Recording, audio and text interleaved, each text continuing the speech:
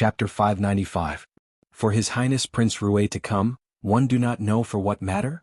Princess Mingyan finally woke up from the shock of the other party killing Xie Changqiao, and seemed to be aware of the danger shrouded in the night. She opened her mouth to probe, but her heart started to beat violently. That person's voice was as gentle as the wind, but also like the ice and snow falling from the Wanli Lake. It looked beautiful but made one feel cold. He said, "With such a beautiful scenery, is it not good to be a place to bury one's bones?" Xie Changwu said, "Why do you want to do this? I have no enmity with you, so you cannot let us go?" He clearly knew that the other party had the intention to kill, but he had no way out. Xie Changwu finally could not suppress the fear in his heart and cried out loudly. "No enmity?" The other party seemed to have heard a joke. "You are too forgetful. Xie Changwu, after so many years, you and your stupid younger brother do not know how to make progress," he said. Xie Changwu felt that these words were somewhat familiar, and following that he saw that black-clad person slowly pulling off the mask covering his face. Even if it was an extremely weak light, it was unable to cover up this person's brilliance. Long eyebrows extended to the temples, a nose that was like a hanging gall, and thin lips that had a ridiculing smile as usual. That pair of peach blossom eyes seemed to look over after a long period of time.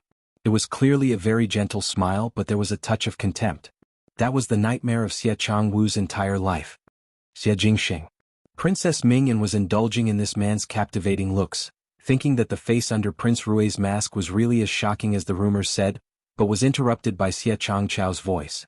"Xie Jingxing? Was that not the residence of the Marquis of Lin and the D son of the Xie family who died in the battlefield 2 years ago, the one that made one sigh with regret? It is hard for you to still remember me." Xie Jingxing smiled gently, but that originally handsome smile was exceptionally scary in Xie Changqiao's eyes. He turned around and wanted to escape. That was an instinct that came from his bones, like the subconscious reaction of a prey encountering danger, and his brain would not think if it was possible. His body was held down by someone and his mouth was gagged, making his entire body unable to move. Princess Mingyan had the same experience as him. The pleasure boat was in the middle of the Wanli Lake. It was midnight and there was not a single person on the streets. Even the restaurants that were lit up in the distance were drowned out by singing and dancing. This subtle movement was like throwing a stone into a pool of water. It did not even cause a splash before it slowly sank. Xie Changqiao and Princess Mingyan were held down by the black-clad people, and could only watch as the leader turned and walked out of the pleasure boat. Even on the icy surface he walked gracefully. His voice was separated by the snow that covered the sky above the Wanli Lake. It was like the winter's ice that chilled one's heart. The game is over. Xin Miao woke up from her dream. For some unknown reason, his sleep tonight was a little restless. At this moment he decided to wake up. There was not the slightest movement outside. It was probably the middle of a good night's sleep. She rubbed her forehead and felt that her head was a little painful, but no matter what, she could not sleep anymore. The fire in the room was burning brightly, but she felt that there was some stuffiness in her chest. After thinking about it, she simply took an outer garment from the side and casually put it on. She walked to the window and opened it, wanting to release the stuffiness in her heart. When the window was opened, the shadows of the big tree in front of the window swayed. It was still snowing outside and large sheets of snowflakes fell down. Some were blown into the room. Xin Miao stretched out a hand and watched the snowflakes gradually melt in her palm. For some unknown reason she felt a little lonely. In such a night, there was no mood to sleep, and to wear clothes and look at the snow alone, it was indeed somewhat artificial. But her mind could not help but think of some things from her past life, such as Wan Yu and Fu Ming. She felt that the old scars that were deliberately covered up in her heart started to ache. A small flower fell from the sky and just happened to land in Xin Miao's open palm. Xin Miao was surprised for a moment, and with the help of the lantern hanging on the tree, she could see clearly that it was not a snowflake, but a bright red begonia. In this season, how would there be a begonia? This tree also did not grow begonia? Xin Miao subconsciously looked up and saw that in the shadow of the tree, there was a person lying down. Both hands were placed behind his head, as comfortable as a young man. When he saw her looking over, he lowered his head slightly and looked down at Xin Miao from top to bottom. His brows were handsome and his smile was frivolous as he raised his eyebrows. "Why are you in a daze?" Xin Miao said, "What are you doing here?" Xie Jingxing had nothing to do and ran to other people's courtyard to sleep on a tree. This hobby of Prince Rui of the Great Liang was too amazing. "Cannot sleep." That person sighed and suddenly jumped down from the tree and landed in front of Xin Miao. Separated by the window, one person was outside the window and the other was inside the window. He nudged his lips toward Shin Miao's palm, broke a flower and came over to gift it to you. But feared that you would fall asleep, so I waited for you to wake up on the tree. Nonsense. Shin Miao rolled her eyes at him, but saw that even though this person was smiling, he did not look as energetic as he was in the past. Her heart moved and without knowing why, Shin Miao blurted out, "Come in. There are leftover snacks in the room." Chapter 596. On a winter night, the tea was cold and the snacks were also cold, but that arrogant and handsome youth did not have any disdain. Even if it was an ordinary eating appearance, it was as elegant as a painting. Shin Miao slightly flicked the wick on the table and noticed that Xie Jingxing's clothes seemed to have a cold air, as if he had just returned from outside. She said, "You have been here all along?" Xie Jingxing would not always be hanging on a tree in the Shin mansion, and it seemed that it was just a casual remark. Shin Miao did not believe that the dignified Prince Rui would have nothing to do all day. Xie Jingxing smiled without a care. "Did you not let me kill Princess Mingyan?" Shin Miao was surprised for a moment before looking at Xie Jingxing and asked tentatively, "You killed her?" "More than that." Shin Miao did not speak anymore. Speaking of Xie Jingxing's methods, she had tasted it before. 2 years ago when Xie Jingxing was still the little marquis of the residence of the Marquis of Lineage, he dealt with those masked people who appeared inexplicably during the Lantern Festival and slaughtered them all. 2 years later in the secret chamber of the residence of the Marquis of Lineage, he also dealt with Xie Changchao cleanly. Actually at some point Shin Miao thought that Xie Jingxing possessed the qualities that an emperor should have. But Xie Jingxing and Fu Xiaoyi were obviously different people.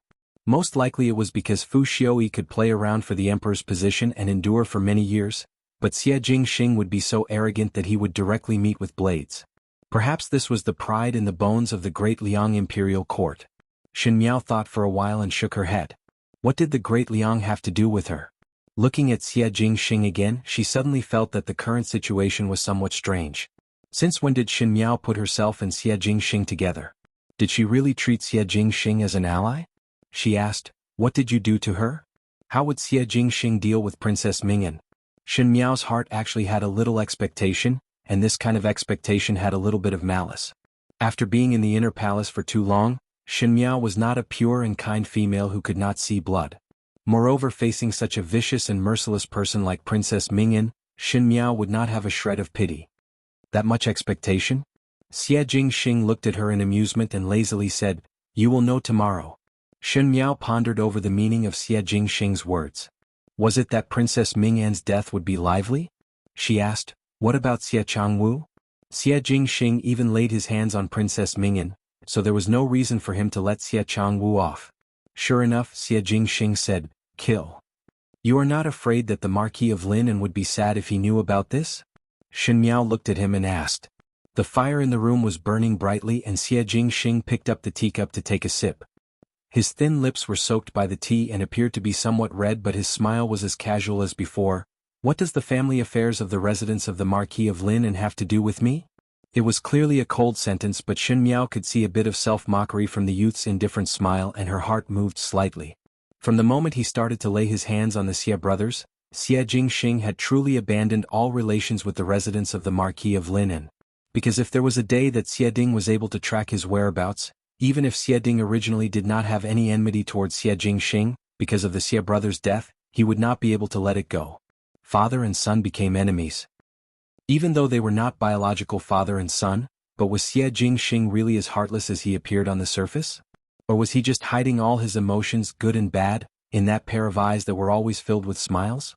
Everyone in the world had their own secrets that they were not willing to speak of, and Shin Miao had no way of knowing Xie Jingxing's thoughts. In this cold winter night with heavy snow, Xie Jingxing ran to the trees outside of the Shin mansion to enjoy the cool breeze. Was it really just to give a flower to someone, or was it the same as her? It was just that there were no dreams at night, so he borrowed the heavy snow to sober up those unpleasant thoughts. Chapter 597. If that was the case, then the two of them really did have some resemblance. Shin Miao suddenly found Xie Jingxing pleasing to the eye. Xie Jingxing caught a glimpse of her gaze and was slightly startled before saying, "What is that look? Sympathizing with me?" Shin Miao smiled, "I can't even take care of myself, so what qualifications do I have to sympathize with others? Not to mention His Highness Prince Rui, this kind of person who can cover the sky with one hand." Shen Miao said it with some ridicule. Perhaps she herself did not discover that her words had the intention to divert the topic and let Xie Jingxing's heart ease a little. Xie Jingxing raised his eyebrows as he looked at Shen Miao.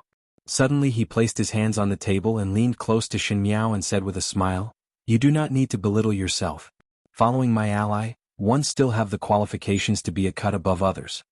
In the winter night, his voice seemed to be deliberately lowered and had a slight warmth as he slowly said, "Of course, if one is a woman that follows me, then one would have all the qualifications." His brows were extremely beautiful, and even in the previous lifetime, Shen Miao had seen countless beauties in the palace, but she had never seen such a good-looking person. It was not that he was good-looking on the surface, but it was as if his elegance was engraved deep into his bones and soul. Every move would make one intoxicated, like a spring flower that could bloom even in winter, making one feel both hot and cold. And when he stared at one carefully, it would give the other an illusion as if in this world only one was treated seriously. His eyes landed on Shen Miao's lips and he tilted his head slightly. A smile flashed before he slowly lowered his head. The shadows under the lamp were almost intertwined in a lingering posture. The male was tall and the female was petite, which was a good picture of beautiful flowers and round moon. Shen Miao's heart was slightly sluggish and she pushed Xie Jingxing away. Most likely she felt that her actions were too abrupt and unnatural, so she picked up the herbal tea in front of her to take a sip, but forgot that this tea had just been drunk by Xie Jingxing. She lightly coughed twice and turned her head to not look at the other person's face, but her own face slowly started to heat up. Xie Jingxing was caught off guard and almost fell from Shen Miao's push and squatted down on the chair. When he raised his head, he saw Shen Miao rushing over to drink the tea, and the unhappiness just now was swept away and he suddenly felt that it was somewhat funny. He lazily said, "Hey." Shen Miao did not look at him but lowered her head to look at the shadow on the ground. The smile in Xie Jingxing's eyes became thicker as he deliberately teased, "You still know how to be shy." Shen Miao suddenly raised her head and glared at him. However, even this glare seemed soft due to the warm light in the room, making it even more tempting. Her eyebrows were small and cute, but she usually had a dignified air that was completely different from her appearance. It was rare for her to have the demeanor of a young girl. At this moment she was 3 parts embarrassed and 7 parts embarrassed. Her fair face was blushing as if she was drunk, which made her look even more charming.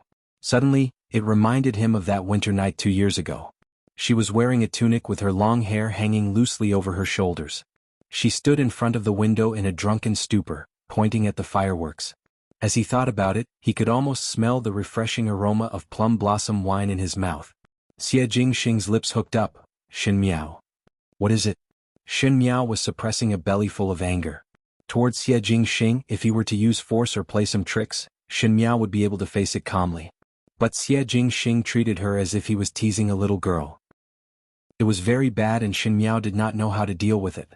In her previous life, when she was in the palace, people would be respectful and obedient to her in front of her, but when people were behind her, they would point at her.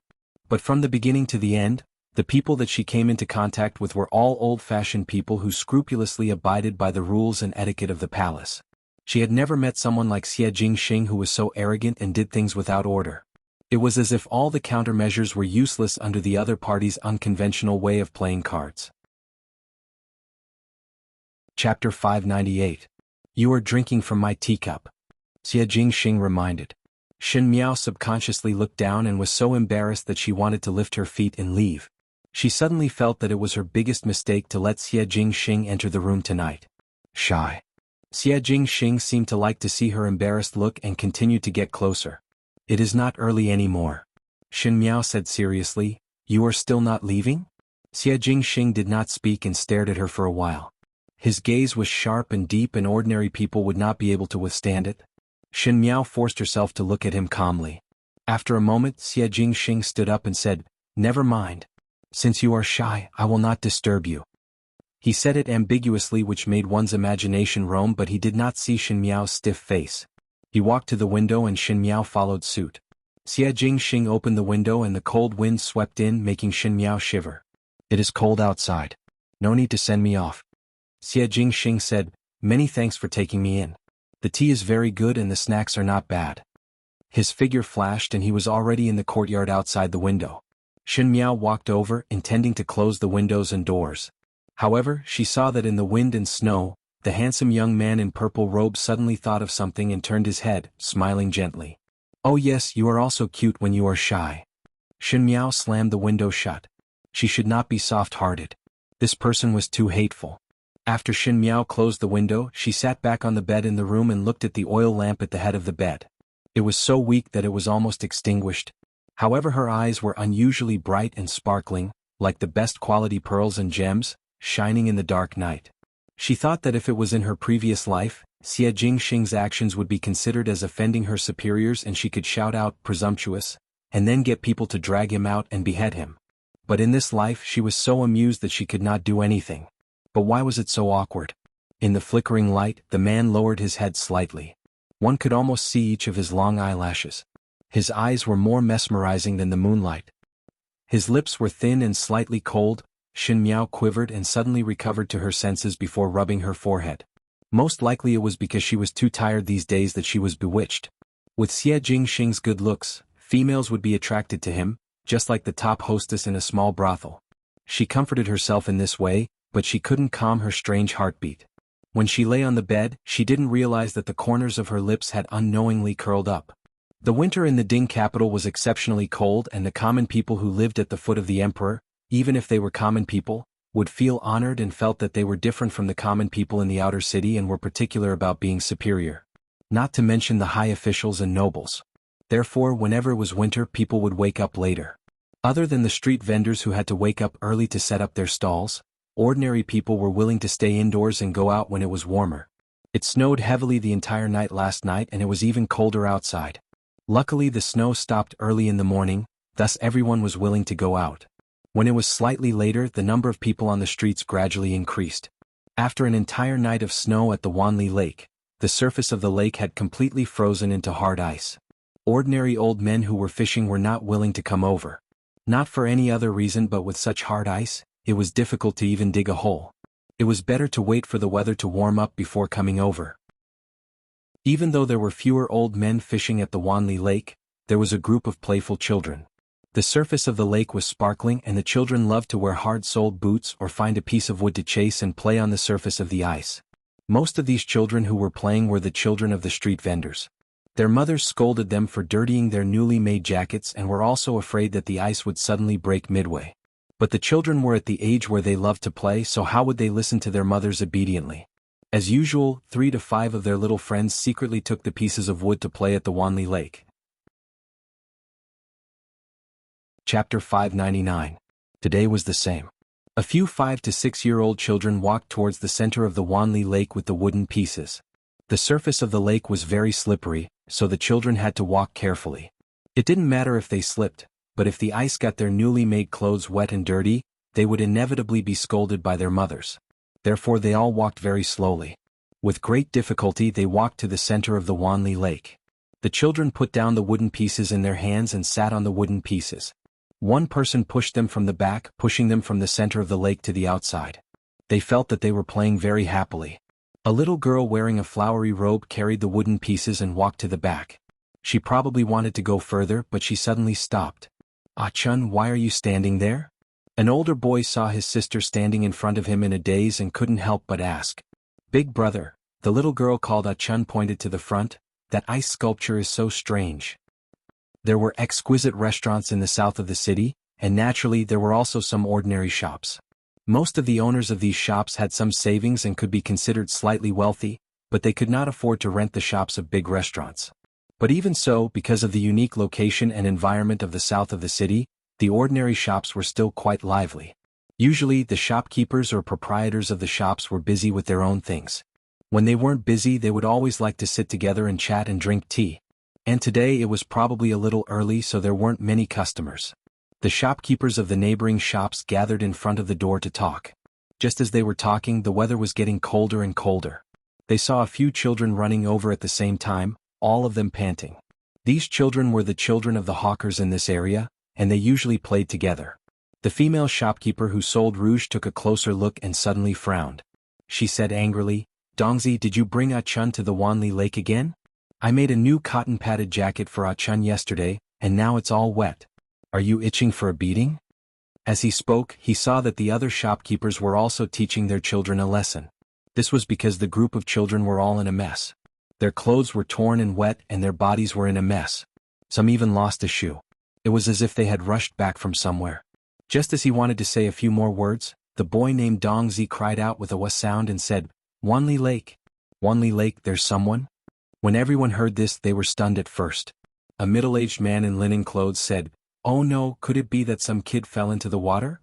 There were cases of children drowning while playing in the water at Wanli Lake all year round.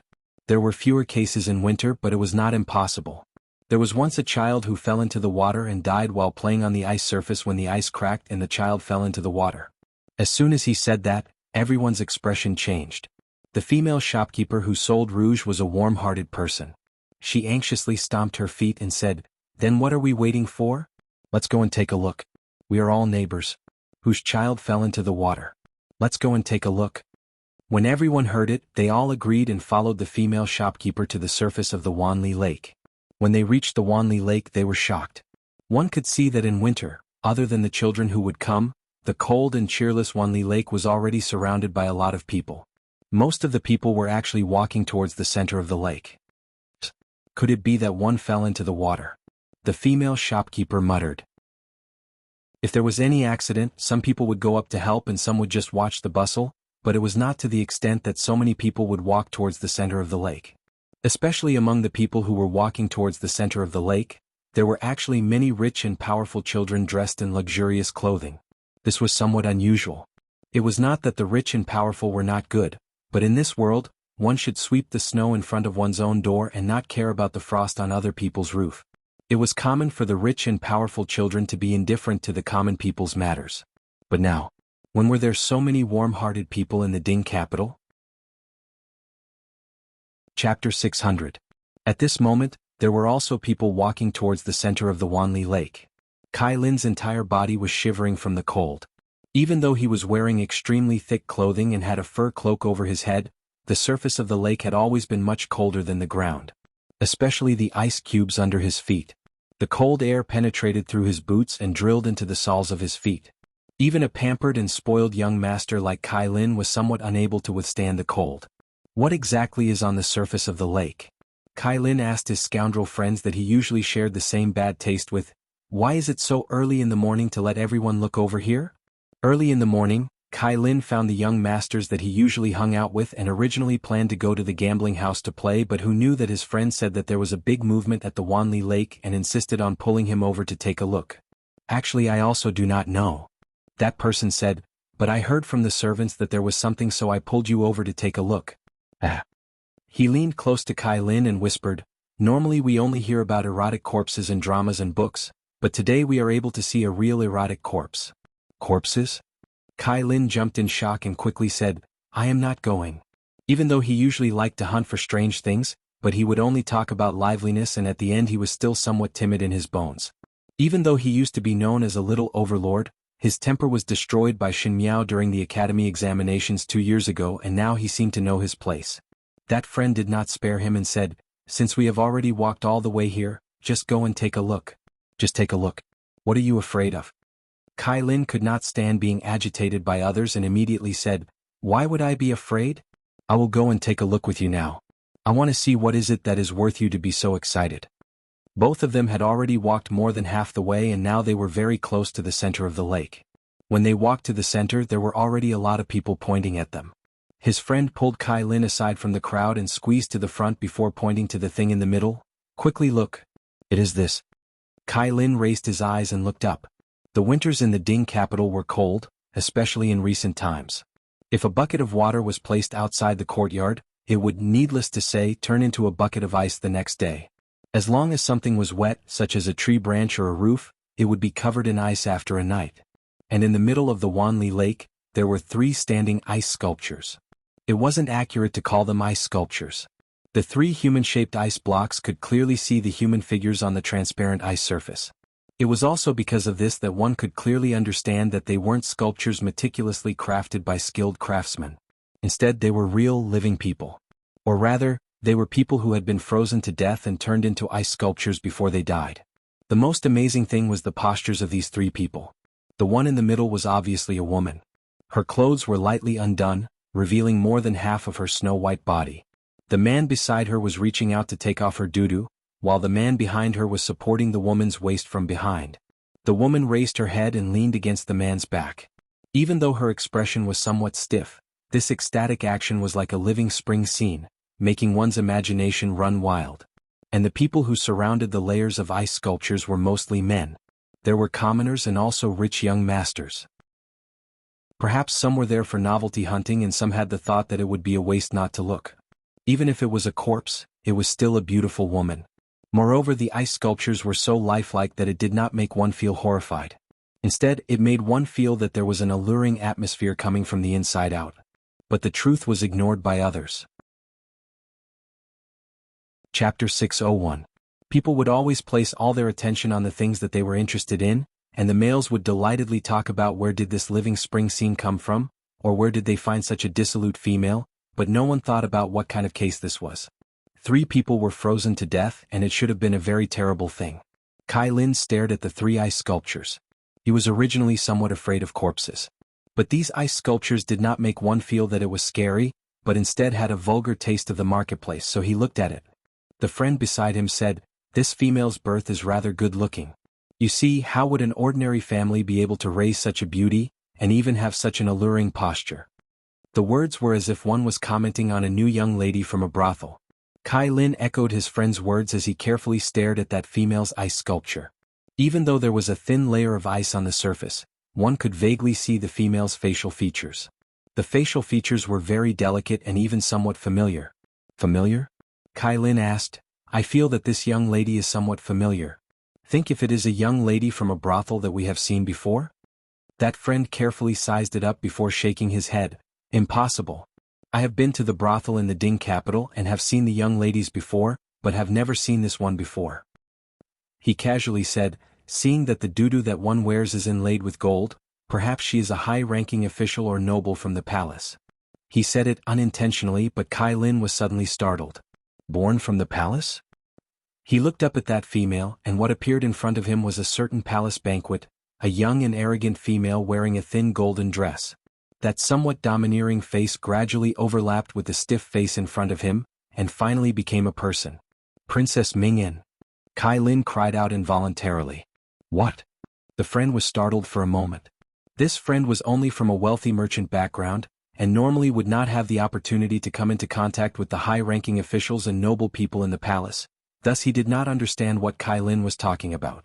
Kai Lin's expression instantly changed.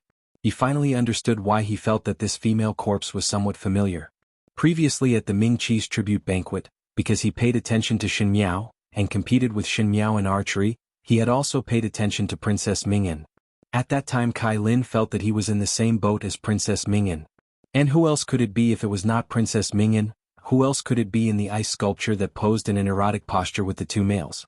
Even though Kai Lin's words were not echoed by his friends, the surrounding people with sharp ears heard it and asked him one after another, "The Princess Mingyan that you are talking about, is it that Princess Mingyan from the Qin country?" Really? The woman inside is Princess Mingyan? How could a princess of a country be like this? It must be fake. Now that you mention it, this woman really does look like a princess. The uproar on the Wanli Lake in the Ding capital, Princess Mingyan and the 2 males in an extremely erotic position was talked about by the common people of Ming Qi, and it quickly spread to the palace. Naturally it also spread to the Xin mansion. Because Xin Miao spoke with Xie Jingxing in the middle of the night, she could not fall asleep and only fell asleep when the sky was slightly bright, so she lazily got up. Jingzhi and Guyu saw that Xin Miao was sleeping soundly and did not dare to disturb her. When Xin Miao woke up to eat breakfast, it was already very late. She was drinking the porridge that was made in the kitchen and thinking about Xie Jingxing's words last night when she saw Luo Tan rushing in from outside. These days Luo Tan's injuries were much better under Gao Yang's treatment. Even though Gao Yang kept emphasizing that Luo Tan should recuperate well, but how could Luo Tan have a calm temperament and still did what she should do? Sometimes it almost made one suspect if the person who almost lost her life a few days ago was her Biao youngest sister. Biao youngest sister. Luo Tan rushed in and sat opposite Xin Miao. Xin Miao did not even lift her eyes and just ate the porridge in her mouth. These days Xin Xian did not allow Luo Tan and Xin Miao to go out so that they would not meet with bad people like the last time. Thus Luo Tan had to stay in the residence and was strangely bored all day long. Every time Xin Miao met Luo Tan, It was as if Luo Tan was the younger sister, thus she was much more tolerant. Biao youngest sister, do not eat first. Listen to me about a big matter. Luo Tan sat upright. Shin Miao was helpless and put down the spoon in her hands. What is it now? Princess Mingyan is dead. Luo Tan said, early in the morning her body was found on the Wanli Lake with 2 males. Doing that kind of thing. But one do not know why she was frozen into ice. Now the entire capital is talking about this matter. Chapter 602. Princess Mingyan was dead. Shin Miao was startled for a moment. Luo Tan said it over and over again and it was not clear, but Shin Miao understood most of it. There was no doubt that Princess Mingyan's death was Xie Jingxing's doing. As for the 2 males that were mentioned, Shin Miao almost immediately thought of the Xie brothers. As she thought about it, she could not help but gasp. One had to say that Xie Jingxing was indeed a vicious and merciless person. If Princess Mingyan was killed normally, then there would not be any problem. But to place Princess Mingyan and the Xie brothers together in such an erotic way, the focus of the public was not on the fact that she was killed, but the personal relationship between Princess Mingyan and the Xie brothers. Admittedly, perhaps all of this was the murderer's doing, but as compared to a cold investigation, it was easier for the public to talk about such an erotic case. In any case, even if Huang Fuhao or Emperor Wen Hui used force to suppress it, or come forward to clarify, others would not believe it. Princess Mingyan was a princess of a country, but she was like a female in a brothel that everyone looked at. One feared that if this matter were to be spread back to the Qing country, it would be a joke in the Qing country. Xie Jingxing was indeed a person who was not soft-hearted. As for the Xie brothers, Shin Miao's thoughts slightly sank. Perhaps Huang Fuhao would be furious, but no one could prove that the Xie brothers really forced Princess Mingyan, because the Xie brothers were also dead. Huang Fuhao could not take it out on the Marquis of Lin, and because the Marquis of Lin had lost 2 sons in succession, and was very tragic. When Luo Tan saw Shin Miao's thoughtful look, she could not help but ask, Biao youngest sister, did you guess something? Who do you think the person behind the scenes is, to actually be so daring? Shin Miao smiled gently, I am not good at investigating cases. If one want to know the result, one can just look at how the Supreme Court of Justice investigates the case. No matter what. Luo Tan was a straightforward person. I do not sympathize with her at all. That princess is arrogant and domineering, and one heard that she holds grudges the most. If she was still alive, there would be a day where she would find Biao youngest sister's fault, so it is rather good like this. One do not know which hero is it to get rid of the evil for the people. Luo Tan rubbed her fists and palms, as if she wanted to make friends with that person. Shin Miao glanced at her and said, You are very fond of people who commit murder and arson. You are quite broad-minded. Luo Tan said, Our Luo family has always made a clear distinction between gratitude and grudges. She suddenly paused her words and said, Talking about clearly distinguishing gratitude and grudges, previously when you were abducted, I went to seek Prince Rui of the Great Liang for help, and in the end he still immediately rescued you. In the future when you are free, youngest Biao sister must not forget to thank him. Shin Miao. Thank you for your concern. Luo Tan patted her shoulder but heard Jingzhe walking in from outside and said with a smile, Young Lady Luo, Imperial Physician Gao is here to take your pulse. Luo Tan's face instantly changed and she immediately stood up and said to Shin Miao, That Biao youngest sister, I will leave first. Think again about Princess Mingyan's matter today. If there is any result, tell me about it. I really want to find that brother. Finishing, she was like a mouse that saw a cat as she lifted her skirt and ran away. Shin Miao looked at Luo Tan's back and sighed as her gaze gradually sank. For Xie Jingxing to make such a big movement, naturally it was to vindicate one's resentment. However, she was after all a princess of a country, and this matter involved many people, so would it really pass by peacefully? Shin Miao did not think so. The matter of Princess Mingyan and the Xie brothers being turned into ice sculptures in the Ding capital quickly spread throughout the entire Ding capital. The people from the Yamen quickly drove away the commoners around the Wanli Lake and released the 3 of them. When Huang Fuhao saw Princess Mingyan's corpse, he flew into a rage as expected, and even Emperor Wen Hui could not withstand his anger. Chapter 603. Huang Fuhao's face was so gloomy that water could drip out. He sneered, In His Majesty's territory, my Qing country's princess was actually insulted to death. Bengong cannot help but suspect Ming Qi's intentions. Perhaps this consort should quickly report this matter to Imperial Father and have him make a decision. Emperor Wen Hui pressed his forehead. Huang Fuhao's somewhat threatening words made him very unhappy, as if he did not put him, the Emperor of Ming-Chi, in his eyes. But this matter happened so suddenly that even Emperor Wenhui himself did not know why such a thing would happen. The Marquis of Lin and Xie Ding also knelt down and said with tears flowing down his old face, "Begging your majesty to investigate the matter thoroughly. Give justice to this old official's son." The civil and military officials in the throne room were all sighing. In the beginning, the residence of the Marquis of Lin was filled with flowers, and the young Marquis of Lin was so high-spirited that he could even find an excuse to not listen to the emperor's orders and finally married Ming-Chi's noble Princess Yuqing. But ever since the time of Princess Yuqing, the residence of the Marquis of Lin seemed to have lost its vitality and gradually declined. Princess Yuqing's flesh and blood Xie Jingxing was a rare talent but was also buried in the battlefield by the yellow sand. Previously Emperor Wenhui also planned to deal with the residence of the Marquis of Lin, but after seeing Xie Jingxing's death, the Marquis of Lin was almost tormented by himself, thus he gradually no longer paid attention to the residence of the Marquis of Lin. Now that the two remaining Shu sons of the Marquis of Lin had died so tragically, there was no successor for the huge residence of the Marquis of Lin, and in the future it would disappear in the torrent of Ming-Chi's history. Everyone couldn't help but feel sorrowful when they recalled the glory of the past and looked at the gloomy state they were in today.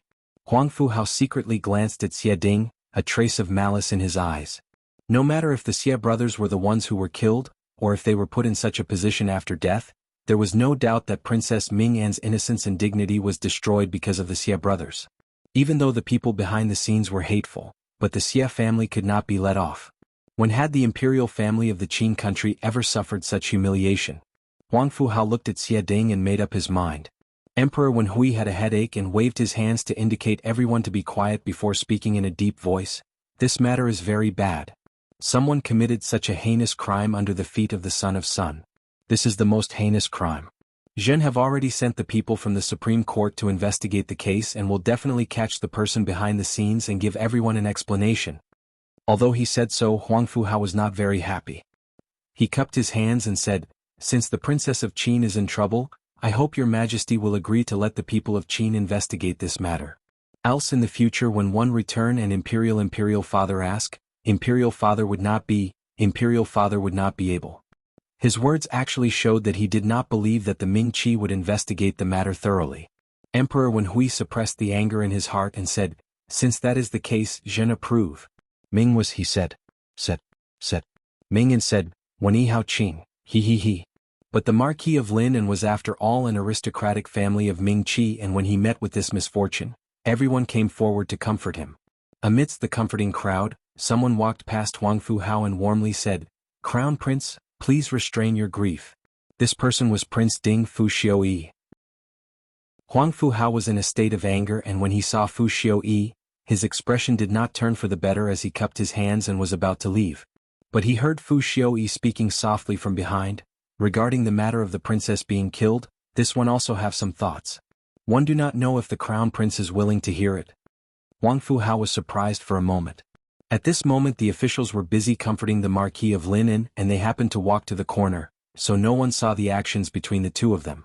Huang Fuhao sneered and asked, "Could it be that Prince Ding has any brilliant ideas? One only found something strange." Fu Xiuyi smiled without much care. "If the crown prince is interested, this one is willing to explore with the crown prince when there is free time."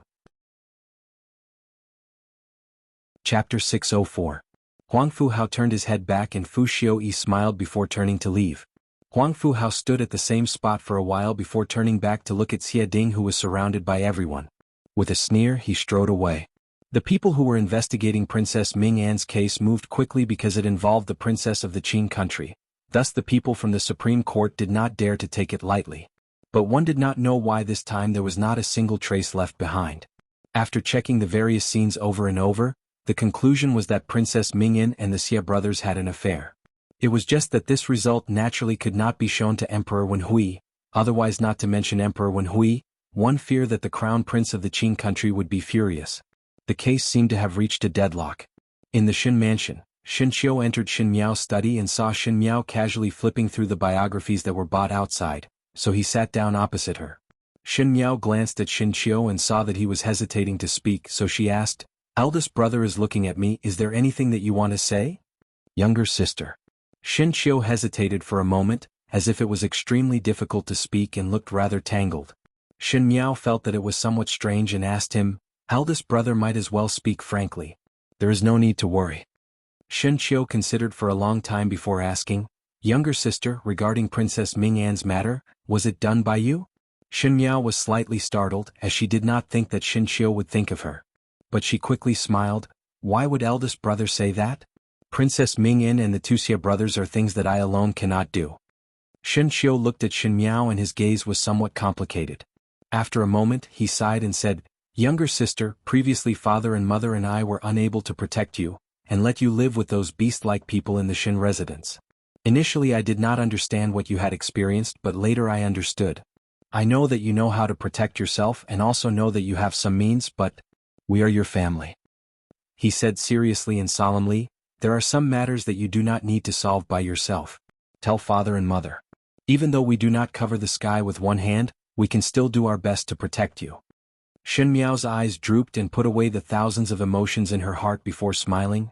"Eldest brother, you are right. We are admittedly one family, but the matter with Princess Ming An was indeed not done by me. I don't have that much ability and I don't have that much courage." "Moreover," she retorted, "forget about Princess Ming An, what connection do I have with the Xie brothers?" Shen Qiu sighed and said, "You are still unwilling to tell me the truth." Shen Miao did not speak. Towards Shen Qiu, Shen Miao was actually revealing her own information to him bit by bit. If there was a day in the future when she really reached a point of no return, at least Shen Qiu would be able to understand why she would do these things earlier. However, not everything in this world could be done in one go. She couldn't tell him everything now. "Forget it. I just want to tell you that since I can guess that you're related to this matter, it doesn't mean that my parents don't know anything." Shen Qiu stared at Shen Miao with a serious expression. "One must know that Princess Ming An did not have any grudges with anyone in Mingqi, and if there were any, it would be with you alone. If we think this way, the Crown Prince of the Qin Kingdom will naturally think the same way. In fact, regardless of whether you have anything to do with this matter or not, there will always be people looking at you. Younger sister, you are now in a very dangerous situation." Shen Miao said, "But I have nothing to do with this matter, and even if they investigate they would not be able to link it to me, right?" Actually, what Shen Qiu said, how could Shen Miao not have thought of it? Xie Jingxing could seal the mouths of the entire Ding capital, and let the people in the Ding capital not be able to find any clues, but what would Huang Fu Hao think in his heart? This was something that Xie Jingxing could not stop. Chapter 605. "You really have that much confidence?" Shen Qiu asked. Shen Miao said, "Do not worry, eldest brother. This matter really has nothing to do with me." Shen Qiu then gave a slight sigh of relief. "These days you better not go out of the residence.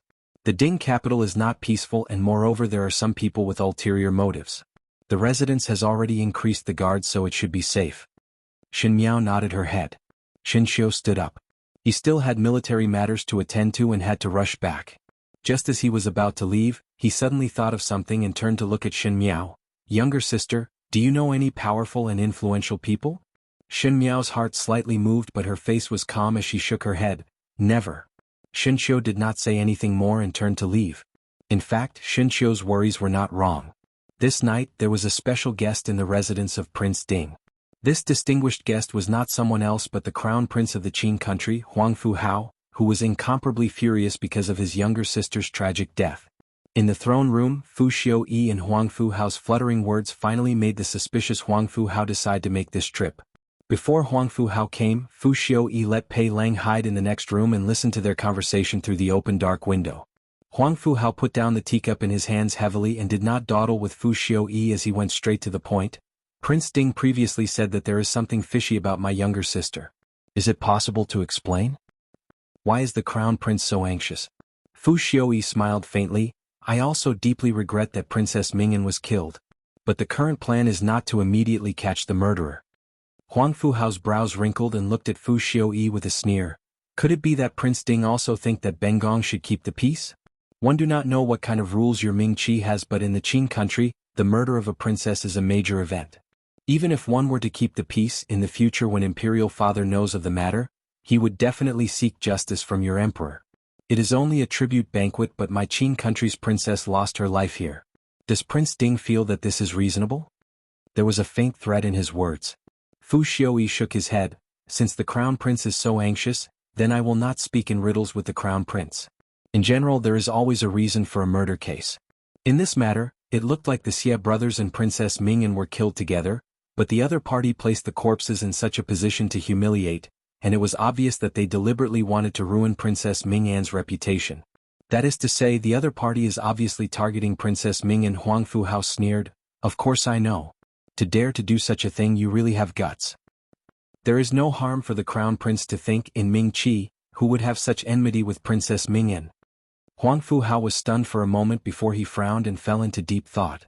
Princess Mingyan had an arrogant temperament, and would usually scold or beat the servants. Thus there were naturally a lot of people who had complaints against her. But ever since she entered the Ming Qi because of her imperial father's strict orders, one must not get into a deadlock with Emperor Wen Hui. Thus Princess Mingyan was able to restrain herself. Thus even though Princess Mingyan's actions were presumptuous, to the Ming Qi's officials she did not offend anyone. Unless Huangfu Hao suddenly thought of something. His eyes lit up and he asked in a deep voice, "You mean Shen Miao?" Fu Xiuyi smiled but did not speak. "Impossible." Huangfu Hao said, "Even if she had enmity with Mingyan and Mingyan had teased her, but Shen Miao was only a female and there were guards by Mingyan's side. How could Shen Miao deal with them?" Fu Xiuyi smiled and shook his head. "Shen Miao cannot, but you must not forget that she is Shen Xian's daughter." How does Shen Xian treat this daughter? During the tribute banquet, the crown prince had personally seen it. Chapter 606. Huangfu Hao remembered that on the day of the tribute banquet, when Princess Mingyan and Shen Miao were in a deadlock, Shen Xian as her father stood on Shen Miao's side from the beginning to the end, and did not hesitate to ignore Emperor Wen Hui's expression to show a tough stance. If Shen Xian stood up for his daughter, it was not impossible for Shen Xian's subordinates to act. What about the bastard son of the Xie family? Huangfu Hao said in a deep voice. Even if Shen Xian stood up for Shen Miao, he would not involve the Xie family for no reason. Xie Ding is still an official in Ming Qi, so Shen Xian will not seek trouble. Fu Xiuyi sighed. Does Crown Prince still not understand? In those days I originally let the Xie brothers entertain Princess Mingyan, and Princess Mingyan was with the Xie brothers. The Crown Prince and the Princess were siblings, so he knew the Princess's temperament. Shen Miao and Princess Mingyan were in discord, and if Princess Mingyan wanted to deal with Shen Miao, it was understandable. It is just that the princess is after all a Qin country's people and Shen Miao is an official's daughter, so it would be inconvenient to take action. The Xie brothers were used well. Huangfu Hao was stunned and said angrily, "Don't tell me you're saying, don't be angry, Crown Prince.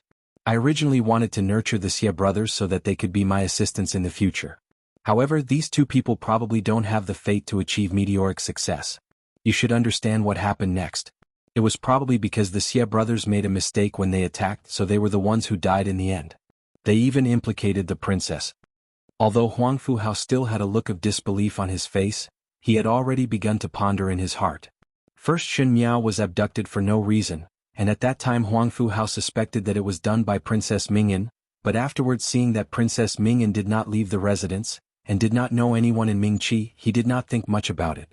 Afterwards, Shen Miao was inexplicably sent back to the Shen mansion by that nuisance Princess Rong Xian, and then something happened to Princess Mingyan and the Xie brothers.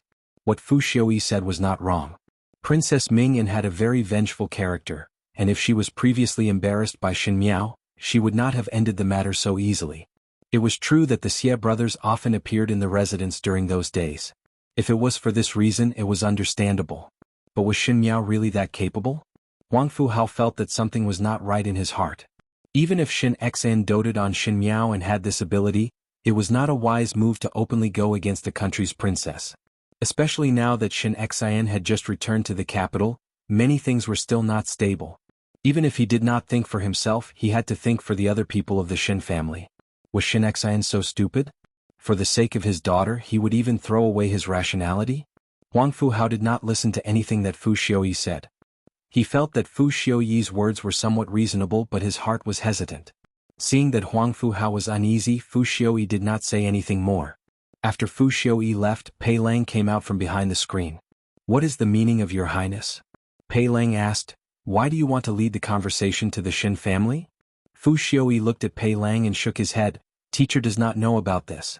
I thought that Shen Miao might have some involvement with the great Liang's Prince Rue."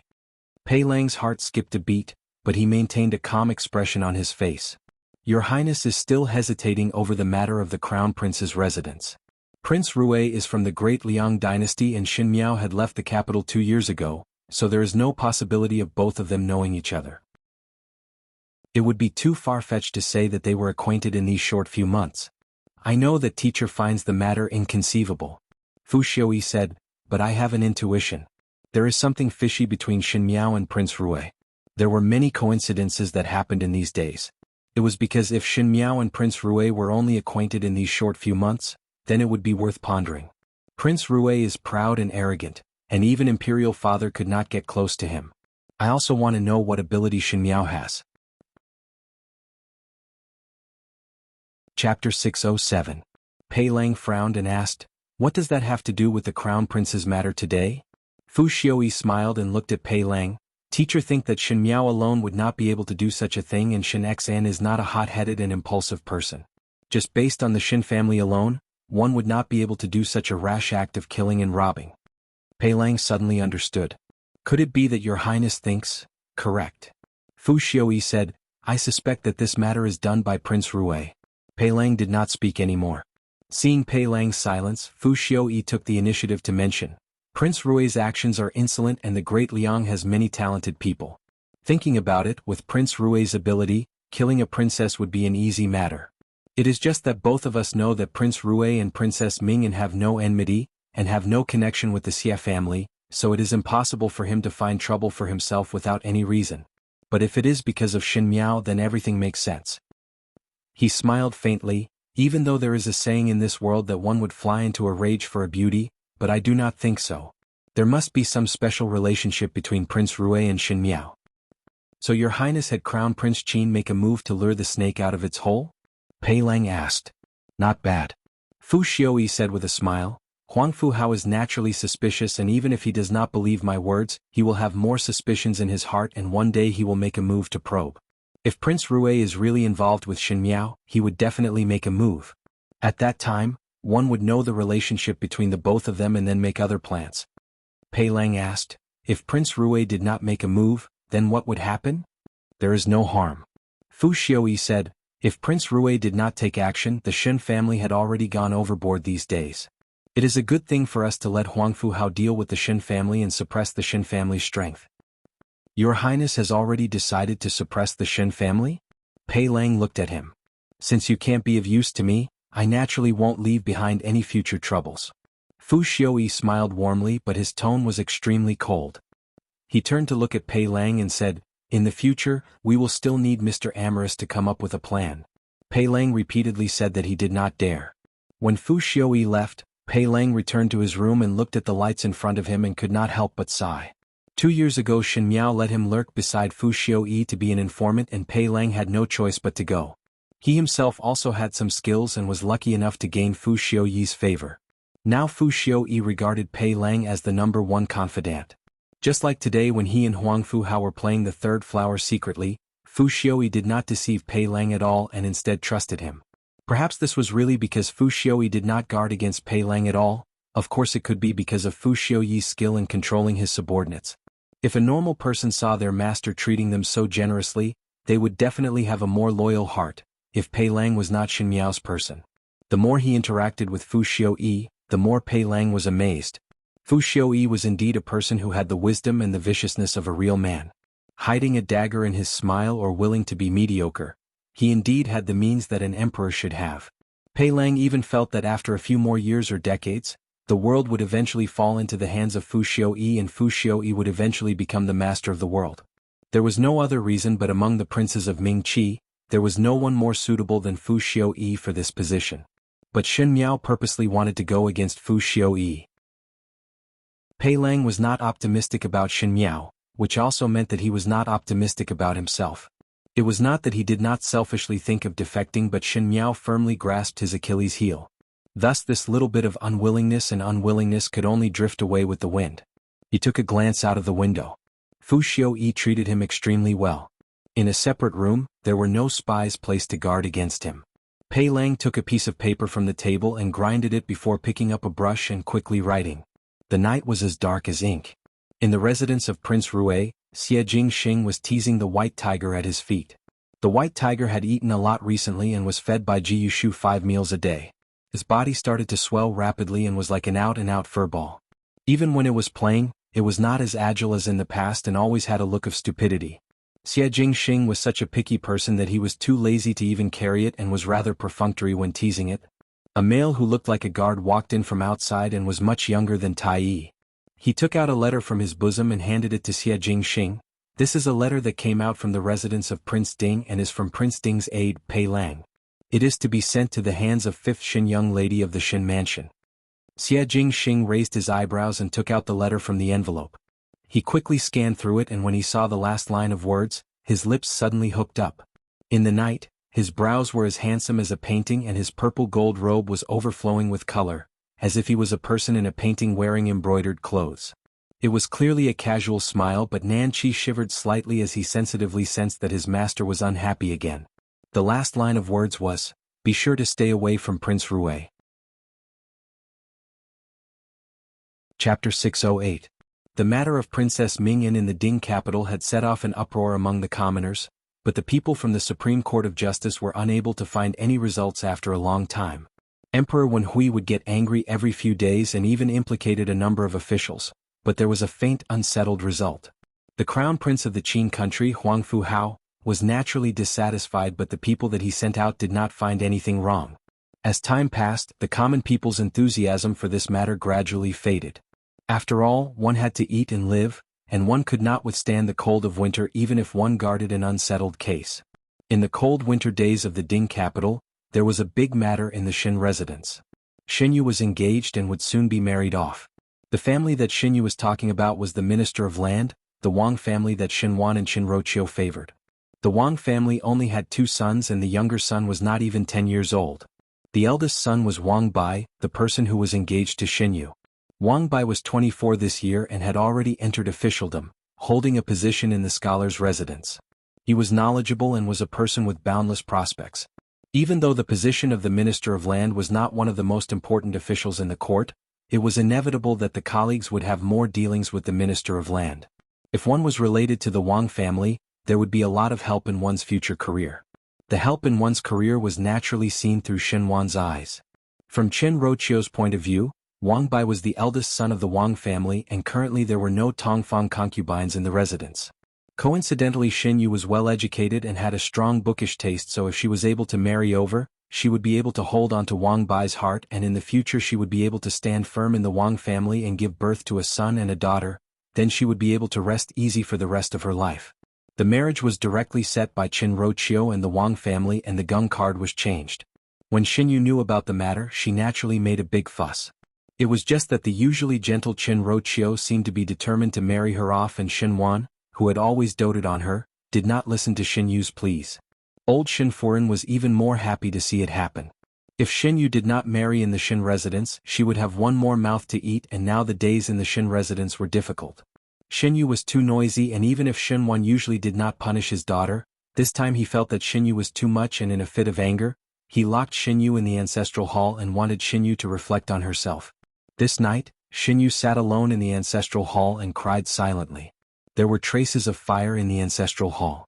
It was ironic to say that the last time Xin Miao was locked up in this ancestral hall, Ren Wanyun attempted to make Xin Miao marry and take the opportunity to exchange marriage with Xin Qin, who knew that there was a fire midway and coincidentally Xin Xn left the capital at that time thus Xin Miao escaped a calamity. Xin Yu looked at the tightly closed doors of the ancestral hall. It seemed that from that time onwards, everything went smoothly for Xin Miao. Because Xin Xian and wife and Xin Xiu were behind Xin Miao to support her, Xin Miao was unscrupulous in whatever she did. Xin Yu believed that if there was a day that Xin Miao wanted to marry Fu Xiu-yi, Xin Xian and wife would not be like Qinroqiu and Xinwan to stop it. And Xin Miao indeed admired Fu Xiu-yi in the past and if there was a day that Xin Miao's old love was rekindled and the current Xin Xian made a comeback with power in his hands, would Fu Xiu-yi reject? Moreover Xin Miao was no longer the idiot that was ridiculed by the entire capital 2 years ago. Once she thought that Xin Miao might be together with Fu Xiu-yi, Xin Yu's heart was particularly uncomfortable. She unwillingly thought, why did Xin Miao not burn to death during the fire in the ancestral hall? Just as she was thinking, she heard the sound of the doorknob moving outside. Xin Yu thought that it was Qinroqiu who sent someone to deliver food to her and said in a fit of pique, I do not want anything. Go out. That sound continued and Xinyu angrily said, ask you to scram. Chapter 609. The door creaked open and a head popped out. It was Xin Dongling. The moment she saw Xin Dongling, Xinyu was also surprised for a moment. Xin Dongling looked outside and suddenly closed the door and walked to Xinyu. After thinking for a while, she also sat down on the floor and handed the basket in her hands to Xinyu before softly saying, the old woman guarding outside had gone to drink and I sneaked in. Knowing that you had not eaten for a day, I was afraid that you would be hungry so I sent you something to eat. Second sister, you must lower your voice. Xinyu was startled for a moment and saw that Xin Dongling had already opened the bamboo basket and took out stacks and stacks of snacks. Even if Xinyu was only perfunctory towards Xin Dongling on normal days, there was a trace of being touched now. Thinking that she had not eaten for a day and Xin Roqiu and Xin Wan did not care about it, but this Shu younger sister whom she did not have a deep relationship with was concerned, her expression towards Xin Dongling became warmer. However, he couldn't eat those pastries no matter what. She said, don't waste your energy, I really can't eat anymore. Xin Dongling looked at her. Why is second sister not willing to marry young Master Wang? Wang Gongzi is a good person and I heard that his family background is good. If second sister goes there, she will be the mistress of the family. Is it because you don't want to leave the Xin family? Xinyu glanced at Xin Dongling. Most likely Xin Dongling stayed in the residence and did not go out much. She was obviously around the same age as Xinyu but her face had the innocence of a child. Xinyu's heart was despising and envious at the same time, despising Xin Dongling for being a frog in the well and not knowing that there was always someone better than her in the heavens. Just one Wang Bai was able to move her and on the other hand she was envious of Xin Dongling's pure mind which was more relaxed and happy. Seeing Xin Dongling's appearance, Xinyu suddenly had the urge to spit it out. She smiled bitterly and said, what does it have to do with me whether he is a good person or not? After all, he is not that person in my heart. Xin Dongling thought for a while and suddenly said, could it be? Second sister already has someone in your heart? So what if I am? So what if I'm not? Xinyu smiled bitterly, who asked me to be born in the Xin family and do not even have the right to choose my future husband. Father and mother only cared about their own careers and didn't care about what I thought. Sometimes I feel that I might as well be dead. Xin Dongling jumped in fright and hurriedly waved her hands saying, second Jie, don't think like that. You have to know that in this world, death is the cheapest but there's nothing left after death. Why don't Jie change your way of thinking? You should know that the Wang family is not a bad family. Third uncle and third aunt will not harm you. Perhaps that young Master Wang is also the ideal man in many girls' hearts. Perhaps many girls are envious of second older sister's luck. Take me for example, if I could marry into the Wang family, my aunt would probably go to the temple every day to thank Bodhisattva for granting me such a good marriage. Xinyu shook her head and smiled as she felt that Xin Dongling was somewhat stupid. She and Xin Dongling could not be reasoned with. Especially when he saw Xin Dongling's envious expression, he felt that Xin Dongling was even more inferior. Thinking about it, as a concubine's daughter, it was already good enough to be the legal wife, not to mention the legal wife of the minister-counselor. Xin Dongling saw that Xinyu was still depressed and her brows turned. When the car arrives at the mountain, there will always be a way. Second older sister need not be sad and troubled over this matter. It is not worth it to tire out one's body. Just like fifth younger sister at that time. At that time when fifth younger sister was engaged, one heard that fifth younger sister also made a fuss and seeing that there was no room to turn things around, who knew that eldest Bo and eldest Shen would return and fifth younger sister would naturally be fine. Xin Dongling's words were somewhat muddled but Xinyu's heart moved when she heard it. At that time Xin Miao was about to be married but because Xin Xian and wife returned to the capital, she escaped a calamity. At that time Xinyu was also eavesdropping on Qin Roqiu's conversation with the servants and knew that Ren Wanyun had the idea of exchanging marriage for Xin Qing and Xin Miao. Chapter 610. Since Xin Qing and Xin Miao could exchange marriage, then why could she not? Xinyu's heart became excited and a thought from a long time ago gradually surfaced in her mind. Her gaze turned to Xin Dongling who was beside her. As for the candidate, wasn't there a ready-made one in front of her? Xin Dongling was a Shu daughter and Xin Dongling felt that the gentleman of the Wang family was very good. Xin Dongling's character was weak and easily deceived. There was no one more suitable than Xin Dongling in front of her. Xinyu looked at Xin Dongling and suddenly grabbed Xin Dongling's hand and said softly, "Third younger sister, how do you think I treat you?"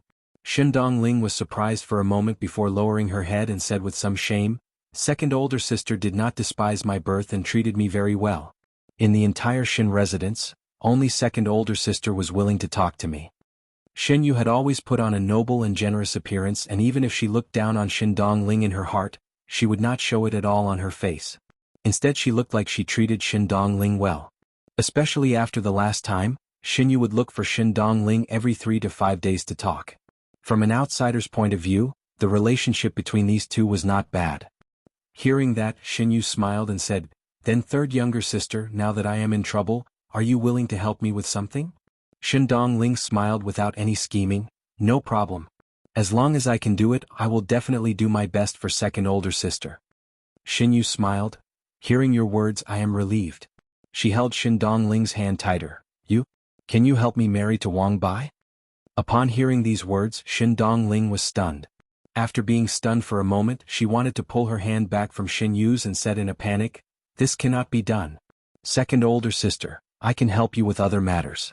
I'm also unable to help with this matter." "You can." Shin Yu did not let go and said anxiously, "Don't you also feel that gentleman Wang is very good? Didn't you say that if you were to get this marriage, your Yinyang would also be happy for it?" "Third younger sister, I beg you." "Be that as it may." Shin Dongling kept retreating, "But this is too risky. If it is discovered, I will be beaten to death, and second older sister, you will also be punished. This is too risky. Second sister, you don't have to take such a big risk. Why can't you marry young Master Wang?" Shin Yu looked at Shin Dongling and 2 lines of tears immediately flowed down. She was born to be gentle and delicate, so her tears actually made people feel a little sad. And Shin Yu's voice was filled with despair as she said, "Third younger sister, A is honey and B is arsenic. To you it is a good marriage, but to me it is not. I already have someone I like, and I've decided that I won't marry anyone else but him. If I can't marry him and have to marry someone else, it will be a dead end for me. I will definitely end my own life on that day."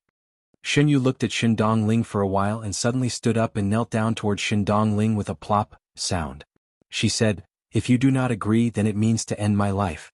Third younger sister, on the account that we are sisters and on the account that only I treat you well in the entire Shin residence, I beg you to save my life." The moment Shin Dongling saw Shin Yu kneeling down, she was stunned, and upon hearing Shin Yu's words, she was so flustered that she did not know what to do.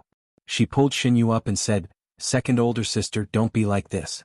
Don't scare me." Shin Yu pulled Shin Dongling's hands. "Third younger sister, second older sister will beg you this time. Could it be that you want to see me become a skeleton this time?" Shin Dongling bit her lips as she looked at her. Shin Yu's hair was disheveled and her eyes were hazy with tears. She was really forced to a desperate situation, and under her helplessness, she could only reluctantly nod her head and said, "I promise you. Second older sister, get up first." Chapter 6:11. Shin Yu's eyes brightened as she rushed up to hug Shin Dongling and hurriedly thanked her, as if she was really grateful to the bones. However, with her back facing Shin Dongling, there was a somewhat proud smile on her face. "It is just that, second older sister, it is better to discuss this matter at length." Shin Dongling said, "After all, the matter of exchanging the marriage is not a small matter, and once the matter is exposed, we will not be able to gain any benefits. Moreover, third Shu and third Shin will definitely see it, thus it is better to discuss it in detail." Shin Yu let go of Shin Dongling and said excitedly, "That is natural." She looked at Shin Dongling, held Shin Dongling's hand and said, "Don't worry, third sister. Since you did this for me, I will definitely explain it clearly. I forced you to do this. I won't let father and mother blame you. I won't let you be implicated in the slightest." Shin Dongling smiled, and "I believe in second older sister." The night was as dark as ink, and when Shin Dongling returned to her own bedroom in Kai Yin Yuan, Wan Yinyang was already asleep.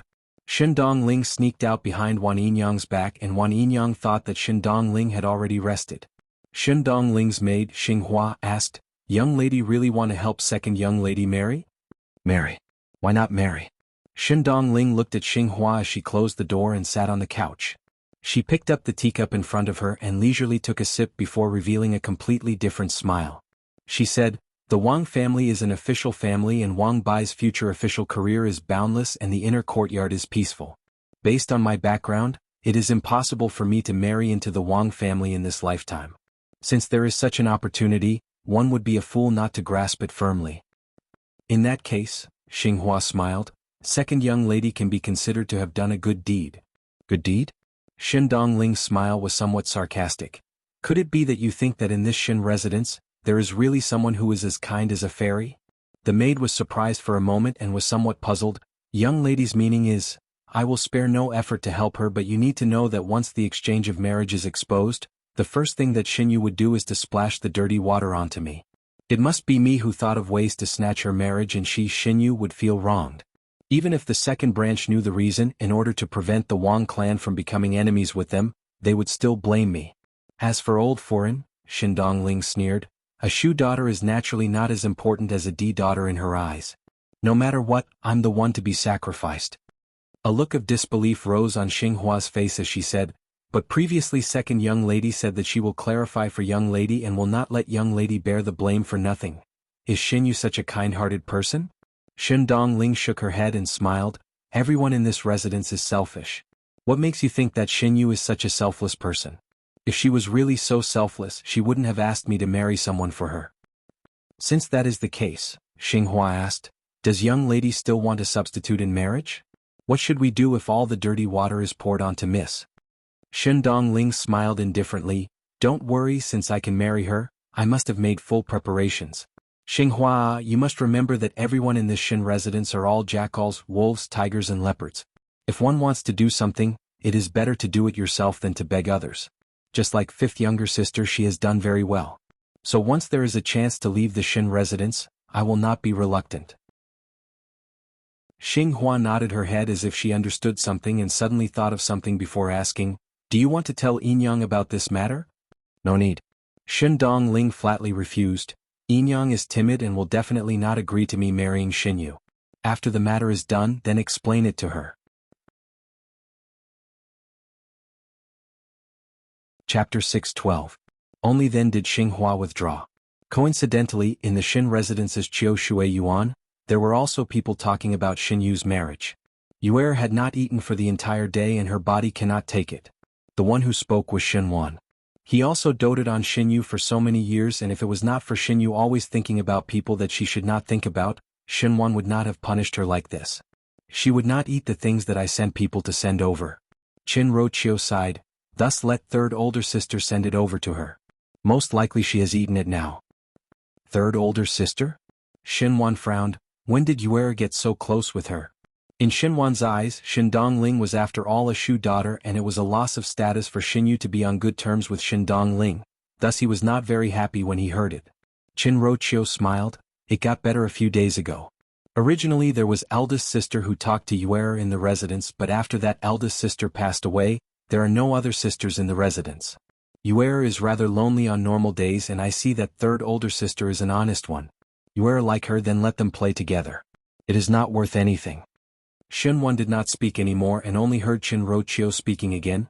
It is just that I am worried that if Yuer continues to make a fuss like this, what if she still makes a fuss on the day of marriage? Just lock her up for a few days. You are her mother, and at that time speak some soft words to Yuer. Shenwan said, if it really cannot be done and if she still makes a fuss on the day of marriage, then think of something. Qin Roqiu's heart jumped when she heard it. Shenwan had always been gentle in front of her, and there was rarely a time when he was this tough. Qin Roqiu was after all a female and could hear a trace of impatience in Shenwan's words. She thought of the matter of old Shen Foreign frequently bringing in concubines for Shenwan and felt somewhat uneasy. She then hugged Shenwan's waist from behind and said, after Yuer gets married, Master and this concubine can relax for a few days. These days it seems that Master is not happy with the official matters and did not speak to this concubine at all, making this concubine feel uneasy. Even though Qin Roqiu was not young, but because she had taken good care of herself and understood what a man was thinking in his heart, Shenwan usually fell for it when she acted coquettishly. Who knew that today Shenwan only patted her hand and said with a smile, let's wait until Yuer's marriage is over. In the end his tone was a little perfunctory. Qin Roqiu's heart gradually sank and the hand that was hugging Shenwan's waist also slowly tightened. Shen Miao received Pei Lang's letter. Under the light of the lamp, Shen Miao finished reading the letter. In the letter, it said that Fu Xiuyi seemed to have discovered that there were some clues between Shen Miao and Prince Rui, and in order to probe, he deliberately brought up Princess Ming Yan's matter to Shen Miao in front of the Crown Prince of Qin, in order to probe the relationship between Shin Miao and Prince Rue. In the future, if Huang Fuhao were to take action against Shin Miao, one would be able to see the clues from Prince Rue's actions. Shin Miao did not expect that Fu Xiaoyi would think of this so quickly. After thinking about it, she felt relieved. After being husband and wife with Fu Xiaoyi for so many years, it was not the first time that Fu Xiaoyi was good at finding evidence from the clues. Moreover, if Fu Xiaoyi was really unable to find anything and was so incompetent, he would not have stood at the end in the fight for the heir apparent. But Shin Miao herself was not that worried because Huang Fuhao's character was not impulsive and moreover it involved the Shin family, so Huang Fuhao would not easily make a move. At least he would have to investigate it properly. At the end of the letter, it said that if Shin Miao really had a friendship with Prince Rue of the Great Liang, and if she encountered any trouble, she could seek help from Prince Rue of the Great Liang. There were many capable people under Prince Rue of the Great Liang, and there would be less trouble when doing things. Shin Miao felt that the last paragraph was somewhat inexplicable. There was no connection between Pei Lang and Xie Jingxing, and the most important thing was that with Pei Lang's cautious character, it was somewhat strange for him to say that he would seek help from others. But this was indeed Pei Lang's letter without a doubt. Shin Miao thought about it and could not think of anything else, so she did not take these words seriously. She threw the letter into the fire of the stove, and when the fire licked the letter, it instantly turned into ashes. Chapter 6:13. There was a large red wooden scroll on the table. That was an invitation sent from the Shin residence. Shin Yu was going to marry the young master of the Minister of Land, Wang Bai. One did not know what the people of the Shin residence were thinking that they would send this invitation to the Shin mansion. Shin Xian and Luo Shuiyan only took a look and did not bother about it, so naturally Shin Miao would not take the initiative to go over. But Shin Miao did not think that Shin Yu would eventually marry Wang Bai. In the previous lifetime, Shin Yu's obsession with Fu Xiaoyi was so deep that she did not hesitate to endure for so many years. In this lifetime, for Shin Yu to marry, how could Shin Yu be willing? As she was thinking, she heard someone knocking on the window. When she looked back, Xie Jingxing had already arrived uninvited. He lazily looked at the red scroll in Shin Miao's hands and raised his eyebrows. "You want to go?" It seemed that Xie Jingxing also knew about the marriage between Shin Yu and Wang Bai. Should not be fake. When Shin Roqiu and Shin Wan do things, they would definitely do a full set. In order to prove that their daughter was also very precious, there would definitely be a big banquet with Ming Qi's guests. In addition, the Minister of Land was acquainted with many officials and many officials were on good terms with him, thus it was appropriate to send more red scrolls. Perhaps the entire Ding capital knew about it now. Not going. Shin Miao casually threw the red scroll on the table. Xie Jingxing seemed to have expected that she would say that, and his figure flashed and entered the room. Shin Miao sat down in front of the table and Xie Jingxing stood at the side with his arms crossed. Shin Yu is locked up in the ancestral hall and Shin Dongling just went over to take a look.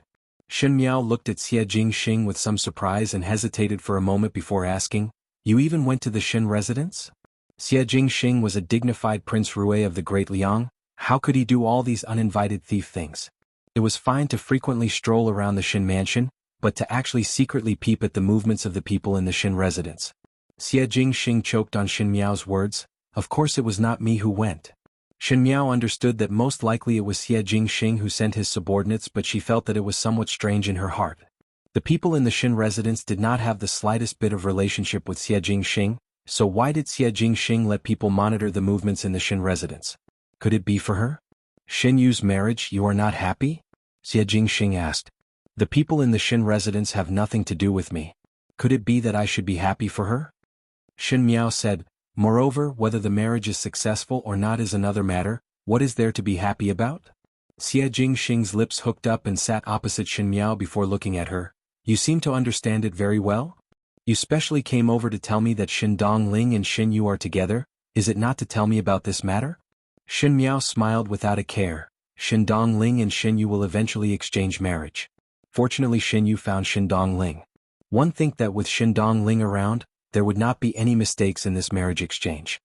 In the Shin residence, Shin Miao did not know what role Shin Dongling played, and in the last lifetime, Shin Miao did not pay much attention to this Shu younger sister. Ever since his rebirth he had seen many things clearly. Shin Dongling was actually very similar to a person. Shin Dongling was very similar to Fu Xiaoyi, they both had a kind of endurance skill. Shin Dongling had endured for so many years, and now when Shin Dongling was mentioned in the Shin residence, Everyone would feel that she was a Shu daughter who had no special characteristics and her temperament seemed to be very good. Then it was such a person who was able to live till now safe and sound under Ren Wanyun's checks and balances.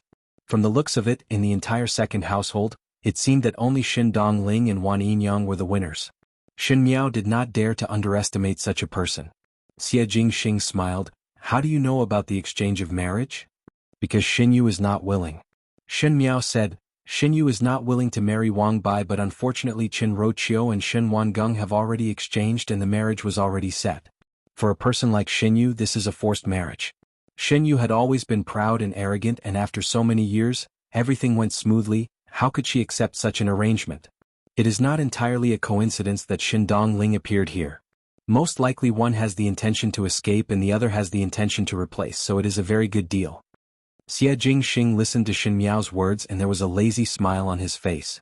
He seemed to like listening to Xin Miao's analysis of the opponent and felt that Xin Miao's serious look was somewhat interesting. He said, forced marriage? Wang Bai is enough to match Xin Yu. Unfortunately he is not Xin Yu's sweetheart. Xin Miao smiled slightly. Xin Yu is such a stubborn person and would not change her original intention. In order to marry her sweetheart, in order not to be forced to marry, she would always think of ways. Then what about you? Xie Jingxing suddenly asked. Xin Miao frowned. Xie Jingxing casually said, if one day you are also forced to marry, what would you do?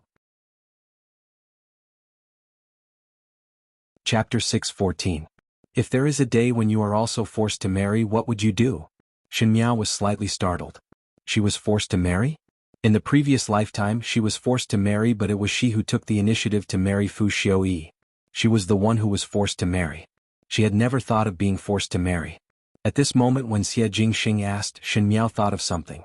Following the Xin family's return to the Ding capital, not to mention that Emperor Wen Hui had returned the military power of the Xin family's army to Xin Xan, even the Luo family's army in the faraway Shaochun city was not the same army that was in dire straits.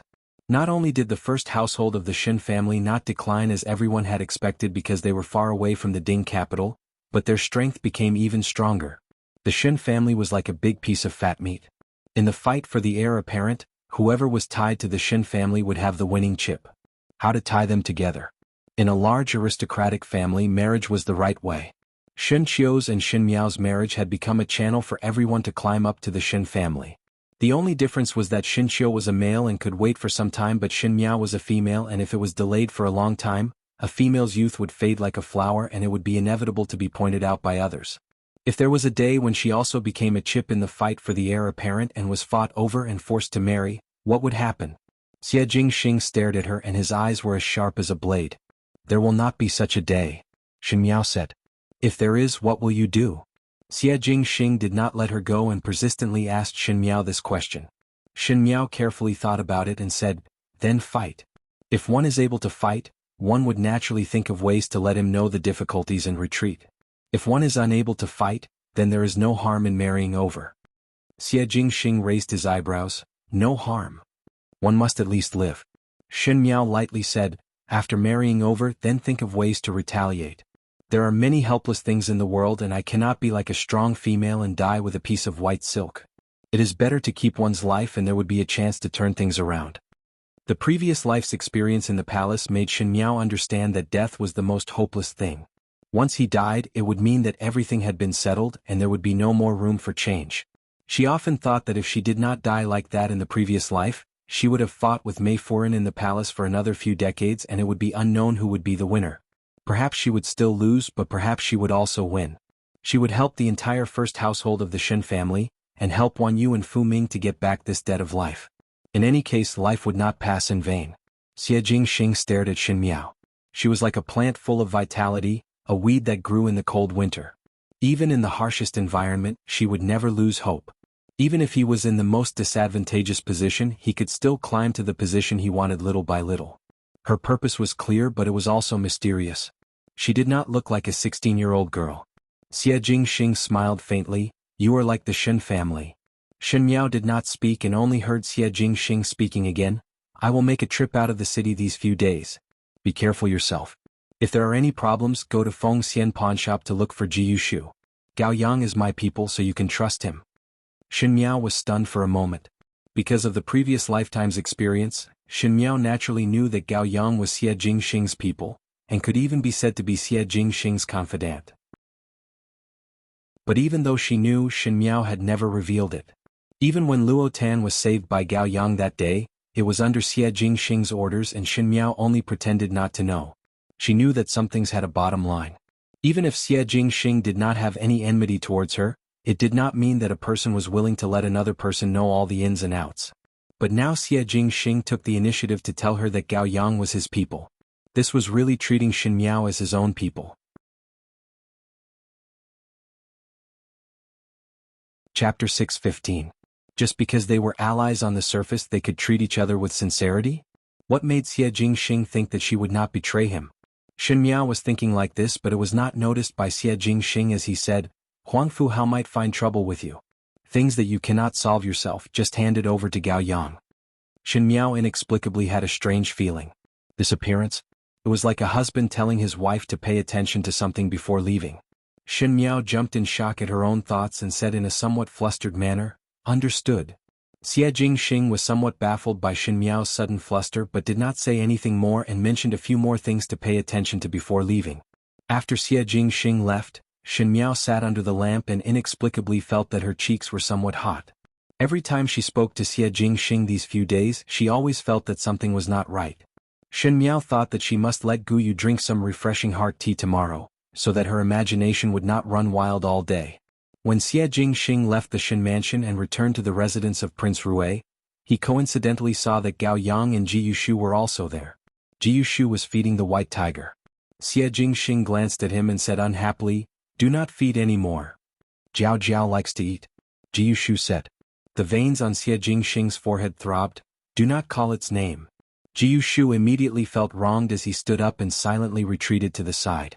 Gao Yang was however used to it and Xie Jingxing pampered this white tiger very much, but only Ji Yushu dared to tease the tiger all day long. A beautiful and majestic white tiger was now fed into a meatball. Anyone would feel heartache when they saw it. He walked over to Xie Jingxing's side and asked, Everything is prepared. Depart tomorrow. Xie Jingxing looked at him. During this period of time, pay more attention in the Ding capital. Gao Yang looked at him. Do not worry. I will definitely help you to pay attention to fifth Shen young lady. Do not pay too much attention. Xie Jingxing said lightly. Gao Yang wanted to vomit blood. Xie Jingxing was just too temperamental. Just take yesterday as an example. Pei Leng wrote a letter to Shen Miao and the main idea was to warn Shen Miao to be wary of Huangfu Hao and Fu Xiu and finally to remind Shen Miao to stay away from Xie Jingxing. Xie Jingxing let Gao Yang copy a letter. Gao Yang was a disciple of a master of calligraphy and painting and it was the first time he did this kind of copying business and made a counterfeit letter. What was even more amazing was that Xie Jingxing erased the last sentence of the reminder and made Gao Yang add some groundless words, and only said that if there was any trouble, he could look for Prince Rui for help. Although he already knew that the person he was assisting was a black-hearted master, this time, Gao Yang clearly had a new understanding of Xie Jingxing's shamelessness. I got it. Gao Yang waved his fan and said, In other words, if she causes trouble, I'll bring up the rear and if she kills, I'll hand over the knife, right? It is not that troublesome. Xie Jingxing's lips hooked up. She is currently very busy with the Shen family's marriage and could not care about killing. Ever since that night, Xie Jingxing did not appear again. Shen Miao knew that it was impossible for Prince Rui of the Great Liang to stay in the Ding capital and do nothing. If one were to say that Huangfu Hao stayed till now, one was to investigate the cause of Princess Ming'an's death, and the other was to form an alliance with Ming Qi, then Xie Jingxing's stay was meaningless. He must have other plans and schemes. Time passed by very quickly and very soon it was the day of Shen Yu's marriage. The 8th of the 12th lunar month was an auspicious day, with favorable timing, geographical and social conditions. The eldest gentleman of the Minister of Land was going to marry, and he was marrying the second young lady of the Shen residence, Shen Yu. Even though it was because of the separation of the first household of the Shen family 2 years ago, and the matter of Shen Yuan and Shen Gui, the Shen family was not as good as before. But the Minister of Land had a wide range of friends in the court, and in addition Shen Yu's reputation as a talented female had spread throughout the Ding capital, so this marriage was considered lively.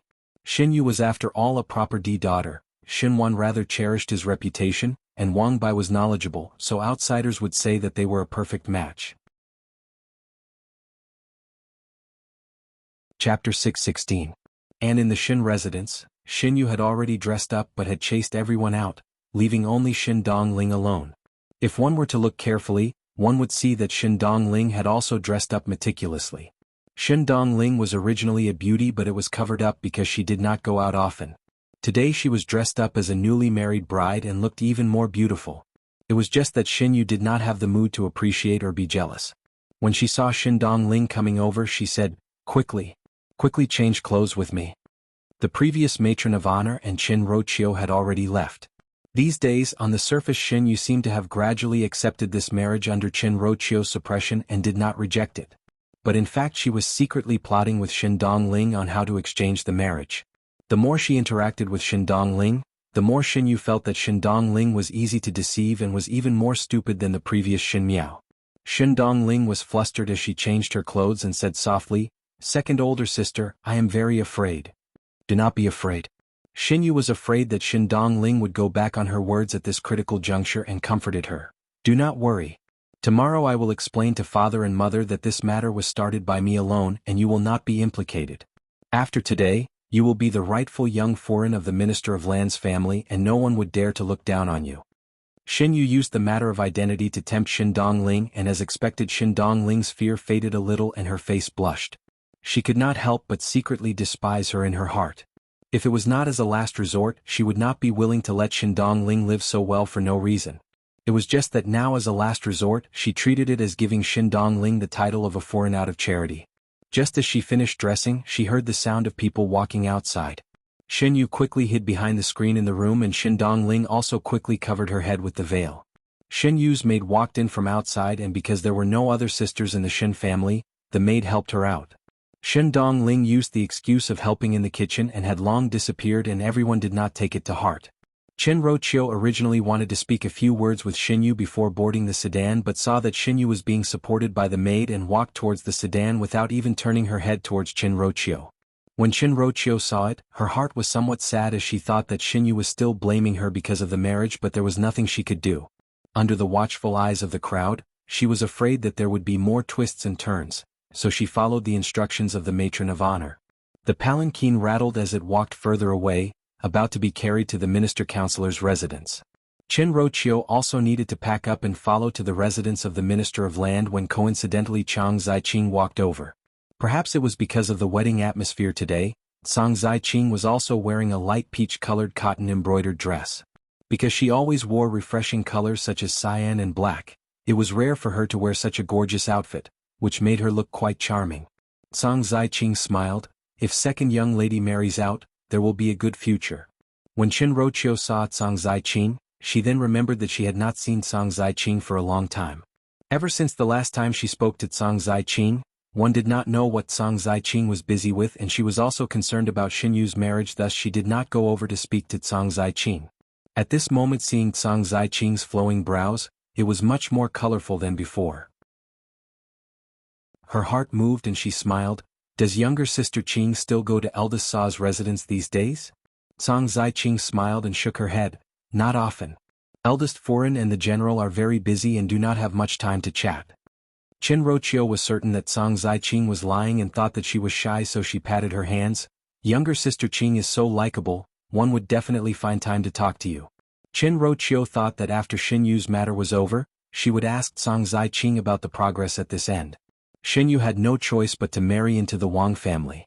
Even though the Wang family was not bad, but thinking that her daughter could not marry her sweetheart and even had a rift with herself, Qin Roqiu's heart was blocked. On the contrary, Xin Miao was now the most popular person in the Ding capital. Initially, a few days ago, one thought that Xin Miao would have a miserable ending after being kidnapped, but one did not think that Xin Miao would come back in one piece, and because of Princess Rong Xian's intervention, even the rumors were destroyed. Looking at the entire Ding capital, if Xin Miao wanted to marry a prince, it was possible. Once she thought that the thing that her daughter yearned for was easily obtained by Xin Miao, Qin Roqiu was very unreconciled. Thinking that Luo Shuiyan, that kind of vulgar female, could actually have a child, Qin Roqiu could not wait to destroy her. Chapter 617. She took a look at Chang Ziqing in front of her. Chang Ziqing had already gained Luo Shuiyan's favor, and now it seemed that she was getting along well with Shen Xen. As long as after a few days Chang Ziqing would think of a way to enter the Shin mansion. Then Luo Shuiyan's and Shin Miao's days in the future would not be easy. Most likely one would not be able to see others doing well, especially when one was not doing well. This was what Qin Roqiu was thinking now. She could not wait to see Luo Shuiyan crying bitterly, and in a moment she looked at Chang Ziqing more cordially. She pulled Chang Ziqing's hands and smiled, "Let's go.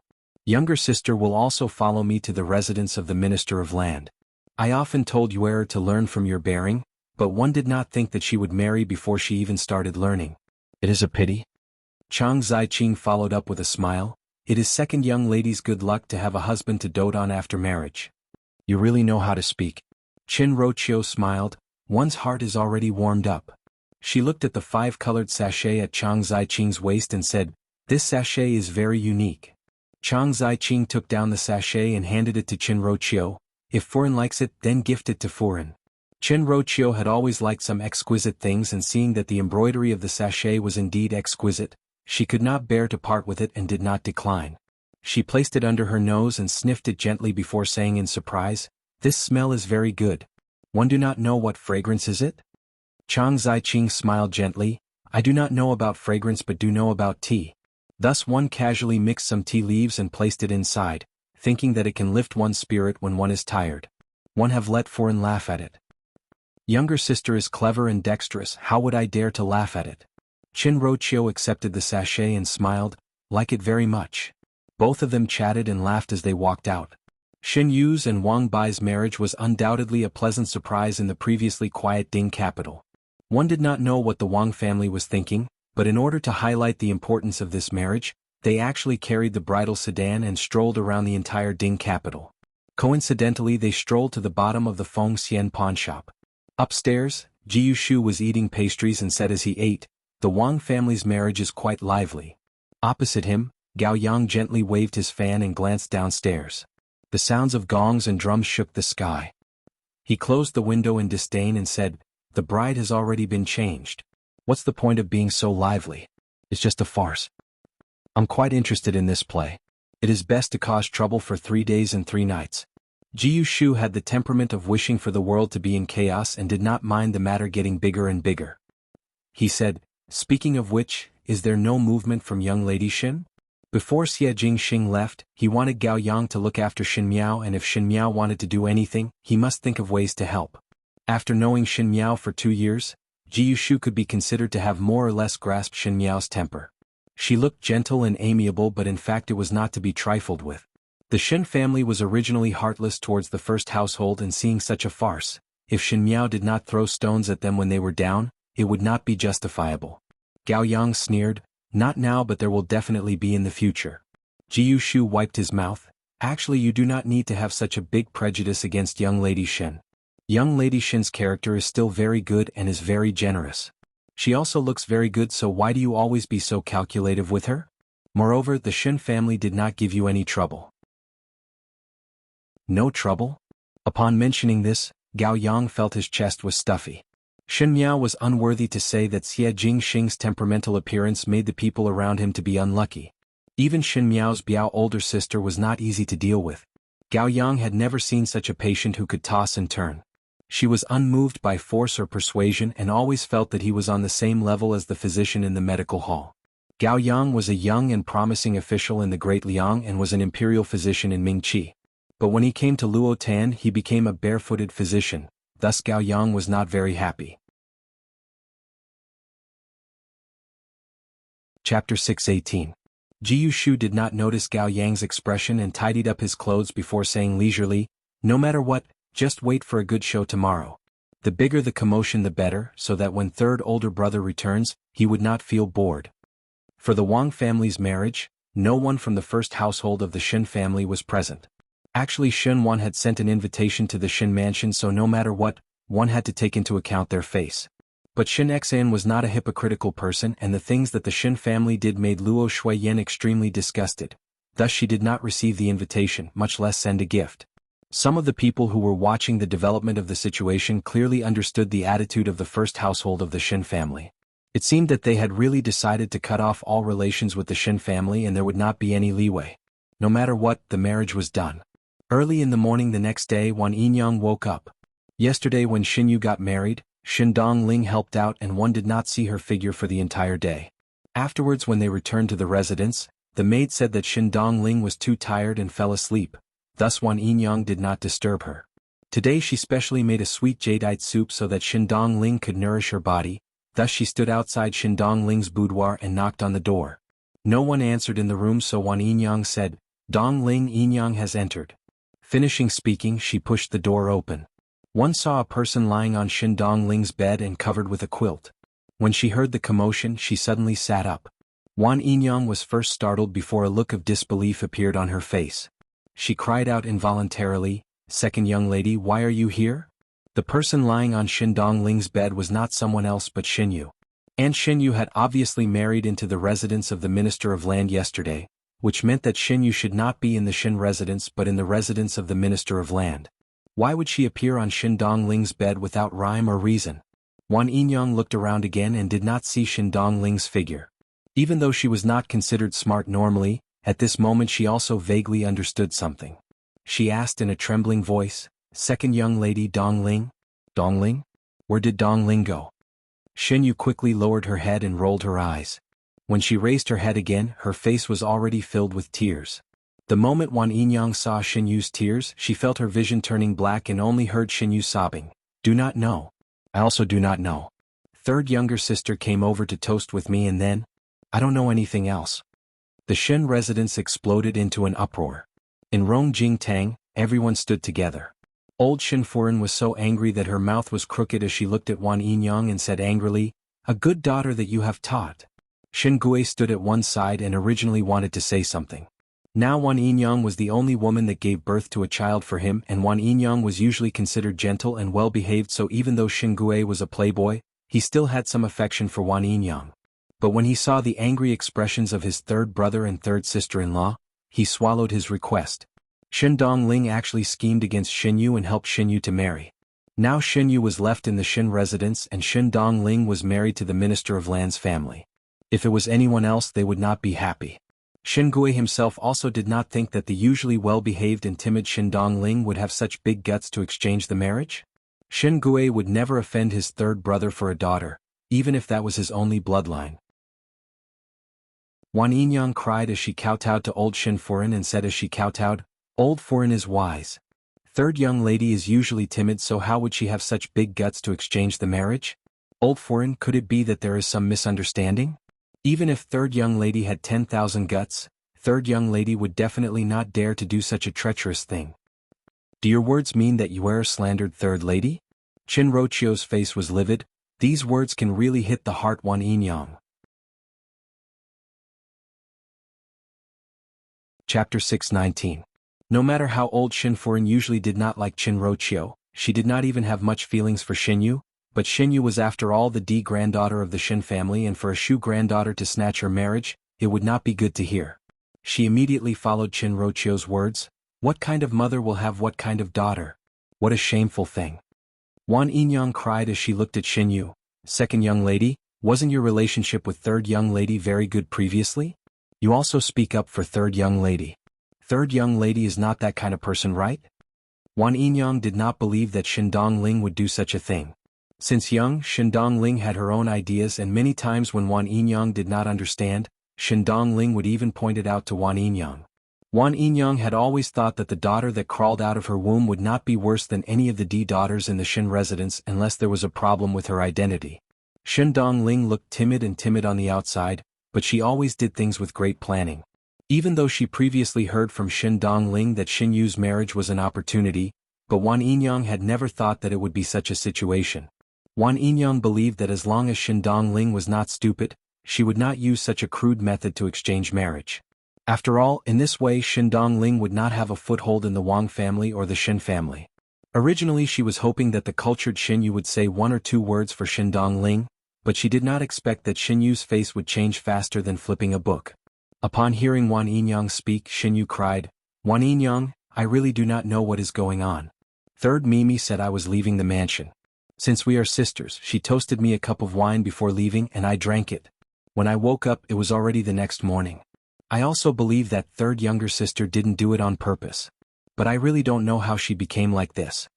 On the surface, Xin Yu's words were saying that she believed Xin Dongling, but her words were saying that she was schemed by Xin Dongling, which was undoubtedly adding fuel to the fire.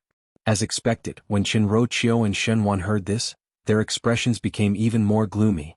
Shen Gui also frowned, and when Wan Yinyang saw everyone standing on Xin Yu's side, a trace of despair flashed in her heart. The urgent matter is to first think of how to solve it. Chang Ziqing said softly. She was not a person of the Xin Fu, and it was not good to comment on the previous words. At this moment, it reminded everyone that the bride had changed, so how could they explain to the Wang family? Send Xin Dongling back? Or should he simply send Xin Dongling to live on the farm for the rest of her life? In any case, Xin Dongling was just a concubine's daughter, so it would be easy to get rid of her. The most important thing was to not make the Wang clan unhappy. Old Xin Furen made a prompt decision. First, go and discuss this matter with the Wang family and let people send third girl back. Needless to say, lock Wan Yinyang in the woodshed. The things that she gave birth to do wrong, as the mother, she deserves to be taught a lesson. When Xin Yu heard it, she became anxious instead. She did not expect that Xin Dongling would be sent back. If Xin Dongling was sent back, then wouldn't she be sent to the Wang family? So all these methods were all for naught? How could he do that? Qin Ruoqiu and Shen Wan were rather satisfied with old Xin Furen's words. Qin Ruoqiu glanced at Wan Yinyang and her heart was filled with resentment. She only thought that in the future she would definitely torture Wan Yinyang. Whether it was to be sold or to be a slave, it was after all a troublesome thing. When Wan Yinyang heard it, her eyes turned black. One had to know that if Xin Dongling was sent back. She was already married once and Xin Dongling was a Shu daughter. The Xin family would definitely choose to protect Xin Yu and sacrifice Xin Dongling. In this way, the rest of Xin Dongling's life would be ruined. Just as she was thinking, a servant came in to report that the Minister of Land, Wang's family, had arrived. Chapter 620. Upon hearing that people from the Minister of Land, Wan Yinyang trembled as she looked outside. Although she believed that Xin Dongling wasn't the culprit, all the dirty water was splashed on Xin Dongling. If the Wang family wanted to pursue this matter, they would definitely target Xin Dongling. Wan Yinyang only had Xin Dongling as her only daughter, so how could her heart not ache? Unfortunately, her words carried little weight, and even if she wanted to save Xin Dongling from the fire and water, there was nothing she could do. Everyone looked at each other before old Xin Furen said, "Invite the Wang family in." The one who came from the Wang clan was a dark-skinned and sturdy woman, as well as a few servant girls of high status. The dark-skinned woman's face was dark to begin with. As soon as she entered the room, her face was gloomy. Her shoulders and waist were round, making her look even more frightening. It was as if they were here to denounce him. Seeing Wan Yinyang crying and falling to the ground in the Xin residence without any change in expression, everyone realized something. Old Xin Furen frowned and was about to speak when she heard that black strong female said, "May one ask where is the residence's second household, Wan Yinyang?" Wan Yinyang's heart jumped, and the more she felt despair. Qin Ruoqiu on the contrary was relieved. If the other party wanted to take it out on Wan Yinyang, the Xin family would definitely not protect Wan Yinyang. Qin Ruoqiu even thought in her heart that it would be good to torture Wan Yinyang, this mother and daughter pair, to death. It was really unbearable for them to actually have crooked ideas about Xin Yu. Thinking of this, Qin Ruoqiu smiled and went forward. "It is not to Momo to say that we were also horrified by the matter in the residence yesterday. He had never expected that the third young lady would do such a disgraceful thing. It's just that my family's Yuer has been wronged in vain, and the eldest young master of the residence must be very alarmed and angry. This matter is all because of our Xin residence's improper upbringing, causing such a big scandal. One hopes that after Master and Furen of the in-laws get angry, they will calmly think about it. I've already scolded you, for trusting people too easily. This is really..." The black strong female ignored Qin Ruoqiu's words and asked again with a black face, "May one ask where is the residence's Wan Yinyang?" Everyone was surprised for a moment, as Qin Ruoqiu did not expect that this old maid would dare to give her face. But in front of everyone, she still had to maintain her usual gentle and amiable appearance. In addition, this matter was the Wang family's victim, so it was not good for her to say anything. Old Xin Furen said in a deep voice, "The one kneeling on the floor is Madame Wan." Wan Yinyang's eyes revealed a mournful expression, but that black strong female unexpectedly reached out to help Wan Yinyang up. Not only was there no scolding or rudeness, but her attitude was somewhat respectful as she said, Eldest young mistress Mrs. Mother and eldest young master, let this servant bring Wan Yinyang to stay in the residence of the Minister of Land. This servant has specially come to make this trip. I hope old madam will allow it. Once these words came out, everyone in Rongjing Tang was stunned. What was called eldest young mistress missed her mother and eldest young master let people bring Wan Yinyang to live in the residence of the Minister of Land. Who was eldest young mistress? Who was the mother of eldest young mistress? Shindongling? The Wan family? When Qin Roqiu saw the black strong female helping Wan Yinyang up, she already faintly felt that something was not right, and when she heard those words she almost fainted.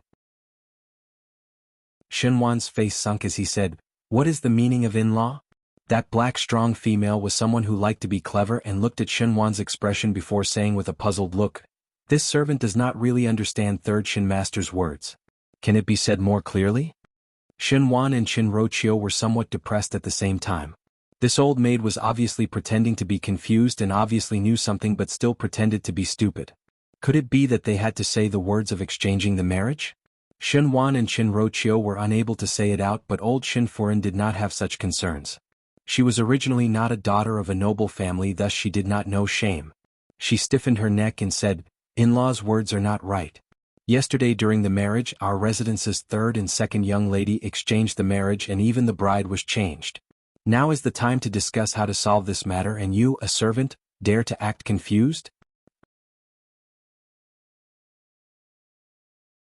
Chapter 621.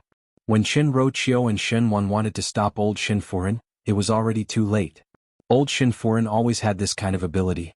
She always felt that she was a cut above others and everyone would fawn over her. For Xin Yu's marriage, old Qin Furen actually did not look at the Minister of Land's family and wanted Xin Yu to marry higher, but in fact, the Wang family's status and connections in the court was far higher than what Shen Wan had. On the surface, this black and strong woman was an old woman, but without the Wang family's permission, how would she dare to speak to the Shen family like that? Old Qin Furen scolding this old woman was clearly scolding the Wang family.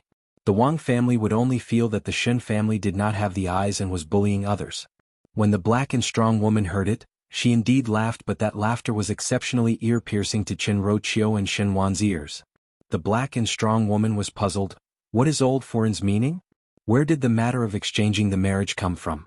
Yesterday there was an eldest young master marrying a wife, and the new bride was sensible and considerate and was liked by the entire Wang residence. Why did old Furen say such a joke? Liked by everyone in the Wang mansion?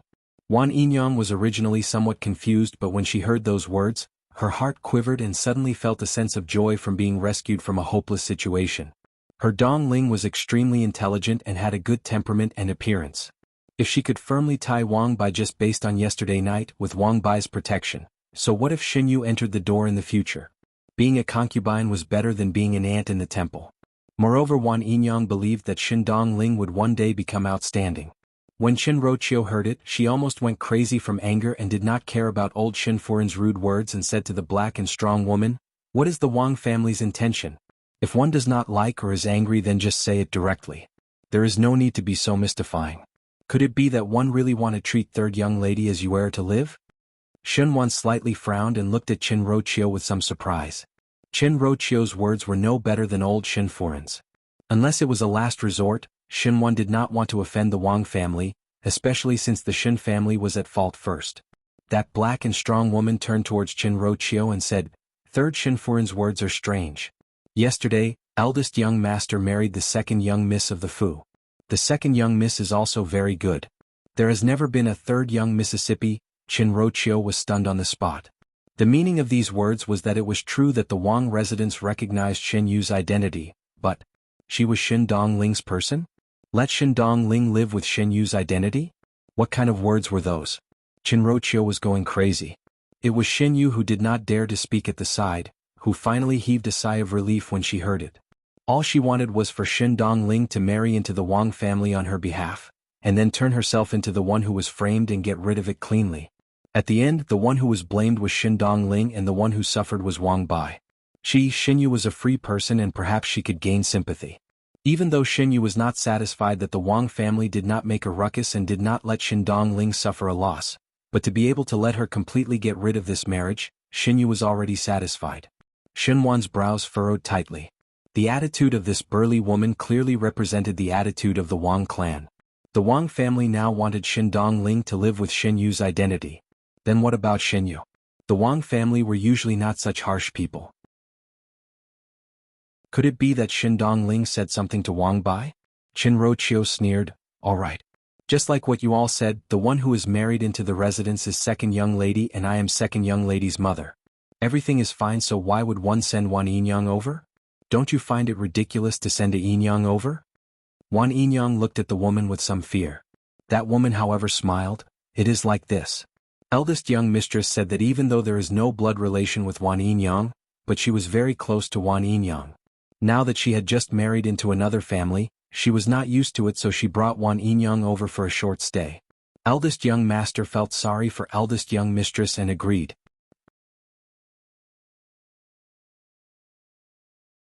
Chapter 622. Such a reason to lie without batting an eyelid, but it was like a ruthless slap on the third household's face. Especially Xin Yu. She originally thought that after Xin Dongling married over, the Wang family would make things difficult and despise Xin Dongling in every possible way because of her marrying a Shu daughter, but did not think that Xin Dongling would actually mix around in the Wang family. To her this was like a great irony. Didn't you not want to marry into the Wang residence? Apologies. The one that our eldest young master likes is not you. Eldest young mistress is loved and respected by others, and even without you in the Wang residence she can still live well. Xin Yu gritted her teeth and was somewhat unreconciled. Originally she tried all ways and means to let Xin Dongling replace herself, but when she saw that Xin Dongling might obtain the favor of the Wang family, Xin Yu was not happy. Humans most likely had a kind of strange heart. Even if one did not want it, one would not want others to easily obtain it. Everyone in the Xin family was stunned. Today they expected that the Wang family would fly into a rage when they found out about the matter and fall out with the Xin residents, but they did not expect that the Wang family would have such an attitude. Not only did the Wang family not hate Xin Dongling, but they were very dissatisfied with the third household of the Xin family. There was ridicule in the open and in the dark. Qin Ruoqiu still wanted to speak but was stopped by Shen Wan. Shen Wan said, "Since that is the case, I will go over tomorrow to explain." Before this, one hoped that the in-laws would be more rational and not be blinded by anger. The dark-skinned strong woman smiled and said, "What is third master saying? Right now the residence is lively and sweet. Master and Foreign are very happy, saying that the daughter raised in your residence is excellent. How could they be angry? I'm afraid third master is worrying too much." This dark strong female was also a talent, and one sentence made Shen Wan choke. She patted Wan Yinyang's hands and smiled at old Shen Foreign. "This servant will now bring Wan Yinyang back and hope that old Foreign will approve. Eldest young master is in the residence waiting for this servant to return and report." She actually brought out Wang Bai's name. Old Shen Foreign frowned as she looked at Shen Wan and Shen Gui. She also faintly felt that today's matter was somewhat strange. After all, Shen Wan was Xin Yu's father and Wan Yinyang was a person from the second household, thus she could only make a decision to her two sons. Shen Gui was unable to come up with any ideas and Shen Wan's face was gloomy, but he said, "Since that is the case, Wan Yinyang will follow along. It is rare that a child has such a heart." These words were neither yin nor yang, but it made one's back turn cold. Wan Yinyang was half pleasantly surprised and half frightened. She was pleasantly surprised because the Wang family did not seem to intend to pursue Xin Dongling's wrongdoings, and she was frightened because she did not know if the Wang family deliberately did this or if it was to express their dissatisfaction and deliberately anger the third household. At the end, Xin Dongling would still be the one to be sacrificed. The dark strong woman did what she said and brought Wan Yinyang away in front of everyone in the Xin family. Rong Jing Tang was silent, and after a moment old Shen Foreign said coldly, "What exactly is going on?" The strange attitude of the Wang clan was even more unsettling than if they had torn off all pretense of cordiality. Chang Zaiqing moved her lips and seemed to want to say something, but after seeing Shen Wan's expression, she swallowed the words that were at the tip of her tongue. Shen Gui was somewhat embarrassed. Originally it was Xin Dongling who snatched Xin Yu's marriage, and he wanted to hand Xin Dongling mother and daughter over to the Wang family, so that the Wang family and the third household could appease their anger, but one did not think that there would be such a situation. Xin Gui coughed twice. "Later I will write a letter to Dongling and see what kind of matter she is doing." Shen Wan smiled and looked at Xin Yu before softly saying, "Yue, follow me back to the room first." He turned his head to look at old Shen Foreign and said, "Mother, the Wang family's matter cannot be rashly done. After this son personally visit tomorrow to apologize, one think that the matter can be easily solved. It is all this son's fault to disturb this elderly.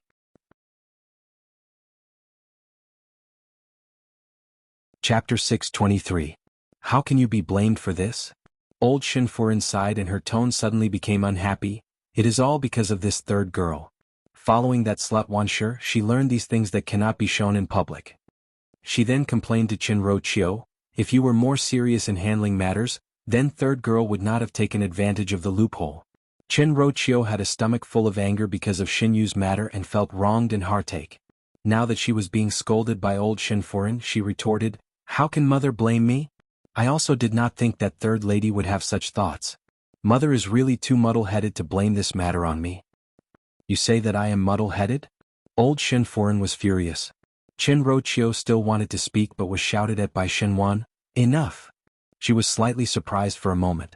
For so many years, Xinwan had never said such harsh words to her, and this was the first time he shouted at her.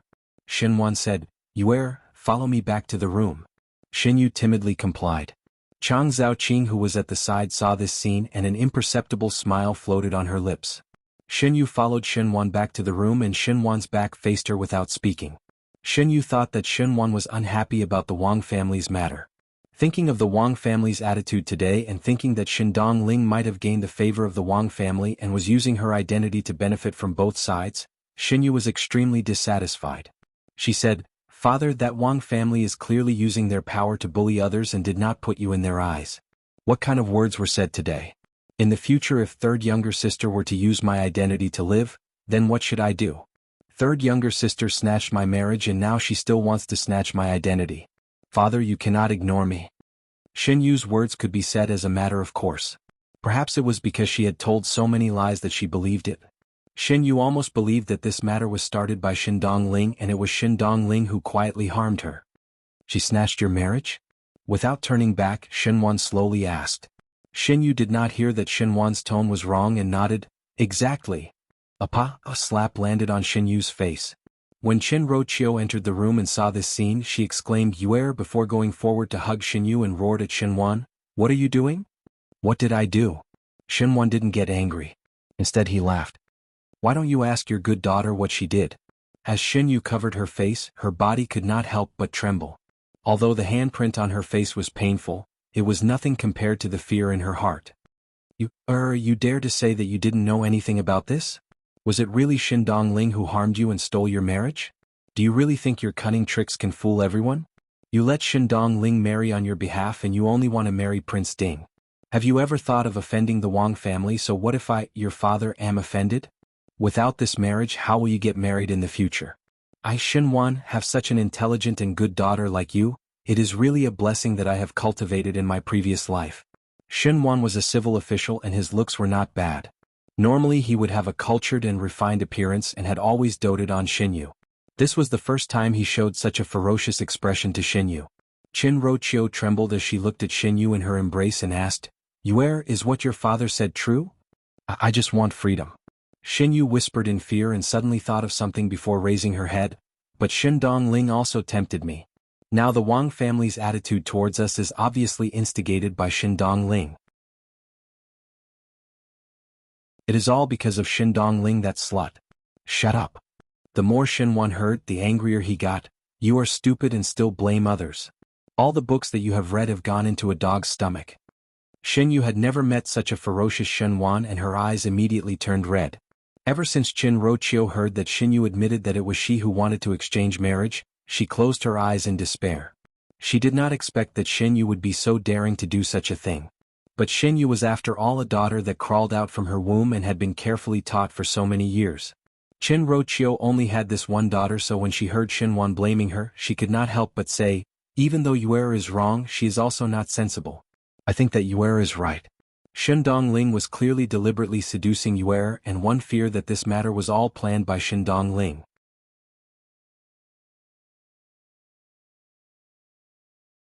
Chapter 624. Xinwan pressed his forehead and his gaze towards Qinro was filled with disappointment. He said, When did you become unable to distinguish right from wrong? Qinro was surprised for a moment. She only heard Xinwan continuing, Never mind. Tomorrow I will personally visit the Wang family to apologize. But I do not know if this matter will succeed. After all, it is our Shin family's fault first, and if it does not succeed, then it is your own fault. Finishing speaking, he glanced at Xinyu before turning and leaving with a brush of his sleeves. Qin Roqiu was alarmed by Xinwan's disappointed eyes when he left.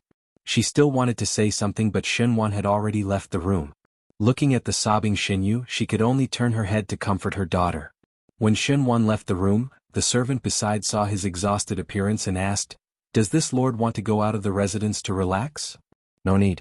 Xinwan waved his hands and after thinking for a while said, "Go to the western courtyard." The western courtyard was currently the courtyard where Chang Ziqing stayed. The manservant did not speak and silently brought Xinwan to the west courtyard. These two people did not see that there was a person looking at their back from afar. This person was Zhang Mama, who was by old Shinfurin's side in Rongjing Tang. Zhang Mama muttered to herself in doubt, why would third master go to the western courtyard? The farce that happened in the early morning in the Shin residence quickly spread to Shin Miao's ears. At the beginning, when the Shin residence was separated, Shin Miao also picked some maids from the second and third household and even from Rongjing Tang. Qin Roqiu's ability to manage the household was not as good as Ren Wanyun's. At the beginning, when Ren Wanyun was managing official matters, every courtyard, especially Kai Yin Yuan, was like an iron bucket and it was difficult to insert spies. When Qin Roqiu managed the Shin residence, it was like a plate of loose sand. In addition, with the sudden decrease in income and expenditure of the Shin residence, the servants did not live as well as in the past. As long as Shin Miao took out some money, it was a very common thing to bribe the servants. Moreover, what she wanted to ask was not any confidential matters, but only the big and small matters that happened in the Shin residence. As long as one inquired a little, one would be able to find out. After the second household of the Shin family declined, it was the third household that supported the Shin family. Qin Roqiu usually had the bearing of a matriarch of the household, and Xinyu was even more outstanding because there were no other sisters competing with her. He didn't know if it was because he had lived a comfortable life for too long that his brain wasn't enough. For example, Xinyu's move this time was really terrible. After this matter, Xinwan really did as he said. The next day he went to the Wang family to apologize. She didn't know what kind of excuse he had prepared, but he probably wanted to tactfully push all the blame onto Xindong Ling, who knew that this time the Wang family would give Xinwan a tight slap. The Wang family did not accept Xinwan's apology, as the Wang family did not even acknowledge Xinyu. They had to say that Xindong Ling was the daughter of the third household, and as for Xinyu apologies, they did not know her at all. Xinwan was extremely embarrassed. He could tell that the other party was deliberately finding fault with him. He understood even more that the Wang family already knew that the exchange of marriage was proposed by Xinyu, so they deliberately made things difficult for him. Xinwan thought that with his relationship with the Wang family, he would be able to put on airs for a while and the Wang family would eventually exchange Xinyu and Xindong Ling back, but this time Xinwan guessed wrongly. Thus at the end there were two solutions. One was that Xindong Ling would marry over with Xinyu's identity and the real Xinyu would no longer be seen in front of the world. This naturally made Xinwan unable to accept it. Then there was the second solution. Xinyu would also marry into the Wang family with the name of a Pinchi. Because everyone had participated in Xinyu and Wang Bai's marriage, this time the real Xinyu's marriage need not be big and others would think that it was a Shu daughter marrying, thus it was so low-key.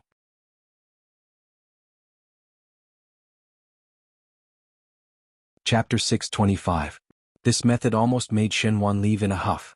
It was not unheard of for a daughter and a Shu daughter to serve the same husband, but in general, it was the daughter who was the wife and the Shu daughter who was the concubine. What the Wang family proposed was an equal wife. Moreover, in order to deceive others, Xinyu wanted to hold the marriage with the identity of a Shu daughter, and Xindong Ling, who was a Shu daughter, had snatched away the honor that Xinyu should have. This was a humiliation. Xinwan flatly refused, but the Wang clan's attitude was also very firm. After all, it was not the Wang family's fault for mistaking the bride. Now Xindong Ling and Wang Bai were getting along well, thus they did not care about Xinyu. But the Wang family could drag it on, but Xinyu could not. If this goes on, the one who would suffer would only be Xinyu. Thus Xinwan was somewhat hesitant and quarreled with Qin Roqiu several times over this matter. As Bai Lu was talking to Xin Miao about the things that came back from the Shin residence, she was also looking at Xin Miao's overjoyed look. Xin Miao had always been calm and it was rare for her to be this happy, as if she was really happy. The young lady is amused. Bai Lu said, "This time second young lady has also lifted a rock to smash her own feet, causing so much trouble for no reason, giving third master a headache all day long. If you ask me, it's still third miss who got lucky." Shuang Jiang said, "Third young lady not only fished up an official's foreign, but also received the concern of the Wang family from top to bottom and even brought Wan Yinyang over. It is really glorious." "That's hard to say." Bai Lu shook her head. "If second young lady also marries into the Wang family, even though they are equal wives, there is still a difference between D and Shu. Third miss only had one concubine while second miss at least had third master as her maiden family. In the end, the Wang family would be biased towards second Mississippi. Third miss may be pleased with herself now, but the days ahead are long." Xin Miao smiled. "Wrong, third older sister is a powerful person." Bai Lu and Shuang Jiang looked at Xin Miao together. Xin Miao said, "Even if there is a day when Xin Yu marries into the Wang family, she would definitely not be comparable to Xin Dongling. I think that the reason why the Wang family would treat the third household so coldly was because the Wang family knew that the matter of exchanging marriages was suggested by Xin Yu. Which man in the world would like a wife who disliked him? Even a man's dignity would not allow it. And for people like Xin Yu and Xin Dongling, when they married into another residence, before they gave birth to a child, they could only rely on Wang Bai's favor. Unfortunately, Xin Yu has already lost. Xin Yu is not able to get Wang Bai's favor, and one fear that Wang Bai would not let her give birth easily. Even though there is a difference between the D and Shu, but as the same wife, whoever gives birth to the child first would naturally be the one to make the decision." Xin Miao said lightly, "Moreover, with Xin Yu's brains, how would she be able to compete with Xin Dongling?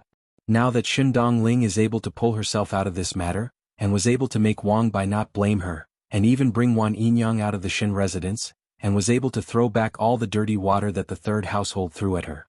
How could such a powerful person be defeated in Xin Yu's hands?" Bai Lu and Shuang Jiang were both surprised, and after a long while Shuang Jiang said, "It seems that third young lady is indeed a powerful person. She is the only one in the Xin residence who has some prospects." Xin Miao said, "Help me to grind the ink." Bai Lu went ahead to find the scented ink, and as she was grinding it, she saw Xin Miao taking out a brush and paper, as if she was going to write something. Bai Lu asked, "Is young lady going to write a letter?" Xin Miao declined to comment. Naturally, Xin Yu had created such a big wave of trouble for herself, which made Xin Miao feel happy. But she did not forget that in the previous lifetime, the third household also contributed a lot in the downfall of the Xin family's first household. There would be a day when she would get her revenge for this big gift. Actually, not only the third household knew how to hit someone when they were down, she also knew how to do it. She did not want to do it herself from the beginning to the end, but if the third household were to force her to do it herself, she would not mind letting the third household walk faster. Xin Wan and Xin Roqiu quarreled all day long, and at this time they needed the comfort of a confidant. It was time for Zhang Ziqing to go on stage. Chapter 626. The matter of Xin Yu and Xin Dongling exchanging marriage eventually caused unimaginable consequences. Under the Wang family's request, Xin Wan could only helplessly agree to let Xin Yu marry over as a pinfei. One did not know what Xin Dongling had said to the Wang family, but the Wang family was not willing to listen to Xin Wan's explanation. A good marriage could not end up as enmity, so Xin Wan had no other choice. But this was not the result that Xin Yu wanted.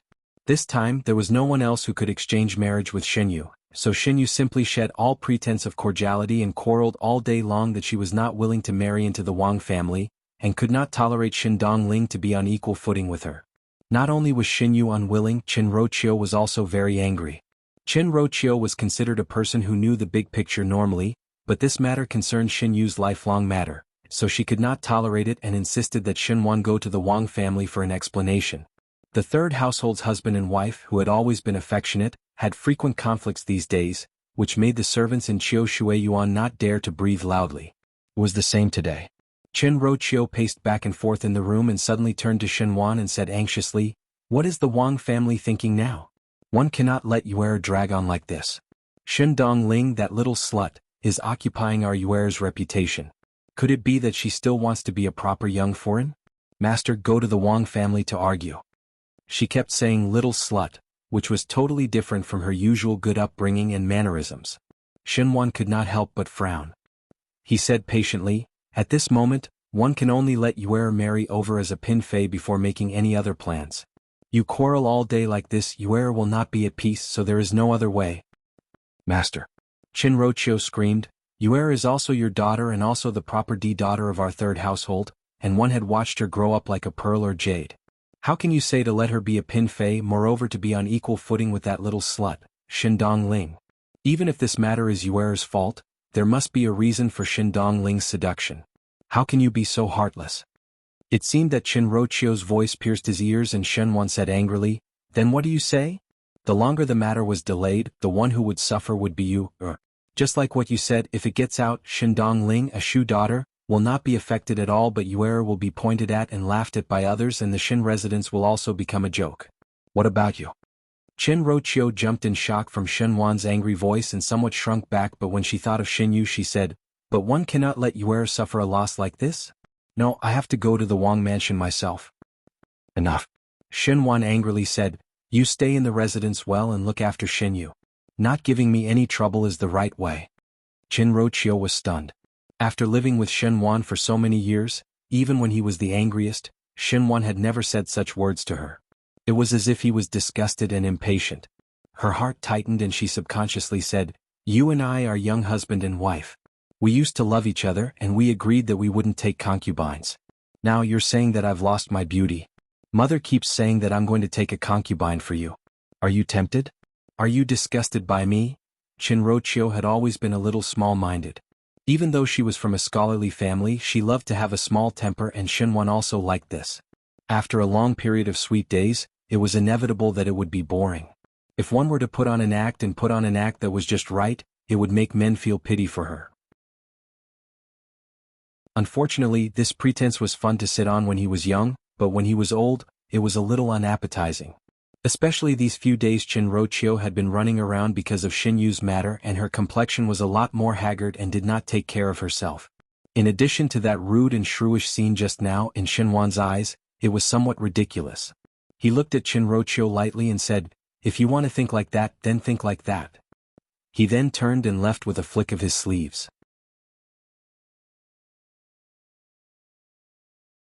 Chapter 627. Shinrochio was in a daze as she stood shakily at the same spot. The maids beside her, Shiqing and Hua Yi, quickly supported her. A layer of fear gradually rose in Shinrochio's heart. She suddenly felt that something was slowly changing, and the scariest thing was that she didn't know where the change had started. The commotion in Autumn Water Garden quickly spread to the other courtyards, such as the West Courtyard, which had been put aside for a long time. The Western Courtyard was originally so spacious that it was almost desolate.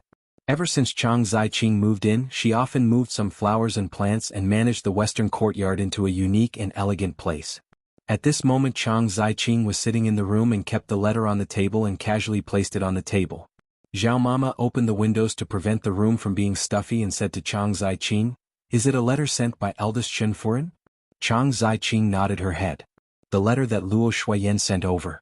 Actually Chang Ziqing was not sure if it was Luo Shuiyan or Xin Miao.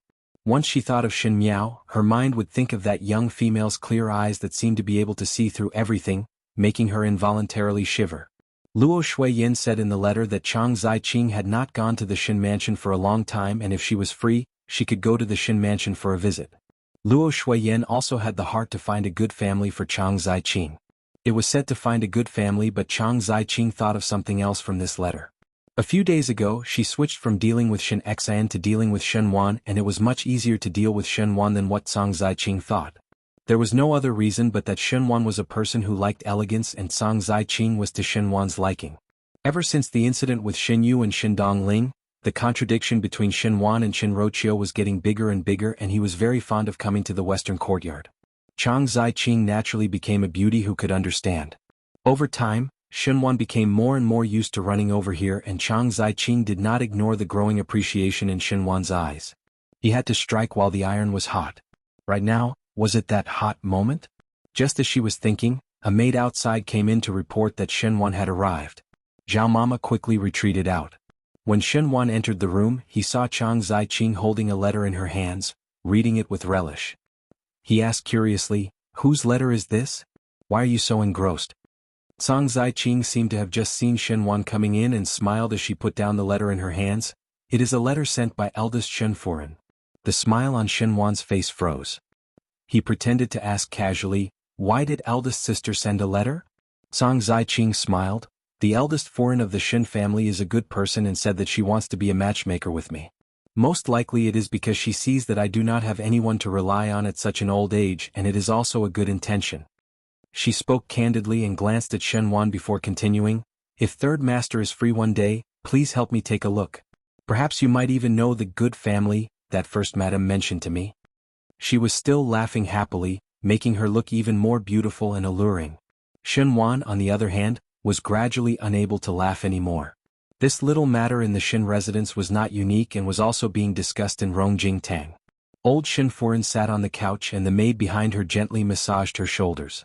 Wang Mama said softly, "Old Furen, third master went to the western courtyard again."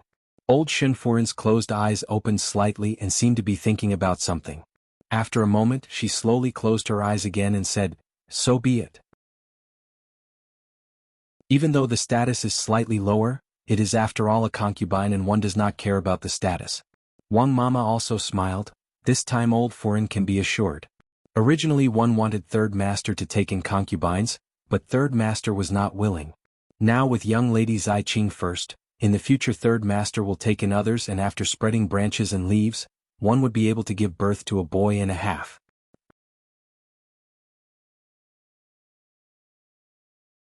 Chapter 628. Old Shin Furen sighed. "If it was not that the Shen residence does not have a grandchild, why would I need to intervene in his courtyard? Originally he protected Chin Rochio tightly and did not even listen to me, this mother's words, seeing how Chin Rochio was so arrogant in front of me. At that time I said that one is not afraid that Chin Rochio would be favored and not be able to give birth to a son. Males are all greedy for fresh things and one day she would be despised. Did I not say it correctly?" Wang Mama quickly echoed old Shin Furen's words, "That is. Old Furen has eaten more salt than they have eaten rice, thus naturally one can see the future and have great foresight." Old Shin Furen seemed to enjoy Wang Mama's flattery and a trace of pride appeared on her face as she said, "If one knew that number 3 likes this kind of female, I would have found more Shu daughters from scholarly families. Chin Rochio always think that she is invincible under the heavens and did not look at her own appearance. She thought that her maiden family had read a few more books and was so complacent that she could not even manage a family properly." Finishing, she continued, "I see that Chang Zaiqing is not bad. Well-behaved and polite and not pretentious. It is understandable that number 3 likes her. But till now one's mouth has not been broken." Wang Mama said, "If this goes on, when third Furen discover the clues, one fear that there would be a ruckus." "Ruckus? She dare." Old Shin Furen said angrily and then thought carefully before tiredly waving her hands, "But it would be troublesome if there is a ruckus. Never mind. Since both of them are interested, after a few days you go up and help. What is done cannot be undone. I want to see if Madame Chen would still dare to stop it. If she dare, the Shen family would not be able to take on such a jealous and childless matriarch. Just send her a divorce letter." Wang Mama could only carefully agree. The matter of the Shen residence being in a mess because of the third household finally reached the other owner of the matter, Shin Dongling's ears. Xinghua was carefully brewing tea for Shin Dongling. It was a top-quality Mount June silver needle. Even though the Wang family was not considered as rich as a country, but they were particular about food and clothing and were much better than the Shu daughters of the second household. It was obvious that Shin Dongling was also living well. If the Shen family was present, they would definitely be surprised that this leisurely and contented beauty was actually the yes-man Shu daughter of the second household. Shin Dongling picked up the tea and took a sip. Xinghua said worriedly, "This servant heard that the people from the Shin residence came over again this morning and said that they want to marry second young lady over as a pinchi. If the second miss really married into the family, what would happen to miss? I'm afraid that third Furen and third master will make things difficult for Mississippi. Don't worry, she won't get married." Shin Dongling smiled. "It is impossible for the Wang family to let Xinyu enter the household, and even if Xinyu entered the household, it would not be possible for her to live well. What is the point of paying attention to a person that is destined to be guarded against? It would be better to pick a few good-looking fabrics to send over to Yinyang, and let her make a few new clothes." At this moment, Shin Dongling's every movement seemed to have the air of a mistress of the house. Xinghua thought for a moment and smiled again. "Young lady is naturally intelligent. It is fine if this servant does not understand. One do not know what young lady said to gentleman Wang that now one does not like the people from the third household. But the people from the third household also reap what they sow.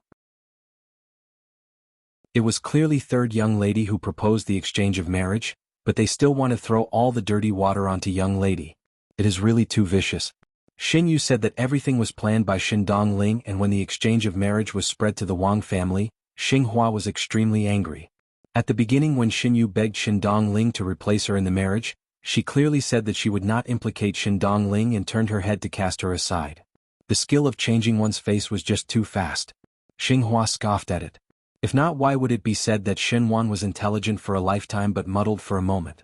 The reason why the Wang family did not like the third household was because Xin Dongling said one sentence to Wang Bai. Xin Yu was in love with Prince Ding Fu Xiuyi, and the third household also had the intention to stand at Fu Xiuyi's side.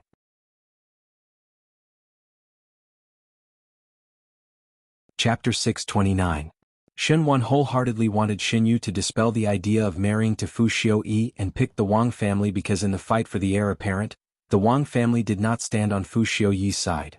In the end, Xin Yu admired Prince Ding and the third household of the Xin family supported Prince Ding. If Wang Bai married Xin Yu, it would inevitably cause trouble in the future. If the Wang family and the third household of the Xin family were to marry, there would inevitably be discord in the future. Thus, as long as the Wang family was not stupid, they would not let Xin Yu enter the doors. Even Xin Dongling's exchange of marriage was a blessing for the Wang family. Was it not good to be able to cut off the relationship with Prince Ding? Xin Yu and the Wang family's fate was destined to be broken. But Xin Dongling would not feel pity or sympathy because of this. What you sow, what you reap. All of this was Xin Yu's own sin, so naturally she had to swallow the bitter fruit herself. To let Xin Yu marry in the name of a Pinfei was the Wang family deliberately making things difficult. Even if Xin Wan agreed, would Xin Yu obediently do so? Xin Dongling did not think so. Not only did Xin Dongling not think so, Xin Miao also did not think so. Jingzhi said, "The Xin residence is in a big mess. This time the show really makes one feel lively." Xin Miao smiled without a care, "Perhaps. The bigger the mess, the more we are able to cut off the relationship with it." Jingzhi looked at Xin Miao and walked to the side to whisper to Guyu, "What happened to young lady these few days? Why is one not in a good mood?" Guyu was startled and looked over to Xin Miao's side.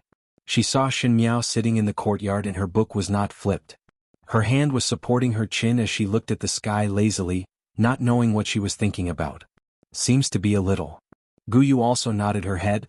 "These few days there is no spirit no matter what." "More than spirit?" Jingzhi shook her head. If it was in the past, young lady would be somewhat happy to see the Xin residence fall into misfortune. Now the Xin residence is in a mess, but young lady only waved her hands when she heard it and seemed to have no interest. Could it be that one is sick? Able to eat and drink, able to walk and jump. What kind of illness would be like this? Guyu rolled her eyes. "Do you think this is lovesickness? Who is suffering from lovesickness?" A voice came from behind and both of them jumped in shock. When they turned back to look, it was Luo Ling walking over. Jingzhi and Guyu quickly greeted. "This servant greets Biao young master." Luo Ling waved his hands and walked over to Xin Miao in front of the stone table. When he walked over to Xin Miao's side, he saw that Xin Miao was still sitting in a daze and asked, "Youngest Biao sister?" Xin Miao turned her head back and when she saw Luo Ling she smiled. "Older brother Ling." Luo Ling sat down opposite Xin Miao. His right hand was still not recovered, but Xin Xiu had found a left-handed sword technique manual for Luo Ling, and these days he really started to seriously practice with his left hand. His state of mind was much more open, and the way he talked was even better than before. He seemed to be even more warm like a piece of jade. Occasionally when he walked out, there would be young ladies who shyly peeking at him. Hearing Luo Tan's joke, several young ladies of official families in the Ding capital secretly fancied Luo Ling. Luo Ling said, "What is Biao youngest sister thinking about that you are so lost in thought?" Xin Miao smiled gently. "Nothing much. Just sitting in a daze." Luo Ling thought of the lovesickness that Jingzhi and Guyu were talking about and his heart sank. He looked at Xin Miao and asked without any trace, "One thought that Biao youngest sister has reached the age of marriage and thus became somewhat mischievous." Xin Miao did not seem to understand Luo Ling's words and said lightly, "Talking about the age of marriage, perhaps it is Biao older sister Tan who is anxious." Luo Ling smiled and said, "That is also true." Xin Miao looked at Luo Ling. "Why is older brother Ling looking for me?" Luo Ling was startled and a trace of awkwardness could not help but rise on his handsome face. He originally came over to take a look at Shen Miao, and when Shen Miao asked him about it in such a serious manner, he did not know how to answer. But he suddenly had an idea. "Oh, a few days ago Biao youngest sister gave me some pastries and it is somewhat too sweet, so I came over to tell Biao youngest sister about it."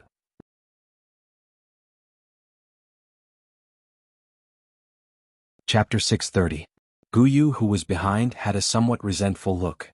Her young lady was not a chef in the Shen residence, nor was she a pastry chef who specialized in making pastries. Luo Ling's words were to blame Shen Miao after eating Shen Miao's pastries. Jingzhe, however, was holding back her laughter. Guyu's wooden head could not see it, but she was quick-witted. This young Biao master obviously wanted to get close to Shen Miao but could not find any other excuse. But Jingzhe looked at her young lady who had no heart for romance and shook her head with some pity. The falling flowers yearned for love but the heartless brook. One feared that her young lady would not be able to appreciate young Biao master's intentions. Shen Miao indeed frowned and asked, "Too sweet? I did not add a lot of sugar juice." Luo Ling scratched his head awkwardly and thought of something.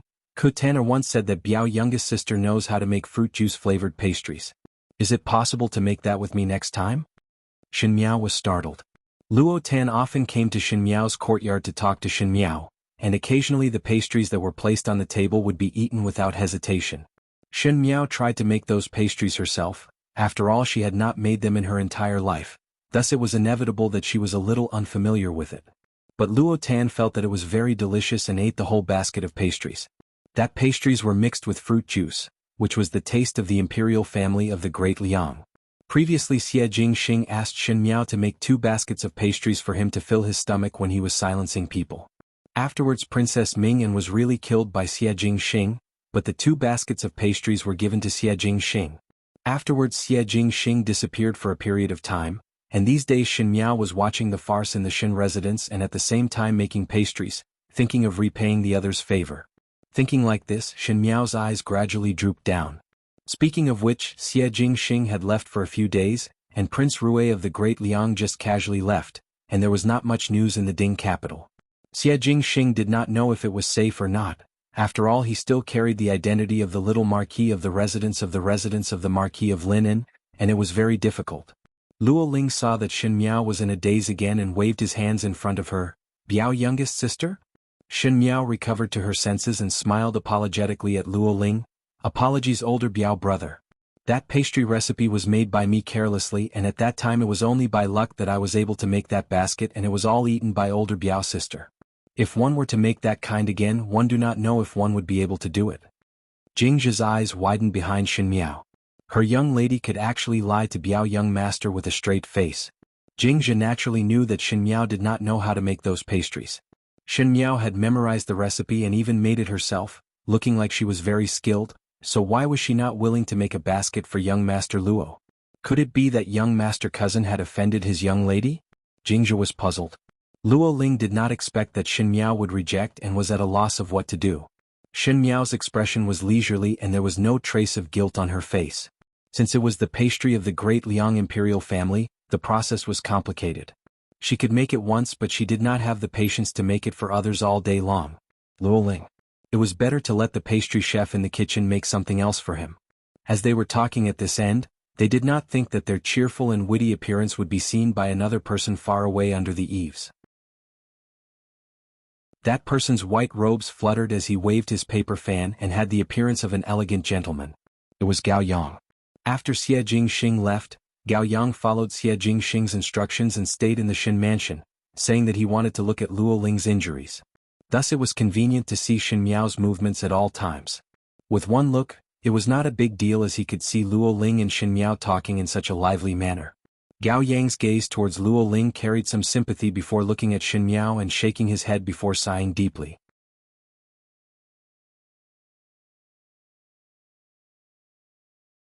Chapter 631. Why are you sighing? A head suddenly popped out from behind Gao Yang and almost scared Gao Yang to take a step back. That person came out from behind Gao Yang. Her eyes were lively and full of heroic spirit. If it was not Luo Tan, who else could it be? Dr. Gao. Luo Tan asked, "What are you standing here for?" She followed Gao Yang's gaze and saw Shen Miao and Luo Ling sitting and talking before looking at Gao Yang again. Gao Yang felt somewhat uneasy when he was stared at by Luo Tan's strange gaze, but he saw Luo Tan suddenly speaking. I know. So you like youngest Biao's sister. Gao Yang was so shocked that he quickly reached out to cover Luo Tan's mouth. What a joke. Xie Jingxing did not only send him alone in the Shin mansion, there were also other secret guards. If any blabbermouth secret guard were to say this to Xie Jingxing, then he would not need to stay in Mingqi anymore. Gao Yang looked at Luo Tan, who was struggling in his hands, and a trace of helplessness flashed across his heart. Luo Tan was someone who specially found trouble for him and was scammed more than once. Luo Tan finally broke free from Gao Yang's hands and most likely realized that her voice was too loud, so she lowered her voice, but her expression was still proud, as if she had caught hold of Gao Yang's weakness. She said, So you like youngest Biao's sister. So you are jealous. Do not think yourself clever. Gao Yang said, This one does not dare to have any thoughts about fifth Shin young lady. Luo Tan's lips twitched. At least you have self-knowledge. My youngest Biao sister is such a smart and good-looking young lady, and it is hard to find one in the Ding capital. You are a doctor and still want to be delusional? Why not look at the mirror? The disdain in her tone deeply pierced Gao Yang's heart and made Gao Yang have an impulse to immediately look for a mirror to see if he was as unpresentable as Luo Tan said. Thinking of His Highness, Gao Yang sneered and his chin pointed towards Luo Ling's direction. I am delusional and he is qualified? Luo Tan looked at Luo Ling and sighed. Older brother Ling is very good, but unfortunately he is not youngest Biao sister's husband.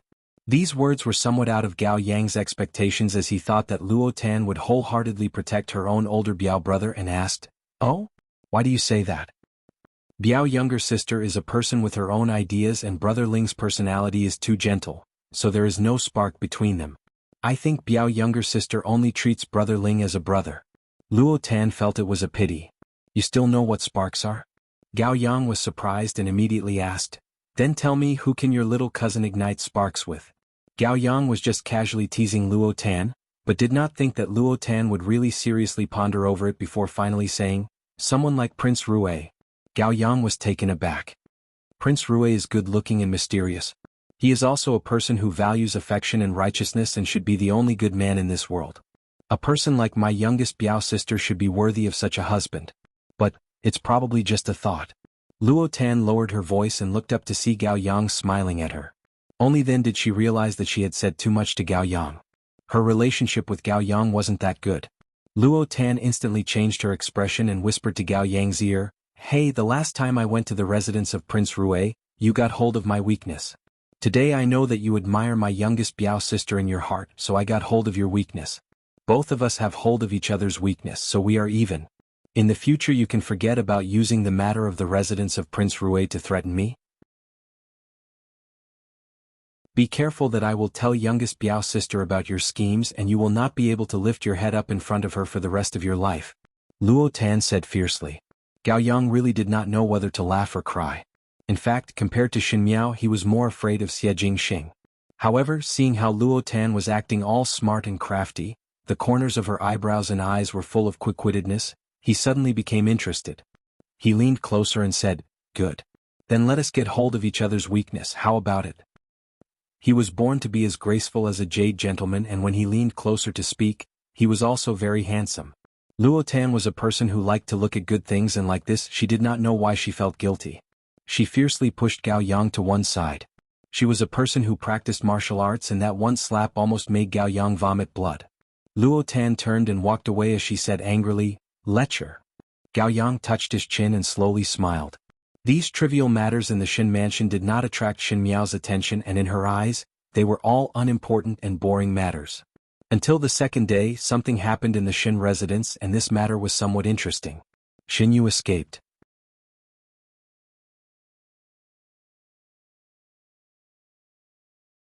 Chapter 632. The Shin residence was currently in an uproar. Most likely it was because Xin Wan said that he wanted Xin Yu to marry into the Wang family as a second wife that made Xin Yu panic, and in the situation where Xin Yu could not find a way, she actually made a bold move and escaped from the Shin residence. Before leaving, she even packed up all the valuable gold and silver items in the room and carried a large load for Qin Roqiu. Naturally, Xin Wan was unable to restrain his anger and roared at Qin Roqiu, I asked you to look after her, how could she escape? Qin Roqiu's heart naturally had lingering fear. She loved her daughter and did not completely put Xin Yu under house arrest like what Xin Wan said, But she did not think that her feelings of love for her daughter would be used by Xinyu. Now that Xinyu had escaped, she did not know what to do and said to Xinwan, "One have already sent people to search. Master Yuer definitely did not do it on purpose. She is afraid." Even at this time she still did not know her mistake and was still finding excuses for Xinyu. Xinwan sneered, "She is afraid? She is afraid that she will exchange marriage with others? Afraid that she will leave home? Marry as a wife and run away as a concubine? I Xinwan do not have such a shameless daughter." "How can you say that about her?" Qin Rochio's eyes widened. "That is your daughter." Xinwan had been a civil official his entire life and it was rare for him to say such heavy words. Moreover, the one he scolded was his own daughter. Qin Rochio did not dare to believe her own eyes. After Xinwan said those words, he looked at Qin Rochio and a trace of impatience and disgust flashed in his eyes before he turned and strode out of the room. Qin Rochio sensitively felt that something was wrong with Xinwan and almost collapsed to the ground. She grabbed Shiqing's arm and her nails dug deep into it. It was so painful that Shiqing's face turned pale, but she did not dare to move. The commotion in Xiushuiyuan quickly spread to Rong Jingtang. Old Xinfuren leisurely sipped her tea, and when she heard that, she smiled without a care. Do it, do it. Qin Rochio, just do it. She really think that she is a new daughter-in-law. After a pause she asked again, "What kind of mother will teach what kind of daughter? All of them do not let me be at ease." Zhang Mama carefully massaged her shoulders and said, "One do not know if the person who is looking for third young lady has been found? Why should we care about him?" Old Xinfuren however got angry and said, "I still do not know how much ability she has and would return with her tail between her legs before long.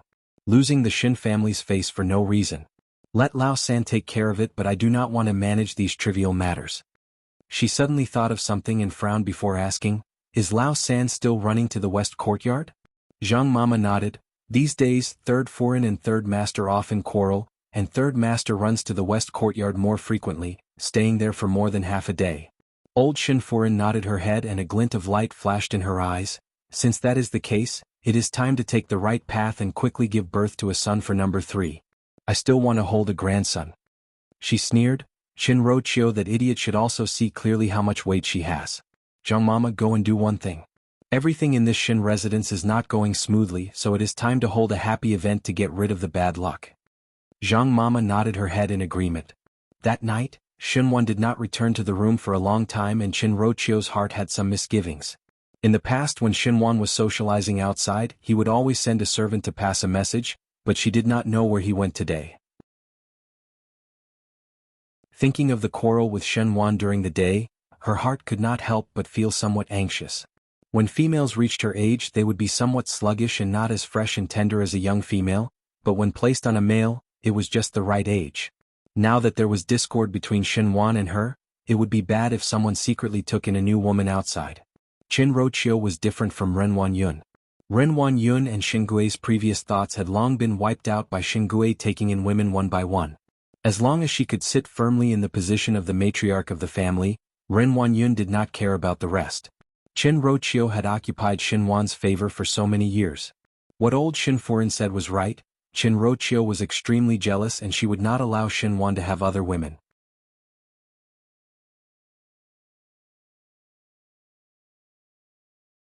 Chapter 633. Thinking of this, Qin Rochio was somewhat restless. Hua Yi walked in from outside and said, "Furen, old Furen had obtained a few bolts of cloth and asked you to send one over to young lady Chang." Old Xinfuren had always not placed Chang Ziqing in her eyes and usually treated it as if there was no such person in the residence. So why would she think of Chang Ziqing today? Qin Rochio frowned. Old Furen can just send someone to send it over. Why do I need to go? Hua Yi also did not understand. Most likely it is because old Furen and Chang Ziqing have a good personal relationship. Qin Rochio was currently feeling uneasy, and since old Xinfuren made her do things, it was rare for her to be distracted. Thus she did not say anything and put on her outer robe and walked towards the western courtyard with Hua Yi and Hua Yi. At this moment the sky was already dark, but it was not the time to rest. Qin Rochio guessed that Chang Ziqing was not asleep yet, so she did not inform anyone. Upon reaching the western courtyard, unexpectedly the lights in the western courtyard were extinguished early. Qin Rochio felt it was somewhat strange but saw Zhao Mama surprised when she saw her and seemed to be somewhat flustered. "Why is third Furen here?" "Old Furen let me come to send cloth to younger sister Qing." Qinro said and then poked her head into the boudoir and asked, "Why? Younger sister Qing is already asleep?" "Yes, yes." Zhao Mama said, "These few days young lady's body is somewhat tired and slept earlier." Qinro felt it was somewhat strange and felt that Zhao Mama's expression was very unnatural. Looking at the few maids around, they all lowered their heads as if they were afraid to see something. Coincidentally there was a faint movement in the room and it was not very clear, but when the movement was heard, Zhao Mama's expression became even more nervous. Even though Qinro was curious, she did not want to have a conflict with Chang Ziqing. From her point of view, Chang Ziqing was perhaps a very good knife and was the best to use to deal with the eldest household of the Shin family. Especially since she had not been successful today, there was a burst of anger that could not be vented and the more she wanted to see the eldest household of the Shin family be unlucky. Qinro let the maid put down the cloth and was about to leave when her footsteps suddenly stopped. Zhao Mama followed Qinro gaze and saw that Chang Ziqing's boudoir at the side of the courtyard window. The sachet was crimson with egrets embroidered on it. It was very exquisite. Qinro walked over and took the sachet. It was too late for Granny Zhao to stop them. When Shiqing and Hua Yi saw the sachet, they couldn't help but open their mouths. They were so shocked that they couldn't speak. On the day of Xinyu's marriage, Qinro saw that Chang Ziqing had brought along an extremely good-looking sachet. That sachet's workmanship was exquisite and it was rare that Qinro could not bear to part with it. Chang Ziqing was also generous and gave that sachet to Qinro. Afterwards, because of Xinyu's matter, Qinro wanted to make Xinwan happy, so she gave that exquisite perfume bag to Xinwan. The white egret embroidered on the sachet did not look feminine at all. Besides, the fragrance was not the scent of cosmetics. Qinro remembered that because there were tea leaves in the sachet, there was a fragrance of tea, but Qinro felt that the tea fragrance was too cold, so she added some dried osmanthus flowers that were left in autumn. There were no two leaves that were exactly the same in the world.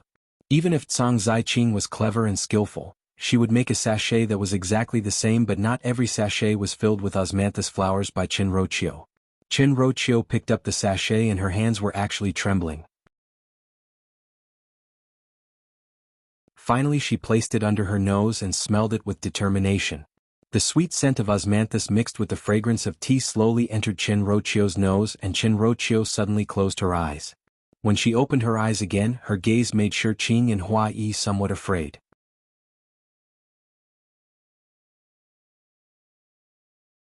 Chapter 634. She suddenly turned towards Zhao Mama and before Zhao Mama's flustered expression could be put away, it fell into Qinro's eyes. Qinro sneered and said, "Do all of you really think that I am a fool?" Finishing, she quickly walked towards Chang Ziqing's boudoir and was about to break the door open. "Foreign must not." Zhao Mama hurriedly stopped her. Qinro asked, "Why not?" Zhao Mama was unable to speak. Qinro's heart could not help but sink and only felt that it was about to be torn apart. However, the more painful it was, the colder her face became. She said to Shiqing and Hua Yi, "Smash. Ruthlessly smash it for me. I would like to see which pair of adulterers are shamelessly doing such illicit things in a place like my Shenfu. Smash." Shiqing and Hua Yi did not dare to disobey the orders and immediately went forward to smash the door open. Qinro conveniently took a lamp at the side and did not wait for Zhao Mama to stop her before walking in. The heater in the room was burning brightly. Clothes, shoes and jewelry were scattered all over the floor. The two of them were lying on top of each other on the bed. It was a charming and alluring scene. That female's cheeks were pink and she was embarrassed, but that male unhurriedly pulled the clothes over to cover both of their bodies. When one turned around to look, it was Xinwan. The room was filled with the fragrance of wine. It was obvious that they were drunk and sleeping together, but it could not be described as a mistake. One had feelings and one had intentions. Qinro and Xinwan had been husband and wife for so many years. If Xinwan did not like it, why would he let Chang Ziqing do it? Moreover, this was Chang Ziqing's courtyard and it was Xinwan who took the initiative to come over. Qinro closed her eyes and fiercely held back the tears that were about to overflow and screamed, "Adulterous couple!" The wind blew in the night. In a place a few hundred li away from the Ding capital, there was an inn. A purple-clad youth sat at the table in the middle and looked at the letter in his hands. In a flash, he raised his hand and threw the letter into the brazier at the side and the letter instantly turned into ashes. "Master, there is a letter from the great Liang." The secret guard Nan Qi by the side said, "His Majesty urges you to quickly return. No need to care about him." Xie Jingxing said without much care, "After the matter is done, I will naturally return. His Majesty is afraid that you will delay the matter." Nan Qi said, "The people at the other end are also paying attention to Ming Qi's movements. Previously His Majesty said that he would choose a consort for you, and after a while, it is almost time. If Master still does not return at this time, one fear that there will be delays." Xie Jingxing glanced at Nan Qi, and Nan Qi immediately kept quiet, but his heart was filled with bitterness. Emperor Yonglu had always been a man of his word, and his master was lawless. The servants caught in the middle became the most difficult to deal with. Moreover, the matter of choosing a concubine, others were not clear about it, but these secret guards who followed Xie Jingxing could see it clearly. Xie Jingxing was obviously somewhat special towards the young lady of the Shen family. Not to mention what Emperor Yonglu thought of this matter, the dark guards felt that this was an extremely unreliable matter. Shen Miao was a Ming Qi's person, so how would the Shen family agree to their own daughter getting involved with the Great Liang's people? But they did not dare to say these words in front of their master. If their master was not happy, they would be sent to guard the tower prison, and the gains would not make up for the losses. Imperial older brother is bored all day. Xie Jingxing said, "If one is really bored, one can go back and tell him about the Qin country's plans so that he will not worry about things that he should not worry about." Nan Qi wiped the sweat off his head. He could not afford to offend both of them, and his heart was really blushing with shame. Just as he was thinking, he saw Tai Yi walking in from the outside with a box in his hands. One did not know what it was. When he entered the room, he placed the box on the table and said, "The jewelry that young lord ordered is done, and the banknotes have been sent over."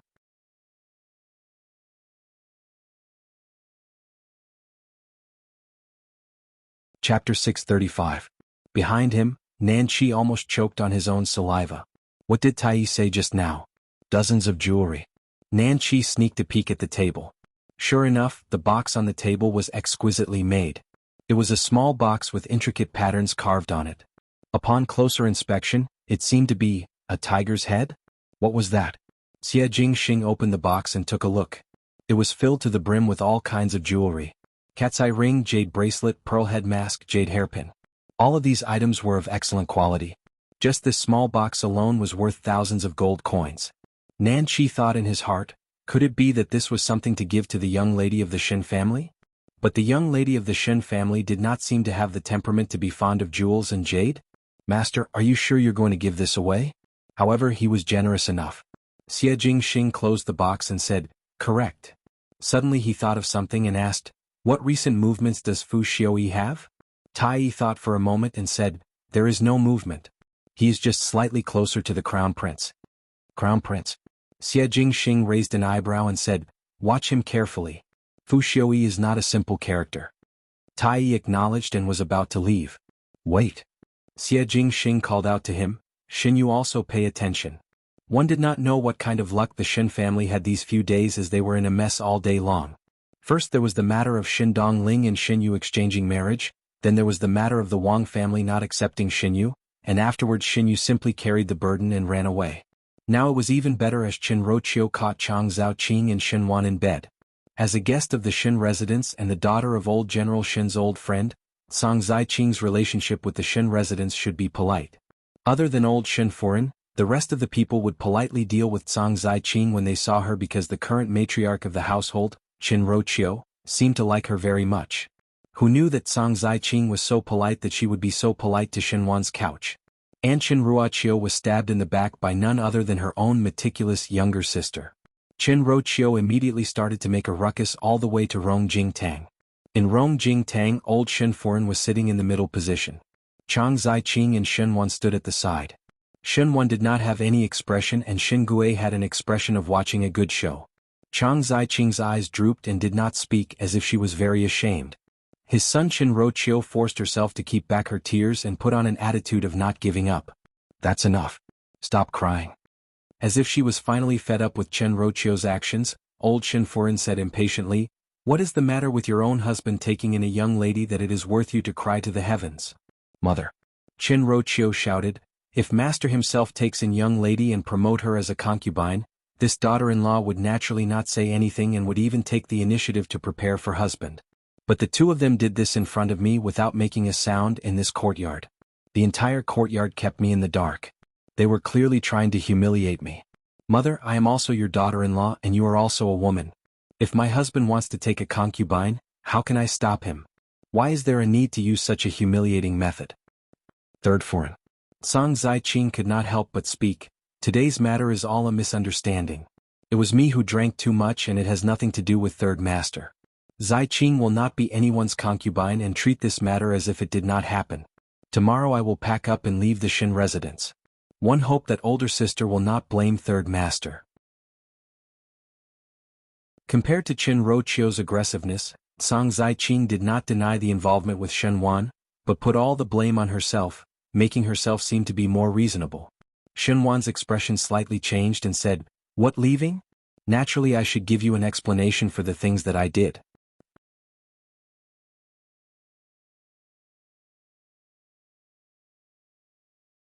Chapter 636. Qin Roqiu originally felt that Chang Zai-Ching's words were somewhat ear-piercing, and at this moment when she heard that Shen Wan was still trying to keep Chang Zai-Ching, it added oil to the fire and immediately said, "Explain? How do you explain? Are you going to chase me away and give the position of legal wife to her?" Finishing, she turned her head to look at Chang Zai-Ching and pointed at Chang Zai-Ching's nose as she scolded, "Good white-eyed wolf. You came to the Shin residence and it was me who provided for you to eat and wear. Who knew that you actually have such evil intentions and even climb onto brother-in-law's bed? Really shameless.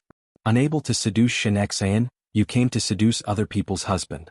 No wonder one is unable to marry at such an old age. Which proper son would dare to want such a slut that offends public morals?" Not only Shen Wan was stunned by her words, even old Shin Foreign was somewhat stunned. Qin Roqiu, who boasted of being from a scholarly family, was scolding like a shrew on the streets. This scene was a little too ugly to look at. Shen Wan was so angry that he could not speak and Chang Zai-Ching bit her lips and her expression was very forbearing. It was Shin Gue who was watching the show at the side that could not help but say something. "Younger sister-in-law, this is not right of you. If one's husband wants to take in a concubine, you as a foreign naturally have to help manage it. Originally there was no one else in the 3 courtyards and it is somewhat unreasonable. It is not easy to find a sister that can share your worries, so why are you still blocking it?"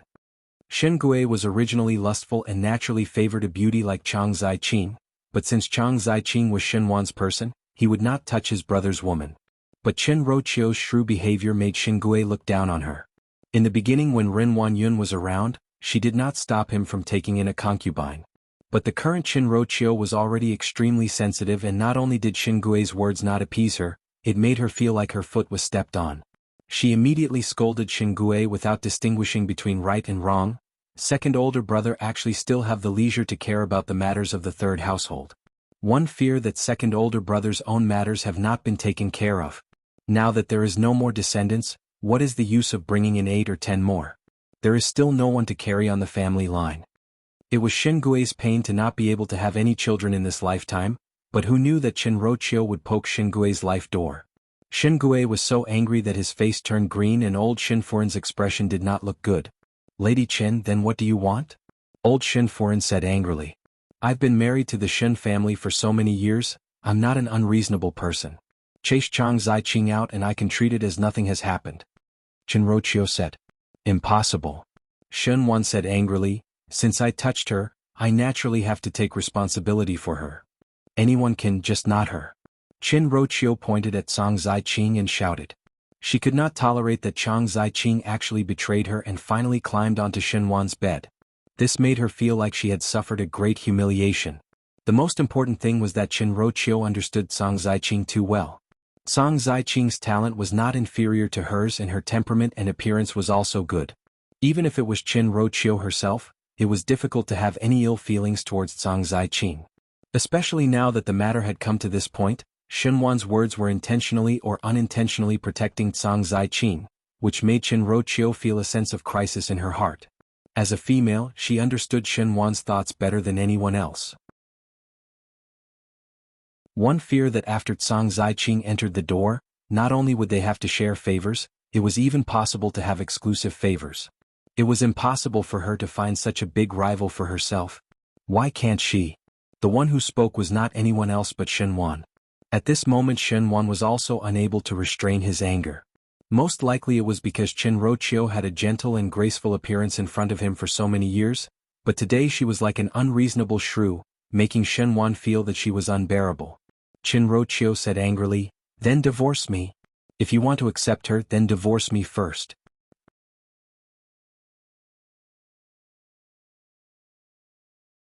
Chapter 637. This made Shen Wan so angry that he was flipped upside down. Qin Roqiu however seemed to suddenly have confidence and became more aggressive. "After obtaining a separation letter, naturally I will leave without a second word. You can take in whoever you like and it is not a problem to promote. After all, we bridge to bridge and road to road, one parting and both are happy." After saying that, 2 streams of tears flowed down her cheeks. In the end she looked quite pitiful. Qin Roqiu's words were said out of anger. She and Shen Wan were a young married couple, and even if there were many contradictions these days, they were in harmony for so many years. Qin Roqiu understood Shen Wan and knew that Shen Wan still had some feelings for her. Now he was only blinded by Cang Ziqing, and it was impossible for Shen Wan to divorce her because of Cang Ziqing. Unfortunately, Qin Roqiu calculated that Shen Wan still had feelings for her but did not calculate old Shen Furin's attitude. Old Shen Furin sneered and looked at Qin Roqiu as if she was looking at a jumping clown. "Separation? You wish, but I'm afraid you've miscalculated. It is impossible for number 3 to give you a separation letter and at most give you a divorce letter." Cang Ziqing, who was about to speak, swallowed the words in her mouth when she heard it. Qin Roqiu was not to be outdone and asked, "Why must I be given a divorce letter?" "What?" Old Shen Furin looked at her. "Ever since number 3 married you into the household, there were no other young ladies in the courtyard. Not to mention concubines, there was not even a Tong Fong. As the matriarch, you do not think of arranging things for your husband. This is being jealous and immoral. Number 3 is magnanimous, and I also do not want to intervene in number 3's courtyard matters, but after so many years, Qin Roqiu, you have calculated. You have been in the Shin residence for nearly 20 years and have not given birth to a male or female for the 3rd household. Let me ask you, who in the Ding capital is like you, to marry into one's husband's family and not give birth to a son, but also not let one's husband give birth to a son with others? Do you want my Shin family to have no descendants? You are jealous and have no children. Just these 2 out of the 7 rules are enough to grant you a divorce letter." If one were to say that old Shin Furin came from the streets and did not have much experience, but when arguing with others she would not suffer a loss in words. Especially since she had resentment towards Qin Roqiu. Now that she caught Qin Roqiu in the wrong, her resentment rose steadily, making Qin Roqiu speechless. Yes, just based on the fact that there was no heir, the Shin family could push all the blame onto Qin Roqiu. Even if it was in public, Qin Roqiu would be the one being pointed out. A trace of helplessness flashed across Qin Roqiu's heart. She had always thought that she had firmly grasped Shen Wan's heart and also thought that she and Shen Wan would be in love for a lifetime. But until now, Shen Wan's attitude of protecting Cang Ziqing was like a ruthless slap that smashed Qin Roqiu's self-righteousness. Shen Wan was no different from other men. He was still greedy for fresh things. She was no different from other women. Once she was old, she would have to give way to younger women. But those old women still had sons by their side and could sit firmly in the position of the matriarch of the family. She did not even have a son, thus this position was in jeopardy. Old Shin Furin looked at Cang Ziqing and slowly said, "Number 3, since you have touched others, my Shin family is not an unreasonable person and naturally have to take responsibility. There is no one left in Chang Young Lady's family, and if Chang Young Lady agrees, it is better to go through the open path and bring up a noble concubine. There is a lot of bad luck in this residence, so it should be washed away. Bringing up a noble concubine?" Old Shin Furin was clearly deliberately going against Qin Roqiu and was putting Qin Roqiu's face down. Qin Roqiu looked at old Shin Furin, and on old Shin Furin's wrinkled face, there seemed to be a flash of a smile. That smile made Qin Roqiu's heart enlightened. How did she find out about Cang Ziqing and Shen Wan? It was when old Shin Furin instructed her to go to the western courtyard to deliver the cloth. It was not earlier or later, but at that time. Could it be that old Shin Furin did it on purpose? These days she was worried about Shin Yu and could not care about other things. She did not find out about Cang Ziqing and Shen Wan, but old Shin Furin might have found out about it. Old Shin Furin wholeheartedly wanted to bring a concubine for Shen Wan and found out that Cang Ziqing and Shen Wan were in contact. One fear that she would not be happy, and perhaps she added fuel to the fire just for today's situation. To let Cang Ziqing enter the residence and force her to such a situation. Old Shin Furin. Qin Roqiu's heart suddenly gave birth to infinite hatred as she gritted her teeth. Such humiliation. Unreasonable.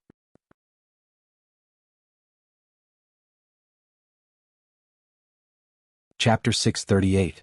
The general's residence in the Ding capital was originally decorated with flowers, and in the eyes of outsiders, it was only revered. But whenever the general's residence was mentioned, everyone would think of the formidable great general's hard work and heroic horse riding. But ever since the first household separated from the Shin family 2 years ago and were removed from the Shin family, the general's residence declined at a speed visible to others. Even though Shin Gui and Shen Wan tried their best to use their careers to support the former glory of the general's residence, unfortunately the paths of scholars and military officials were different. Scholars relied on their brains and mouths, and if they wanted to obtain meritorious services, it would take a long time. Military officials were different. After fighting a battle and cutting off a few heads of the enemy, they could gain the respect of the people. After the decline of the general's residence, even though there was still a name, it was not as attractive as before. These few days, it was not easy to attract people's attention again, but bad news spread for 1,000 li. The most surprising thing was the matter in front of one's eyes. One did not know when it started, but there was a rumor circulating in the streets that the third master of the third household of the Shin family, Shen Wan, intended to divorce his wife.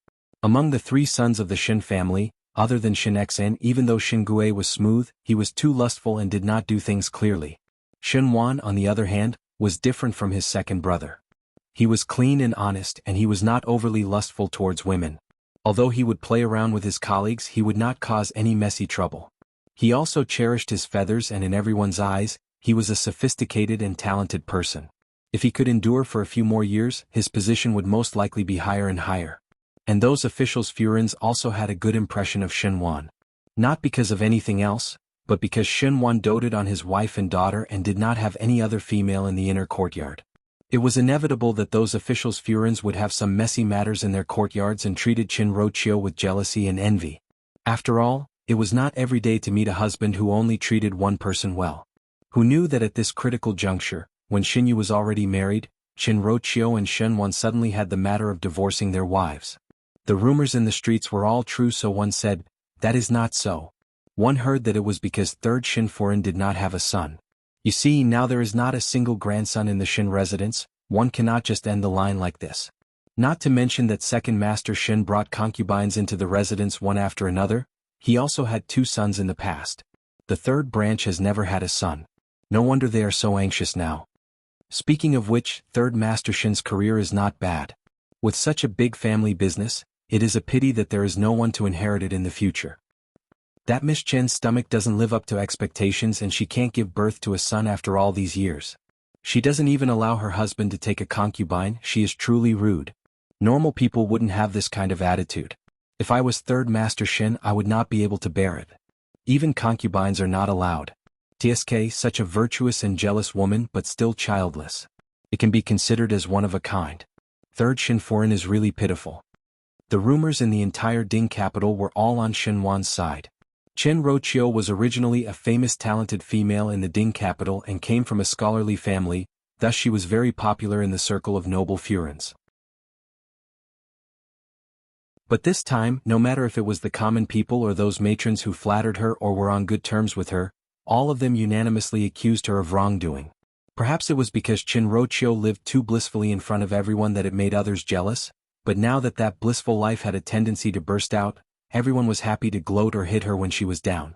In the Shin residence, Qin Roqiu smashed the white porcelain vase in front of her with a bang, and the vase splashed into pieces on the floor. The floor was full of dregs, but Qin Roqiu still could not vent her hatred and overturn the teacups on the table.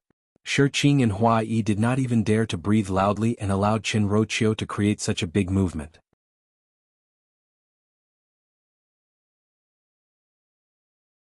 Chapter 639.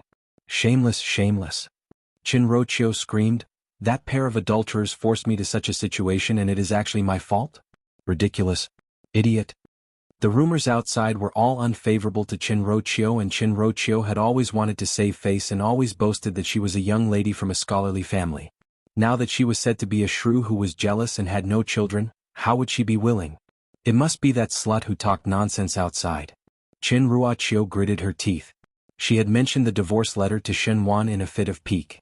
She had merely wanted to scare Shen Wan, who knew that this news would spread to everyone on the streets and alleys, almost pushing her and Shen Wan to an irreconcilable point.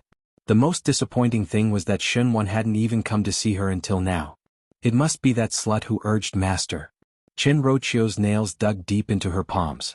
Old Shin Furen was now deliberately promoting Cang Ziqing to go against her. Now that Shin Yu's whereabouts were unknown and Shen Wan was bewitched by Cang Ziqing, in such a big Shin residence, there was actually no one standing by her side. One feared that the entire Ding capital would feel that she was the one in the wrong. Qin Rochio's heart suddenly felt a sense of helplessness of fighting alone. Madam, now that the old madam has given the order, what exactly should we do next?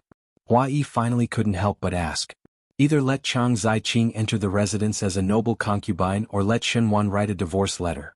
No matter which it was, Qin Rochio could not accept it. But in the Shin residence she was indeed powerless. At this moment her love for Shen Wan had completely turned into hatred. She suddenly stood up and sneered, "How can there be such a cheap thing in this world? The Shin family humiliated me, could it be that I still have to comply? Pack up, I want to go back to the Qin family." Qin Rochio returned to her maiden home. Master Qin was a prefectural official and was responsible for repairing all the big and small documents in Mingqi's palace. Because he was a civil official and was well-read, Qin Rochio had always considered herself to be from a scholarly family. Moreover, when old Master Qin was young, he was indeed the top scorer of the imperial court. Qin Rochio's marriage to Shen Wan also had the intention of a marriage alliance between the Qin and Shin family. Of course, it was Shen Wan himself who chose Qin Rochio. Even though Master Qin was not a person who was protective of his shortcomings, he paid great attention to the family's reputation. Especially that pretentious and virtuous manner which was almost the same as Qin Rochio. Thus when Qin Rochio was divorced or had the reputation of being jealous, old Master Qin would definitely be unhappy. The Qin family and the Shin family were destined to have an unclear lawsuit. When Shin Miao heard these words from Jingzhi's mouth, she was reading under the lamp. Jingzhi said, now that Third Foreign had returned to her maiden home, this matter would not be left at that. If they found out that those rumors were spread by young lady, what would happen?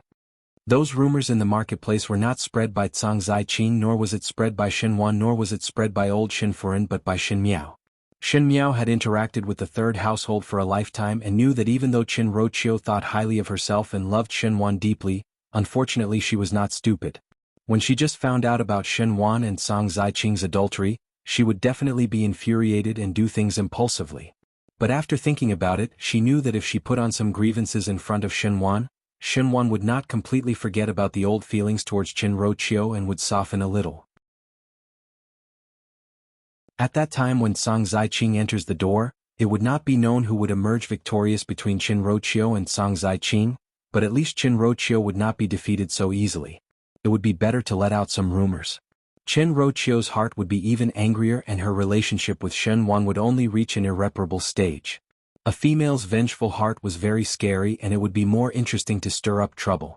As a matter of fact, Qin Rochio was really forced to return to her maiden home.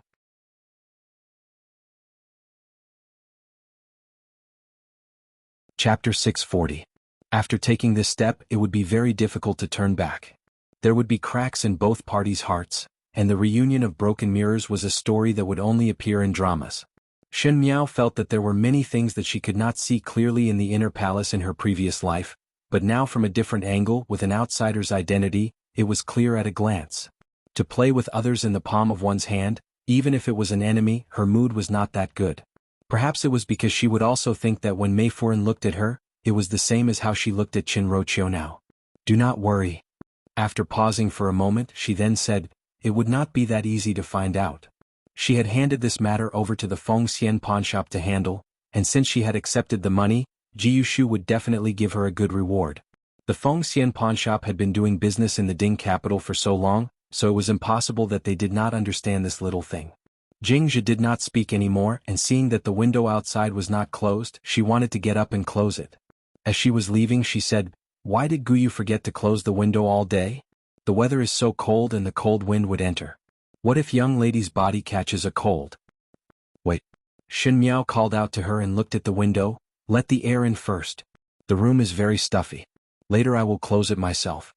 When Jingzhi saw Shin Miao's determined look, even though she had some doubts in her heart as to where it was stuffy in this bright room, she did not say anything. She then fried the wick of the oil lamp for Shin Miao and said, young lady should also rest early. Jingzhi withdrew. Shen Miao looked at the slightly swaying candle flame and was about to pick it up and walk to the side. Just as she was halfway there, that candle flame seemed to be flicked by something and shook violently. A familiar voice sounded, and with a playful laziness that had not been heard for a long time, "Did you not specially leave the door open for me? Why do you want to sleep?" Shen Miao turned her head back and saw the youth leaning on the windowsill with one hand supporting his chin. A pair of beautiful peach blossom eyes casually looked over, lazy and charming. Even in the darkness of the night, one would not be able to ignore his radiance. He saw that Shen Miao was slightly startled and his figure flashed and entered the room. Naturally he snatched the oil lamp from Shen Miao's hands and walked to the small table to sit down. His actions were as smooth as flowing water, as if he was entering his own room. "You have returned?" Shen Miao asked. "Diske," Xie Jingxing stared at her and said with a smile that was not a smile, "Why did you miss me?" Shen Miao was used to his frivolous and ambiguous words and simply ignored him. He walked over to the small table and sat down. Xie Jingxing raised his eyebrows. "You did well regarding Qin Roqiu's matter." Shen Miao rolled her eyes at him. "You know again." Xie Jingxing's informants were all over the Ding capital. Not to mention that Ji Yushu of the Fengxian pawnshop had some relationship with Xie Jingxing. Shen Miao let Ji Yushu go out to spread rumors, and one feared that Ji Yushu would tell Xie Jingxing about it, so Shen Miao did not care about it now. No wonder when Chang Zaiqing came to the Ding capital, you had such an attitude. Xie Jingxing however was talking to himself and looked at Shen Miao again. One could not tell if his tone was admiration or sigh as he said half-truthfully, "Really vicious and merciless." Shen Miao declined to comment. Xie Jingxing seemed to have thought of something and one did not know where he took out a box and threw it into Shen Miao's arms. Shen Miao was almost hit by that box and felt that the small box was heavy. When she subconsciously caught it, she saw that there was a big tiger carved on the outer shell of the box. The tiger's head was lively and had a bit of charmingly naive look, but the appearance of it baring its fangs and brandishing its claws was very fierce. Thinking of the white tiger called Jiao Jiao, that Xie Jingxing raised, Shen Miao endured the anger in her heart and opened the box. When she opened it, she was almost dazzled by the colorful things in the box. She saw that the heavy box was filled with exquisite and luxurious jewelry. Not to mention that it was a full box. Even if it was just a single piece, it would be expensive. Why would Xie Jingxing give her jewelry for no reason? Shen Miao looked at him and shook her head. "I do not need jewelry."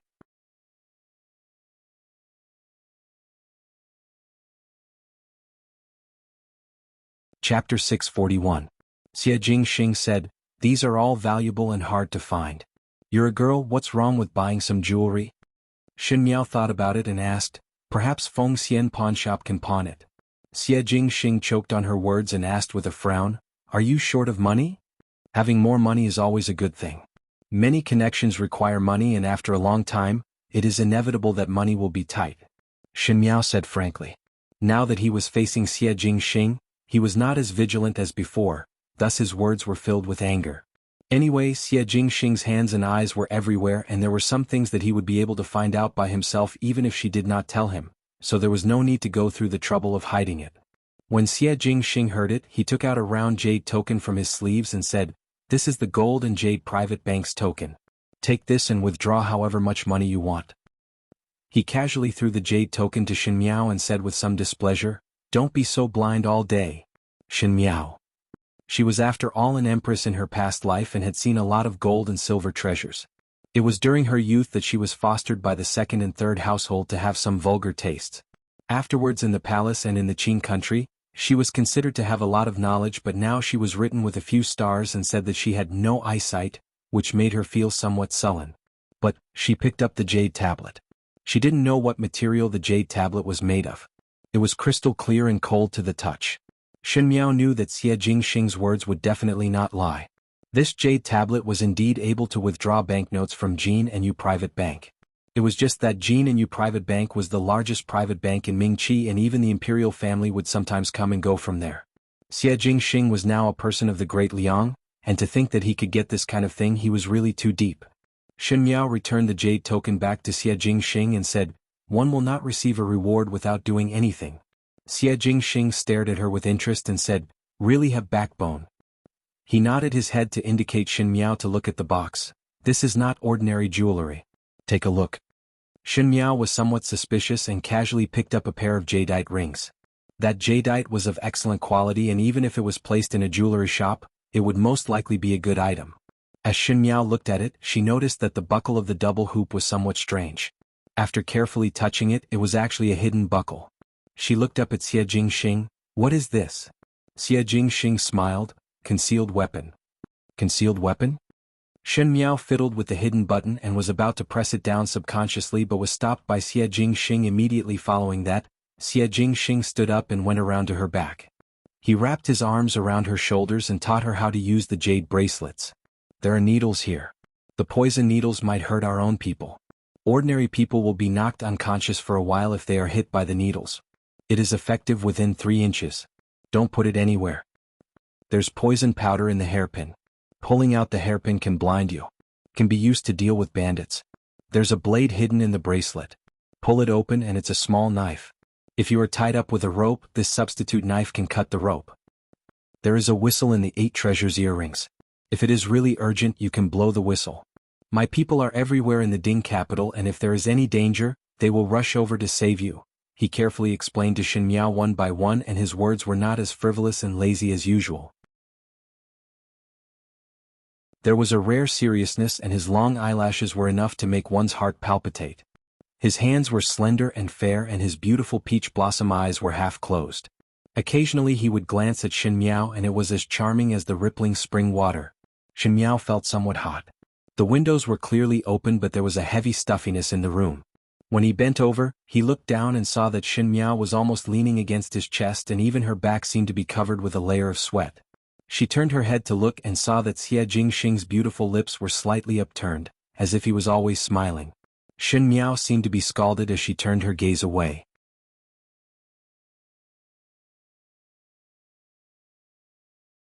Chapter 642. She was somewhat distracted and was noticed by Xie Jingxing, thus he was somewhat dissatisfied. He knocked Xin Miao's head and said, "Concentrate." Xin Miao moved forward and sat a little further away from him and pretended to be calm. "I have already seen it and I have remembered it. I will practice again in the future." Xie Jingxing's lips hooked up. "Didn't you say no?" Xin Miao turned her head. "You remembered wrongly." With this turn of head, because Xie Jingxing was looking down at her, she almost bumped into him. Xin Miao was slightly startled and her cheeks quickly turned red. This youth's brows were unreasonably handsome, and usually he was neither good nor evil and was somewhat frivolous, but when he used that pair of beautiful eyes to look at you, it was as if the world received a chilly spring rain in one night of winter. Layers upon layers of red flowers bloomed in Brocade Official City, and it was indescribably romantic. Xie Jingxing laughed softly. His voice was as mellow as fine wine and was so intoxicating that it made one a little flustered. Xie Jingxing stretched out his hand and brushed aside the stray hairs on Xin Miao's forehead. He carefully stared at Xin Miao's eyes and said with half doubt and half innocence, "Why are you blushing?" Xin Miao suddenly stood up and walked 2 steps with her back facing Xie Jingxing. "The room is too stuffy." It was because her back was facing Xie Jingxing that she missed the flash of smile in the purple-clad youth's eyes. "Because you feel ashamed of receiving a reward without any effort?" Xie Jingxing said without much care. "Simple. Just make some pastries." Finishing, he thought of something and said, "I have done many things but still could not exchange for it. It really makes one annoyed that someone could get it without doing anything." What? Xin Miao did not understand the meaning of Xie Jingxing's words. But she saw that Xie Jingxing had already stood up and said, "Never mind. Today I only gave you concealed weapons. These things are suitable for silencing people, and one think that it is to your liking." Xin Miao really wanted to retort but felt that what Xie Jingxing said was indeed right. She lived on the tip of a knife, and even though she had the protection of the Xin family behind her, the things that she did were extremely dangerous. If there was a day that the Xin family could not protect her, she could only protect herself. This box full of hidden weapons that looked like jewelry was undoubtedly precious to her. Xie Jingxing was indeed a person who understood her. Thinking of how she treated Xie Jingxing as an opponent previously, Pei Lang's words in her previous life were indeed right. The opponent was the one who understood her the most. Xie Jingxing suddenly thought of something and said, "Do you know the whereabouts of Xinyu?" "Xinyu." Xin Miao shook her head. She had the Xin family's informant and knew that Xinyu had escaped from home and her whereabouts were unknown. Qin Roqiu's people had yet to find Xinyu, and Xin Miao herself had also sent people to search for Xinyu's whereabouts, but they returned without any success. Xin Miao also suspected that even though the Ding capital was big, it would not be to this extent to look for someone. Moreover, for a pampered female like Xinyu, how many days could she endure outside alone? You know where Xinyu is? Shen Miao asked. Xie Jingxing said, she is in the residence of Prince Qin. After Xie Jingyun left, Shen Miao pressed her forehead before sitting down on the couch again. The candle flame in front of the small table was about to burn out. Xinyu actually went to the residence of the Qin prince, and Xinyu had a relationship with Huang Fuhao. In this lifetime she had inexplicably changed the direction of many things. For example, Xinyu's fate. Now that Xinyu had entered the residence of Prince Qin, no one would be able to predict what kind of changes would happen in the future. Shen Miao touched her chest and saw that box. She reached over and picked out a pair of jade bracelets from the box and wore it on her hand. The emerald green bracelets made her wrist more slender and fair like a painting. It was originally an ice-cold jade ornament, but Shen Miao felt that it was slightly hot, just like a youth's eyes.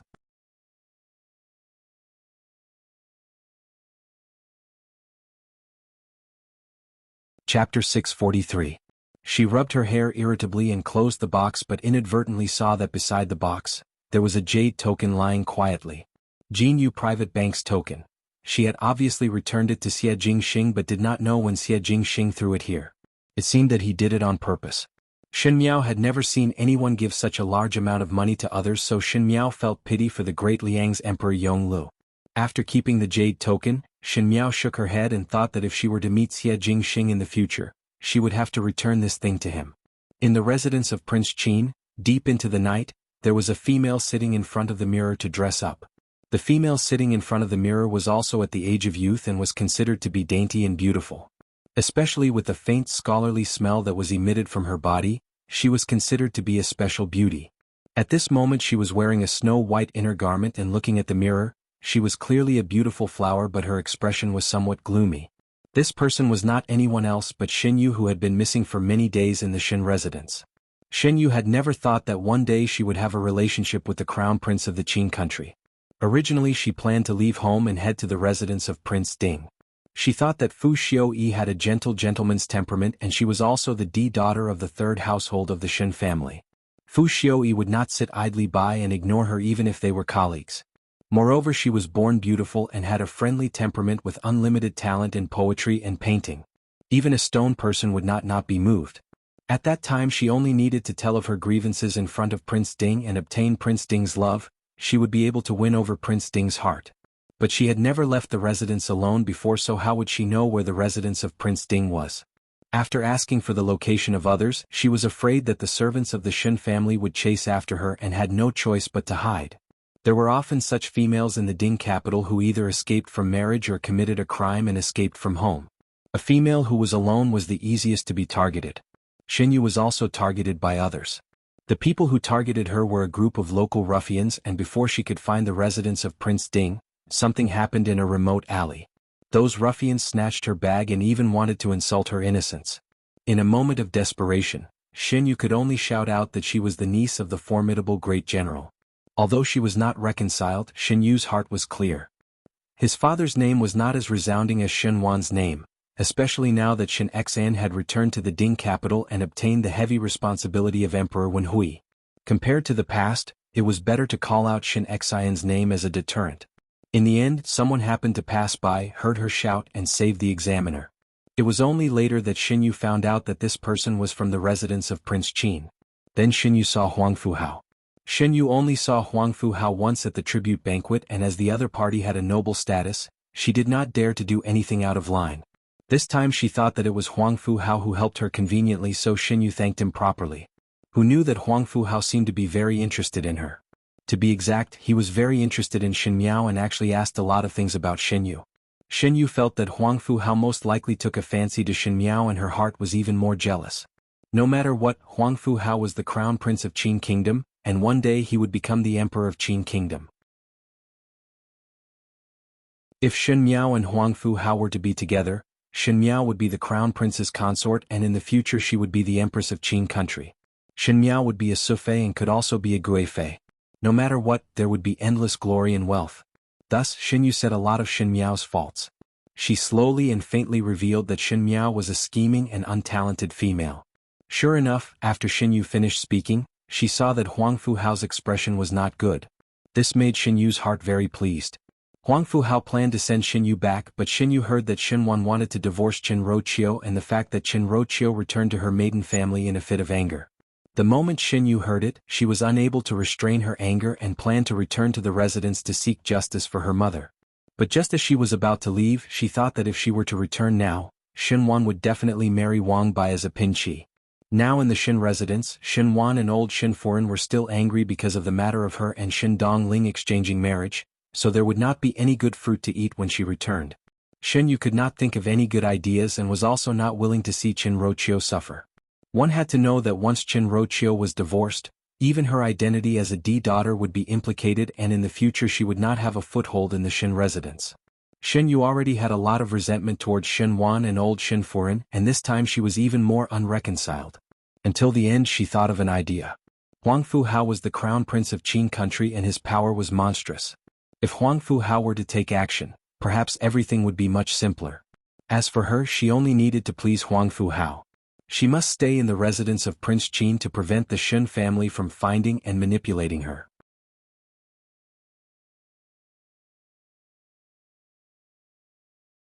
Chapter 644. After a few days of light snow in the Ding capital, the skies finally cleared up. Xin Miao was in the courtyard drying the books and they were all military books that Xin Qiu brought over. These few days in the room, one feared that mold would grow and she had to dry them clean. Jingzhe and Gu Yu were drying the bedding in the courtyard when Jingzhe said, "One heard that the lawsuit between the Qin and Xin family is very lively and many people are watching. Now that it has been dragged for so long, one do not know what the final result would be." "What other result can there be? Both sides are doing a thankless job." Gu Yu disdainfully said, "To bring the family matters to court, it is really a joke. Fortunately Master and Foreign separated early, otherwise they might be implicated together." Qin Roqiu's maiden family and the Xin family started a lawsuit. Old Master Qin was a stubborn old man who cared about his face and didn't want to admit defeat. He had to fight for everything and wouldn't allow himself to be the one in the wrong. Although Qin Roqiu was already married, Old Master Qin still had to protect Qin Roqiu's reputation. This was naturally not because he loved Qin Roqiu but because he did not allow the Xin family to look down on the Qin family. Qin Roqiu's mother was a powerful one. Her heart ached for Qin Roqiu and with a few words, she managed to persuade Master Qin to fight a lawsuit with the Xin family regarding the divorce. The Qin family said that when Qin Roqiu married into the Xin residence, she was conscientious and managed the family business for Xin Wan. She also wanted to bring in concubines for Xin Wan but it was Xin Wan who refused.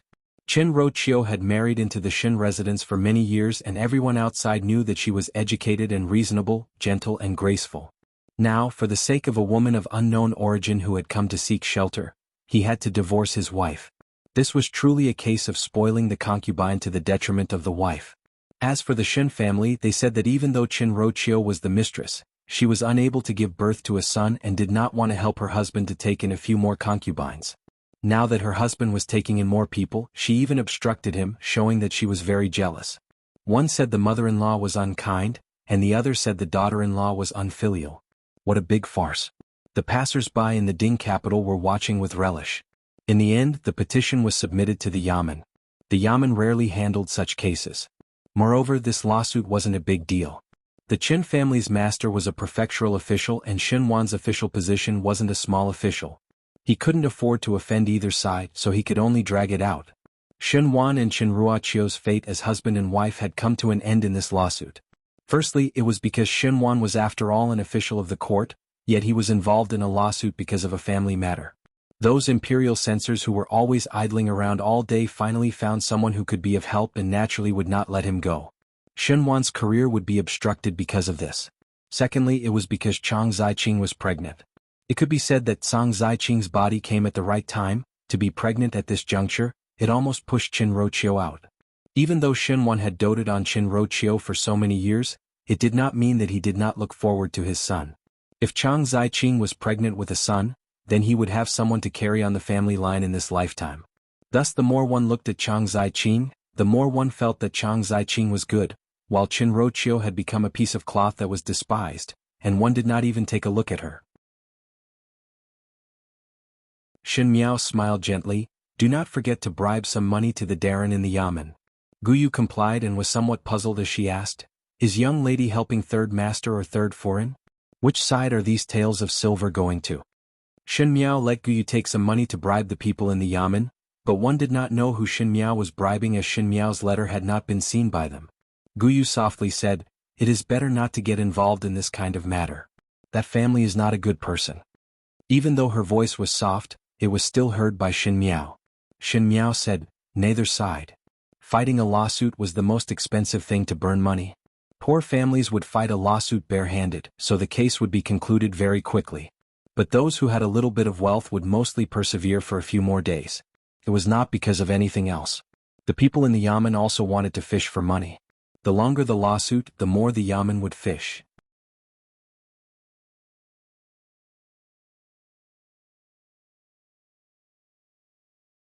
Chapter 645. In Shin Miao's previous life in the palace, she had seen Fu Xiu-yi wanting to deal with a court official.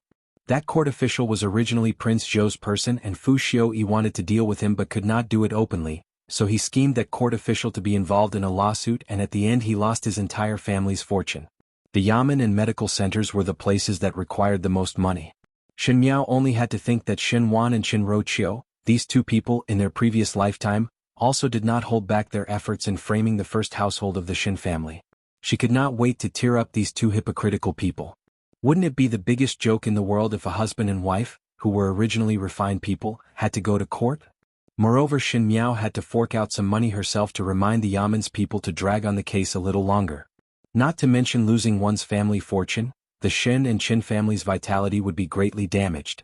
Moreover, Shin Wan and Shin Roqiu were both people who wanted face, so this time round it was absolutely impossible for them to reconcile. Nothing could be more perfect than this. Shin Miao's gaze turned slightly cold, but Chang Ziqing was actually pregnant at this time. Thinking of the role that Chang Ziqing played in Luo Shuiyan's death in the previous lifetime, Shin Miao could not help but sneer. She said, "Call Mo Qing over and let him find some people to go to Lu province to pick someone up for me." In the Lu province there was not only Chang Ziqing. Naturally there was also Chang Ziqing's husband and son. In the previous lifetime, Chang Ziqing had ruined Luo Shuiyan and lived for a long time without any worries before she was exposed. Now this old foundation was exposed by herself. It was necessary to add some jokes to the farce of the third branch. When Shin Miao was thinking about the third household of the Shin family, Shin Wan remained in the residence of Prince Ding. Shin Wan was a smart person in the turmoil of the princes fighting for the throne, but he was always unsure of his own footsteps. The crown prince was legitimate but sick and weak. Prince Zhou had his consort mother and was favored but was arrogant. Prince Li had a wide network of connections but was not favored by Emperor Wenhui. Only Prince Ding formed his own faction but did not seem to be interested in the throne. But Shin Wan had an intuition that Fu Xiu-yi was not as uninterested in the emperor's position as he appeared on the surface. This made Shin Wan even more hesitant, but now that the Shin residents had met with misfortune after Shin Xian's return, even Shin Wan himself felt that it was somewhat unlucky. His official career was getting more and more difficult and one feared that no one would want to stand in the other prince's team. At this time he thought of Fu Xiu-yi. In the early years when Shin Xian had not separated from the family, Fu Xiu-yi actually treated Shin Wan well and even had the intention to rope him in. Of course Shin Wan understood that Fu Xiu-yi was aiming for Shin Xian's military power but at that time he had more leeway to choose, thus he delayed and played Tai Chi afterwards. Fu Xiu-yi seemed to understand his intention and was not as warm as he was at the beginning. Now that the Shin family was in decline and was not like before, if Shin Wan still wanted to keep his official career and walk down a prosperous path, adding that Chang Ziqing might be able to give birth to a son for him, Shin Wan's original neutral path instantly changed to wanting to break through. Great wealth came with great danger. He still wanted to give it a try. So when Shin Wan finally came to the residence of Prince Ding, he finally chose to defect. Shin Wan himself also felt that it was somewhat funny. If he had made this decision earlier, perhaps Shin Yu would not need to marry into the Wang family, exchange of marriage and escape. Shin Yu could still win over Fu Xiu-yi's heart. But if Shin Yu did not exchange of marriage, perhaps he and Shin Roqiu would not have come to this step. Chang Ziqing would not be pregnant and he would not seek refuge with Prince Ding. The world's affairs were a freak combination of factors and fate loved to play tricks on people. Fu Xiu-yi sat on the main seat and ordered people to serve tea to Shin Wan. There was no need to say any polite words as both parties were well aware of the purpose of the visit.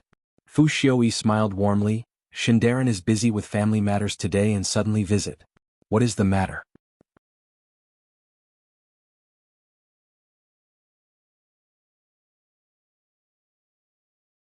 Chapter 646.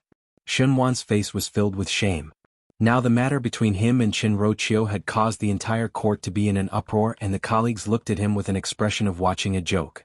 This was a painful torment for Shenwan, who cherished his reputation. Shenwan said, "This official is willing to sacrifice my life for your highness." When Fu Xiuyi heard it, he only smiled and did not answer. One did not know if he believed Shenwan's words or not. There were only the two of them and the servants in the entire hall. This kind of silence gradually made the atmosphere tense up. Cold sweat started to form on Shenwan's forehead. One did not know how long this kind of silence lasted until Shenwan felt that his entire body was drenched in sweat before he heard Fu Xiuyi's voice from above. "But now that Shen Xan had already left the residence, what about you?" Shenwan's heart thumped. Fu Xiuyi was indeed targeting Shen Xan. Originally, when the second household had not declined, Shenwan had guessed that Shen Yuan was working for Fu Xiuyi. It was just that what could Fu Xiuyi make Shen Yuan do? Shen Yuan was taken in by Fu Xiuyi at a young age, and it was not enough just because of his talent. Afterwards, Shen Yuan thought clearly that it was most likely that Shen Yuan monitored Shen Xian, or that he did something in Shen Xian's daily affairs. But afterwards Shen Yuan died, and Fu Xiuyi thought that he was lacking a person like Shen Yuan. Afterwards Shen Xian simply went to the Shaochun city, thus this person was not needed. Who knew that 2 years later Shen Xian would return to the capital with a strength that one could not ignore and would inevitably become a dazzling existence in Fu Xiuyi's eyes? Shen Yuan carefully said, "Even though he has left the residence, there is still one or two brotherly sentiments. If your highness has any instructions, this official will definitely do his best." Good. Fu Xiuyi said, "This prince appreciates talented people and also believe in Shindarin's ability. Coincidentally, there is a matter recently, and since Shindarin is coincidentally here today, one will not bother others. Since it is one's own people, one believe that Shindarin will handle it well." Shenwan was somewhat uneasy. Fu Xiuyi's words were clearly to give him a difficult problem. If it was done well, he would naturally be Fu Xiuyi's people, but if it was not done well, he would not be able to prove that he was a talented person, and would be ruthlessly abandoned by Fu Xiuyi. And because of the consequences of this difficult problem, Shenwan must bear it himself. It was a deal. Shenwan steeled his heart and said, "Your Highness, please instruct me." Fu Xiuyi looked at him with satisfaction. "This matter is not difficult. This prince knows that General Shen has a daughter, 5th Shen young lady, whom he loves like jewels, and now 5th Shen young lady has reached the age of engagement." Shenwan abruptly raised his head. Originally, when Shen Miao was chasing after Fu Xiuyi shouting that she wanted to marry Fu Xiuyi did not even look at Shen Miao. Occasionally, when he talked about it with the other princes and courtiers, he would look extremely annoyed. After all, being liked by such an idiot and stupid person was no different from a humiliation to a prince. But now, Shenwan's heart was pounding. Shen Miao had become more beautiful and her temperament had gradually calmed down. She had shed the original idiotic look and could be said to be a very good noble female in the Ding capital. If Fu Xiuyi wanted to marry Shen Miao, with the enmity between the first and third household of the Shen family, once Shen Miao gained power, she would definitely suppress him. Be it public or private, the better off Shen Miao was, the better off the first household of the Shen family, and the more dangerous it was for Shenwan. He did not want Shen Miao to walk higher and higher and hoped that Shen Miao would be as cheap as dust. Shenwan endured the bitterness in his heart and said, "Your Highness, want to marry 5th lady? This prince?" Fu Xiuyi laughed as if he had heard a funny joke. He shook his head and said, "Not this prince. It is this prince's imperial older brother."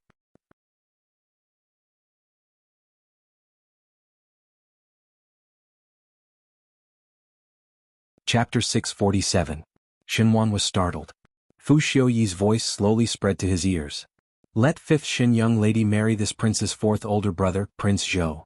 Shenwan was surprised at first, but when he thought about it and understood, he suddenly felt a chill in his heart. What kind of person was Shen Miao? She was Shen Xian's daughter. The southern Xie and northern Shen, the Xie family was considered to have really declined, and the Shen family of Mingqi was the strongest. Whoever married Shen Miao, that person would have the military power of Mingqi. Shen Miao's identity was destined that she would not be able to marry the powerful dignitaries, and this would make the suspicious Emperor Wen Hui even more fearful. It was best for Xin Miao to marry a commoner, but at the very least she could not marry a military official. Most likely it was because of this that Xin Miao had not decided on a marriage even at her current age, because if she were to marry a commoner, Xin Xian would definitely feel that his daughter would be wronged. The dignitaries were like this, so the princes would not dare to have any ideas on Xin Miao. It was still better for the crown prince as he was the legitimate heir, but if any of the other princes were to marry Xin Miao, it would be a clear statement of their ambition to fight for the throne. This kind of heavy weight looked like a blessing, but in fact it was a disaster. At the moment in the fight for the throne, the one in the limelight was actually Prince Zhou's faction. Prince Zhou and Prince Jing's consort mother were favored and they had some abilities. Seeing that the power was getting bigger and more followers, if Xin Miao was involved, then Prince Zhou would be pushed to the teeth of the wind and waves. Emperor Wenhui would definitely be unhappy and the rest of the princes would be jealous. One fear that Prince Zhou would be suppressed miserably. As for the Xin family, there was no need to talk about it. With such a big fanfare, one fear that once the Qin country and the Great Liang people leave, the Xin family would die miserably. Killing two birds with one stone, it was done to the point of perfection. Xin Wan's heart suddenly felt timid towards Fu Xiuyi. This person's mind was too deep and too ruthless, which was somewhat scary. Fu Xiuyi did not seem to see Xin Wan's expression and smiled gently. This matter will be handed over to Xin Darren. He did not say how to do it and did not say to what extent. Prince Zhou already had a Zhou Wangfei, so if Xin Miao were to marry over, she could only be a Sufei. Xin Wan did not have any confidence in his heart, but it was not good to show it. He cupped his hands towards Fu Xiuyi and said, "This official will do my best."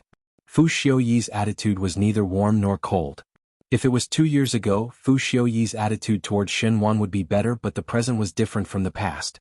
The Xin family was not as good as before and Xin Wan's head was full of lawsuits, so Fu Xiuyi naturally did not need to value him as much as before.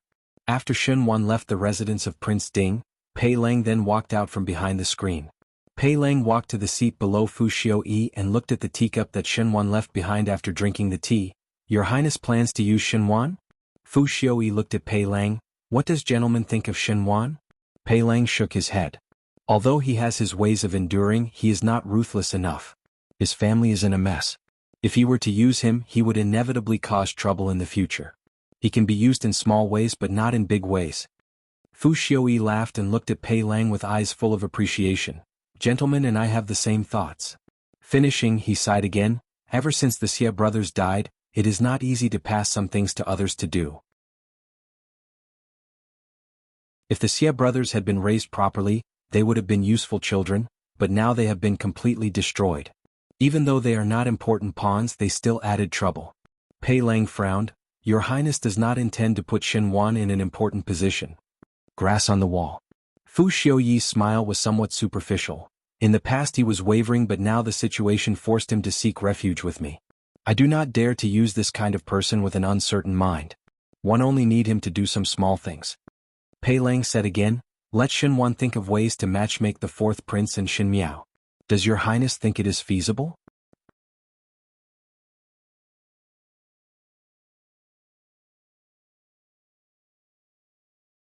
Chapter 648. One do not know if it is feasible or not. It is just that since this matter is Xin Wan's only chance, he would definitely make it happen at all costs. The Xin family skills are high and Prince Zhou is the strongest. Now that it has reached a sufficient stage, if one does not take action, one feared that it would really be too late. Pei Lang no longer spoke. But he saw Fu Xiuyi suddenly said, "If I were to marry Xin Miao, what does teacher think?" Pei Lang's heart jumped fiercely, but his face still had a light and breezy look as he analyzed. One fear that it would not be good and would attract His Majesty's suspicions and also make the rest of the princes fearful. Fu Xiuyi nodded his head and there was some regret in his expression. One could not tell what kind of tone it was in his words. "It is a pity." Pei Lang did not understand what Fu Xiuyi was feeling pity about. In terms of feelings, Fu Xiuyi did not seem to have any other feelings for Xin Miao. If there was, he would not be so cold when Xin Miao chased him to the point that the entire Ding capital knew about it. If at that time Fu Xiuyi had any methods of shielding Xin Miao, then the rumors would not be so unscrupulous. What exactly was Fu Xiuyi feeling pity about? Pity that the Xin family's military power was not fated to be in his hands? Pei Lang did not know what the answer was. After Fu Xiuyi left, he also returned to his own room, and when he saw that there was no one else, he then started to write a letter. Tonight the residence of Prince Rue was somewhat austere. The servants all had a dignified expression and did not dare to breathe loudly. Today when His Highness Prince Rui returned, his expression was very cold, and Gao Yang and Ji Yushu who were beside him also had a rare solemn expression. Tai Yi and Nan Qi brought along a person dressed like a guard and entered the room with Prince Rui. Even the personal study was renovated to be very spacious, and with the addition of some magnificent furnishings, it did not look like a study but had the feeling of a corner of a palace. There was a person sitting on the main seat and was playing with the thumb ring in his hands in boredom. He was wearing a dark purple embroidered robe, and the clothes slowly covered the spacious chair, as if a purple cloud was flowing down from the sky. The person who was kneeling on the ground was prostrating himself. He could only see the boots in front of him. It was a greenish-black deerskin boot with the neatest sewing. The fine and dense sewing did not move at all. The sewing seemed to have silver edges. It was just a boot, but it was enough to show the owner's arrogant and luxurious temperament. Xie Jingxing had one leg on the soft couch and was half leaning on the seat as he looked down at the person below. His eyebrows and eyes were unbelievably handsome. When he smiled, it was as if the entire garden of spring could not be blocked. However, when his face was cold, it made people shiver. Those beautiful peach blossom eyes seemed to have turned into an icy spring at the peak of a mountain in an instant. He opened his mouth faintly, and his voice was emotionless. "Tell me, who is your master?" The man gritted his teeth and said nothing. Gao Yang and Ji Yushu also frowned tightly. Xie Jingxing smiled lazily and said, "It is fine if you do not want to say. Throw him into the tower prison." He suddenly bent down and got closer to that guard and said softly, "Anyway, I know who it is." The guard's expression did not change. His body was riddled with scars. It was obvious that he had suffered a lot of torture before this. Xie Jingxing smiled slightly, but the smile did not reach his eyes. He said, "Take his token." Ji Yushu and Gao Yang were startled at the same time and could not help but look at that guard. The guard was startled for a moment before a trace of struggle flashed on his face. Just the word token? It was obvious that Xie Jingxing already knew his identity. Everyone knew that Prince Rui of the Great Liang was ruthless and unscrupulous in his actions, and the tower prison was an existence that made one tremble in fear. Even he would tremble in his heart. The guard steeled his heart and simply knelt down and kowtowed a few times to Xie Jingxing. "Your Highness, have mercy."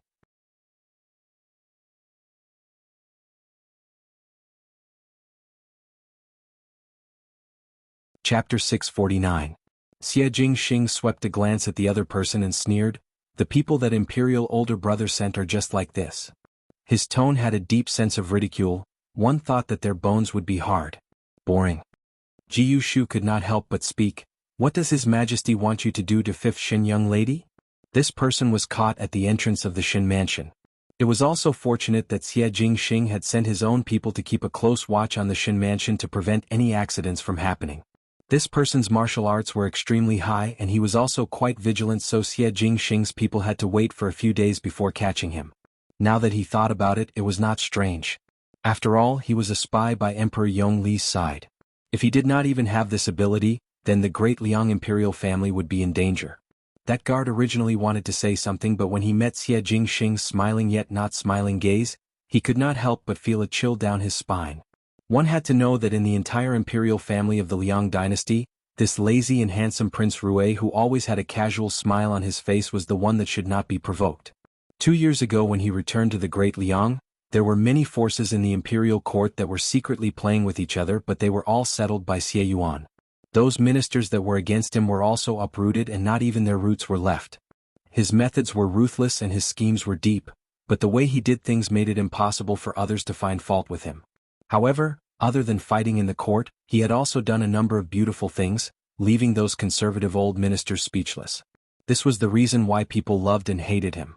Now, under his sharp eyes that could see through everything, the guard did not dare to hide anymore and could only reveal everything.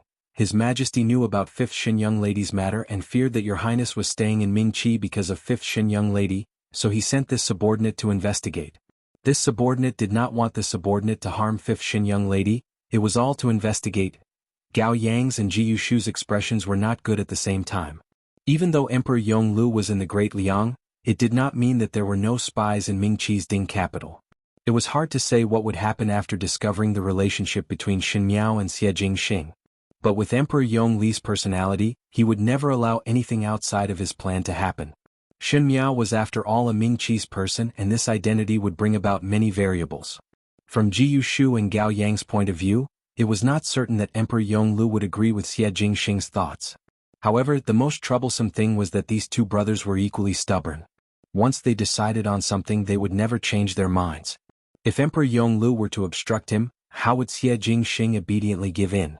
In addition, as compared to Emperor Yonglu, Xie Jingxing had experienced quite a number of assassinations in Mingqi, and his temperament was even more unruly.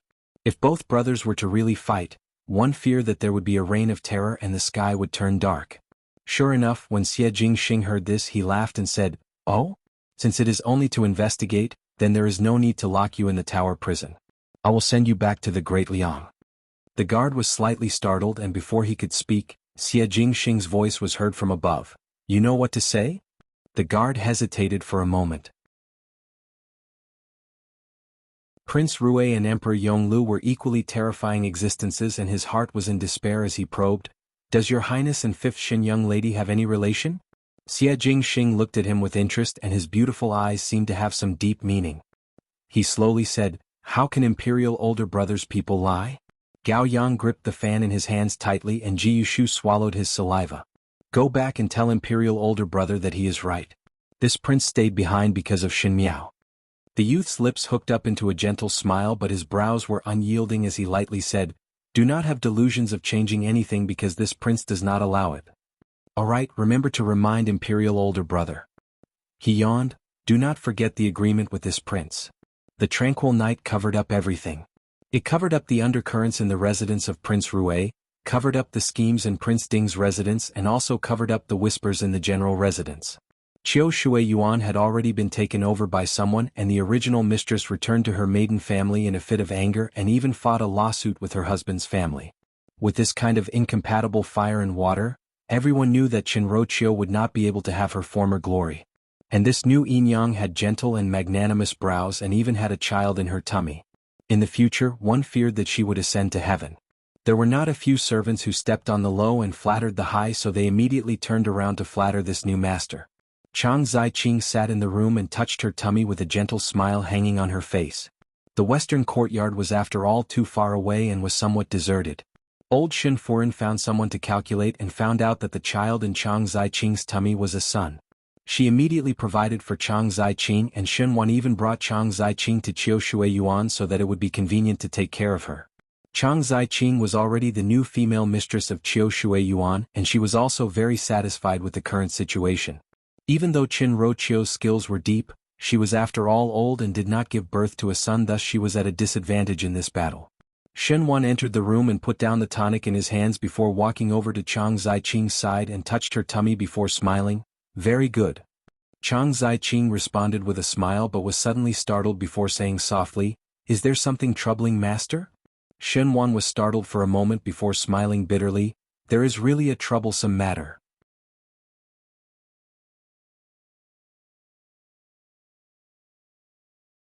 Chapter 650.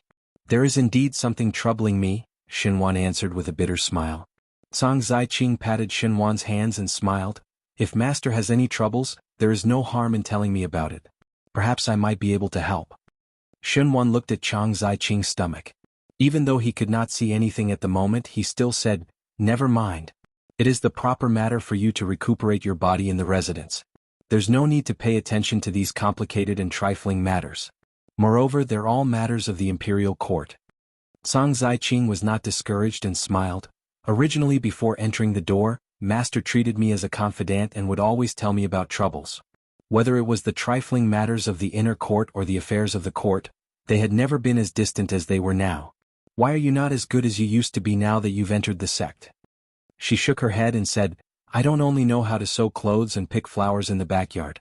Although I'm not the smartest, it's much easier for two people to think of a way than one person. Why don't you tell me about it?"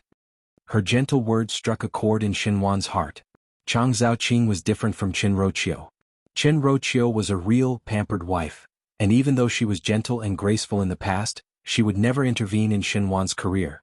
When Xinwan's career was at its peak, it was good to have such a lovely wife who abided by her duties. But if there were any problems, Qinro Qiu would not be able to help at all in the officialdom. Chang Zaiqing was different. Before Xinwan had revealed his thoughts to Cang Ziqing, he called Cang Ziqing as a friend. The two of them talked about everything under the sky. Cang Ziqing's knowledge was not short and could occasionally point out the matters of the court, thus Xinwan appreciated her a lot. At this moment, hearing Cang Ziqing say that, Xinwan's heart suddenly moved slightly. Cang Ziqing not only had her own views on the matters of the court, the most important thing was that Cang Ziqing was a female. There were too many twists and turns in how to let Xin Miao marry Prince Zhou. If it was 2 years ago when Xin Miao's temperament had not changed, it would naturally be very easy. As long as he said a few words in front of Xin Miao, he would be able to incite her, but now it was not possible. Moreover, the relationship with the first household was tense, so it was impossible to start from Xin Xian's side. For this kind of marriage, perhaps one would only be able to obtain some gains by asking Cang Ziqing. Thinking of this, Xinwan looked at Cang Ziqing and asked probingly, "If one say that I want Fifth Lady to marry His Highness Prince of Zhou, what do you think should be done?" "His Highness Prince Zhou?" Cang Ziqing was surprised for a moment before asking curiously, "Why let Fifth Young Lady marry to Prince Zhou?" Xinwan chuckled, "I just said that casually." Even though he had already treated Cang Ziqing as his woman, but since he was working for Prince Ding, his mouth must be tight. Thus he did not dare to casually reveal this confidential matter. Even if he did not say it, Cang Ziqing was a smart person and quickly understood. She did not linger on the matter and said, "Fifth Xin Young Lady is General Shen's beloved daughter and one that he pampers in his palms. Now that His Highness Prince of Zhou already has a Wang Fei, if Fifth Xin Young Lady were to marry over, at most she would be a Su Fei. General Shen and Shen Furen would definitely not agree to it." Xinwan furrowed his brows and nodded. His expression showed that he was in a dilemma. When Cang Ziqing saw it, her heart moved slightly. If Xin Miao married to Prince Zhou, no matter what, it would not be a good thing for Xin Miao to be a Su Fei. Even though Cang Ziqing did not understand what Xinwan's intention was, she was certain that once this matter was successful, Xin Miao would not have a good ending. Thinking of that delicate and pretty young female's pair of clear eyes that seemed to be able to see through one's heart, Cang Ziqing's heart felt somewhat uneasy. One did not know why, but Cang Ziqing had an instinctive fear and uneasiness towards Xin Miao, as if Xin Miao's existence would cause her some unpredictable consequences. Cang Ziqing was also a person who sought stability, thus if Xin Miao could be settled, it might not be a bad thing for her.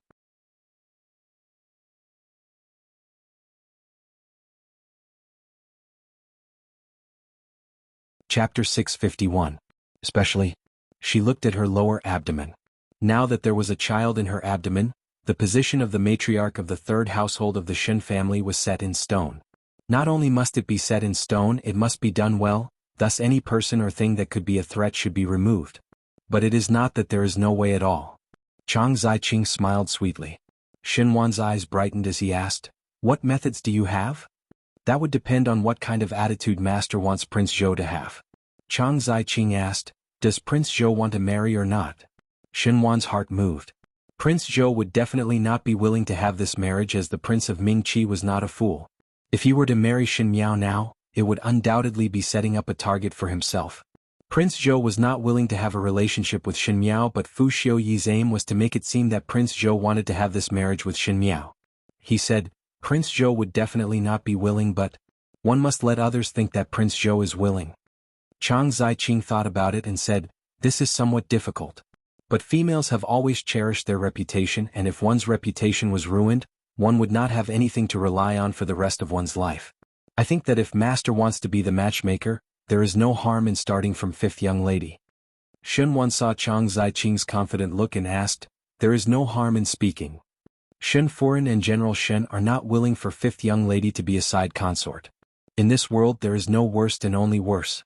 If there is a worse ending than Fifth Young Lady being a side consort, General Shen and Shen Furen would definitely take a step back and choose to let Fifth Young Lady marry Prince Zhou." Xinwan's heart moved. He heard Cang Ziqing continuing to speak, "As for something worse than being a side consort, there are many.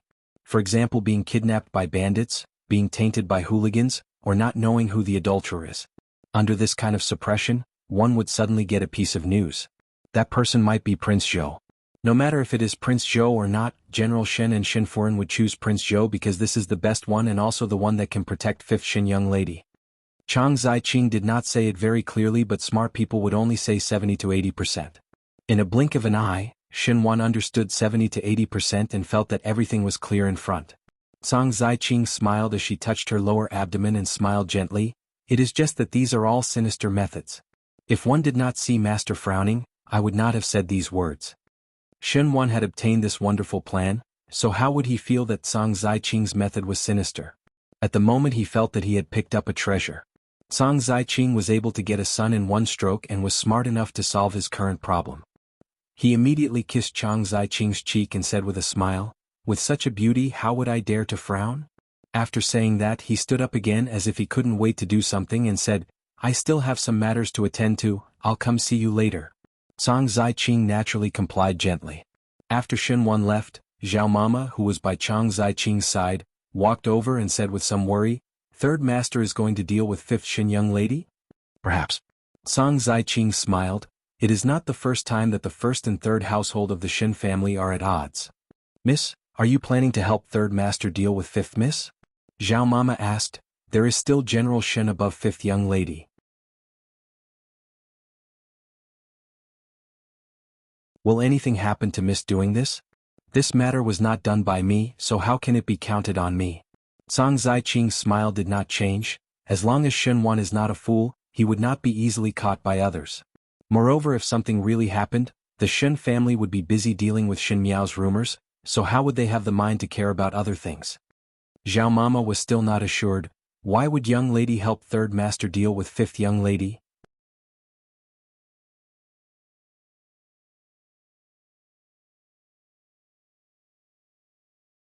Chapter 652. To come up with strategies for one's husband is what a proper matriarch should do. One must let him feel that I am different from Qinroqiu. Let him feel that I am able to do the things that Qinroqiu is able to do and that I am able to do the things that Qinroqiu is unable to do, then he would not be able to leave me. Song Ziqing caressed her lower abdomen and narrowed her eyes. Moreover, I have a premonition that if one does not remove Xin Miao, one fear that it would bring about a big disaster. When Zhao Mama heard this, she jumped in shock and did not say anything more. Song Ziqing changed the topic of conversation. "Speaking of which, is there any news from the Lu province?" Zhao Mama said, "The people that were sent are on the way, and no matter how fast they travel, they would still need a few days, so they should be back in a few days. Let them arrange things properly." A trace of coldness flashed in Song Ziqing's eyes. "My past cannot be known to anyone." Xin Miao received a letter from Pei Lang that night. In the letter, it said that Fu Xiuyi actually let Xinhuan think of ways to let her marry Prince Zhou. Jingzhi and Guyu saw that Xin Miao's expression was not good and thought that something happened, so they asked, "Did young lady encounter something bad?" Xin Miao shook her head, but her heart was secretly vigilant. In the past and present lifetime, Fu Xiuyi had the same calculations. No matter if she could marry Prince Zhou or not, as long as she was involved with Prince Zhou, the Xin family and Prince Zhou would not have a good time. The Xin family had angered Emperor Wenhui and made Emperor Wenhui feel that the Xin family supported Prince Zhou and wanted to secretly take a side in the fight for the heir apparent. As for Prince Zhou, he was the target of public criticism. Without using a single soldier, he was able to remove two potential dangers for Fu Xiuyi. Fu Xiuyi really had a good calculation. As for her rather capable third Shu, he wanted to tie her and Prince Zhou together. Needless to say, he would definitely use some methods that could not be seen in public. As Xin Miao thought about it, she could not help but sneer in her heart. No matter how long it was, the third household of the Xin family could use the first household's people without any scruples. If it was possible to use the entire first household as a stepping stone for glory and wealth. Such intentions were to be put to death. She said, "Let Mo Qing come in." Jingzhi went outside to call Mo Qing over. Xin Miao asked Mo Qing, "Have you found the person that I asked you to investigate in the Lu province?" Mo Qing cupped his hands and said, replying to young lady, the Lu province's people had already replied and seemed to have found the person. However, there is another group of people who are also trying to find out the whereabouts of the father and son. I heard that they have issued a Jianghu order, regardless of whether they are dead or alive. Xin Miao suddenly laughed out, but no matter how one looked at that smile, there was some coldness in it. Song Ziqing is really ruthless. Regardless of life or death, the people that Xin Miao asked Mo Qing to find were Song Ziqing's husband and son, and now other than Song Ziqing, who else would be chasing after that pair of father and son? Now that Song Ziqing had clung onto Xin Gui, she even wanted to kill her own husband and son to prevent future troubles. It was no wonder that she could walk so far in the previous lifetime. Just this kind of ruthlessness was something that many people could not compare to. Send someone to inform the people in the Lu province to protect them father and son and bring them back to the Ding capital as soon as possible. Shen Miao said. Mo Qing nodded his head. Shen Miao suddenly thought of something and said, "Wait."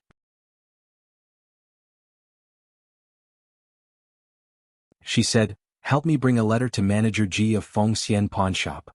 The lawsuit between the Shen and Qin family was really long and lingering. Many people thought that the case had been settled for a long time, but upon asking, it was not over yet. Almost 2 whole months had passed before this case came to an end. Qin Roqiu was indeed jealous of having no son, and in addition to old Qin Furen saying that Qin Roqiu did not treat her with respect, at the end Qin Wan still gave Qin Roqiu a divorce letter. This marriage that was initially praised by everyone as a talented man and beautiful woman, a celestial couple that others envied, actually ended in such a farce. And the most ruthless thing about Shen Wan was that after divorcing Qin Roqiu, he quickly promoted Chang Ziqing as a noble concubine.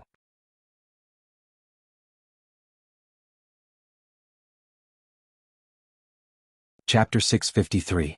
But even so, this lawsuit was a lose-lose situation for both parties. Shen Wan's career was hindered and the residents also spent a lot of money. It was just that in comparison the Qin family was obviously more miserable. The Qin family had some reputation, but because they were a scholarly family, they did not have much money. Old Master Qin initially fought this lawsuit because he did not want others to look down on the Qin family, but he did not expect that this lawsuit would go on for so long. After fighting for a full 2 months, it was not an exaggeration to say that the Qin family was bankrupt. Because of this, old Master Qin's vitality was greatly damaged and blamed everything on Qin Roqiu. Qin Roqiu's mother also had some complaints. Qin Roqiu was originally hurt by Shen Wan and hated that Shen Wan did not care about old feelings, and was also angry that Chang Ziqing was two-faced. The saddest thing was that there was still no news of Xin Yu, and now that she was despised by her own parents, she felt that all her hopes were in tatters and was almost at the end of despair. What she did not know was that the daughter that she could not find was currently in the residence of the Qin prince in Yanqing Lane. In the residence of the Qin prince, Xin Yu was dressing up in front of a mirror. The clothes that she wore were of the best quality. Even though the Shen family was a wealthy official family, it could not be compared to the fabrics in the Qin country's imperial palace. The jewelry that she wore was also very luxurious. She was covered in silk and looked like a different person from the past. If one were to say that the Xin Yu in the past followed Qin Roqiu's instructions and dressed up elegantly and was not bothered by the vulgar gold and silver, now her appearance looked much more expensive. Naturally, it was because Xin Yu had become Huangfu Hao's concubine. The maid by her side carefully served hot tea to Xin Yu, but Xin Yu's expression was somewhat impatient. She had a pretty face, and under Qin Roqiu's daily nurturing, she could be said to be gentle and understanding. Moreover, she could see that Huangfu Hao had some interest in Xin Yu, so she picked out topics related to Xin Yu. One day Huangfu Hao frivolously asked her if she was willing to be his concubine. Xin Yu thought for a night and agreed the next day. She did not have any other way out. The news spread like wildfire. The lawsuit between the Xin family and the Qin family had almost become a joke. Chang Ziqing was pregnant, and if she gave birth to a son, one feared that this daughter would be thrown to the back of the Xin family's head. Even if it was not a son, because Qin Roqiu caused Shen Wan to be pointed at, Shen Wan and old Qin Furen would hate her. Her name had already been occupied by Xin Dongling, and these days there were rumors that the Minister of Lands Wang Bai doted on his lovely wife, Xin Yu. The more it was said, the more Xin Yu's heart was filled with regret and unwillingness. No matter if she really liked Wang Bai or not, as long as she thought that the comfortable life that Xin Dongling was living now should have been hers, Xin Yu's heart was extremely unreconciled. She hated Shen Wan for being heartless and also hated Qin Roqiu for not living up to expectations. And now she understood that based on her current self, it was even more impossible to get close to Fu Xiuyi. If she were to return to the Xin family, Shen Wan might be angry with Qin Roqiu and arrange a shoddy marriage for her. Xin Yu also had the unique coldness of the Xin family in her bones. Shen Wan and her had been father and daughter for so many years, and at the beginning they were happy and affectionate, but now, Xin Yu's gaze toward Shen Wan was even more vigilant than outsiders. Xin Yu thought that rather than being married to an unknown family, it was better to be Huangfu Hao's concubine. Huangfu Hao was handsome and young and was also the crown prince of the Qin country. If in the future she was favored by Huangfu Hao, perhaps she could be promoted. The most important thing was that if she could borrow Huangfu Hao's power, perhaps she could protect herself and Qin Roqiu. Thus Xin Yu became Huangfu House concubine.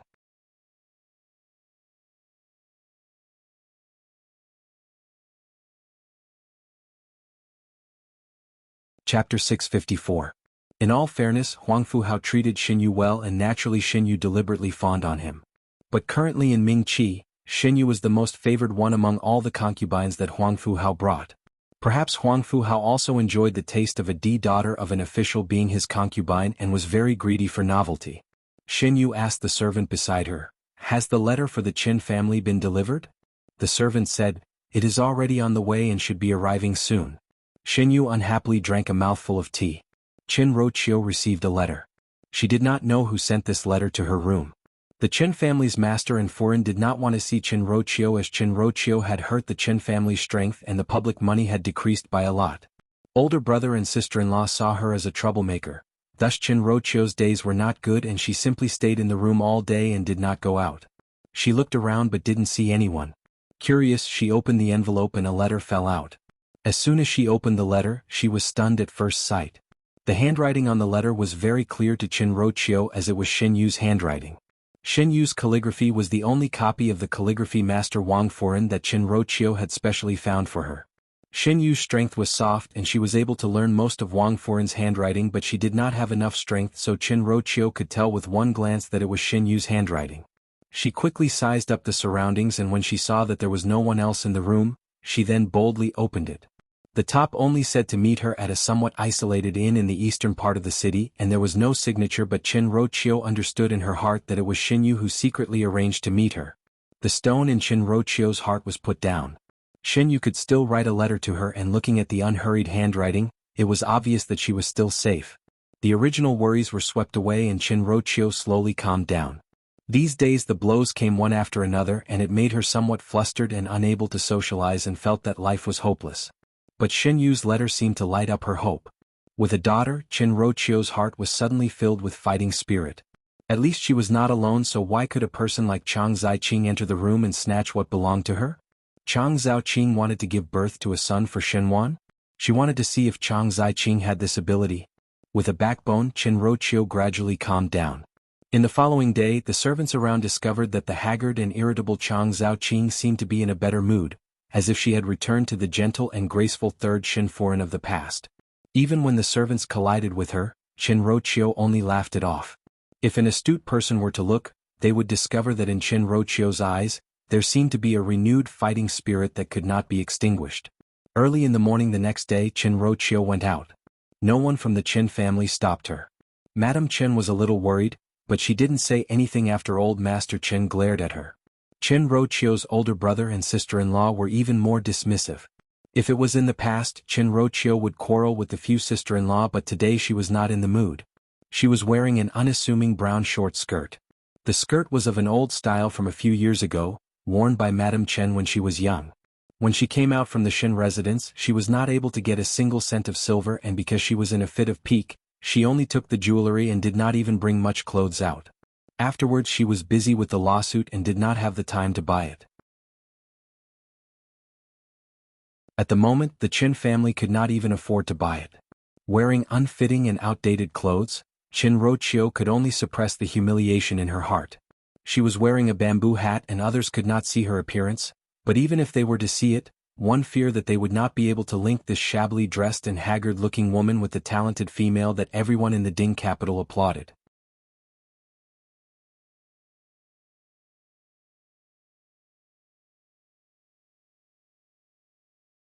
Chapter 655. In order to save money, Qin Roqiu could only hire an old horse carriage.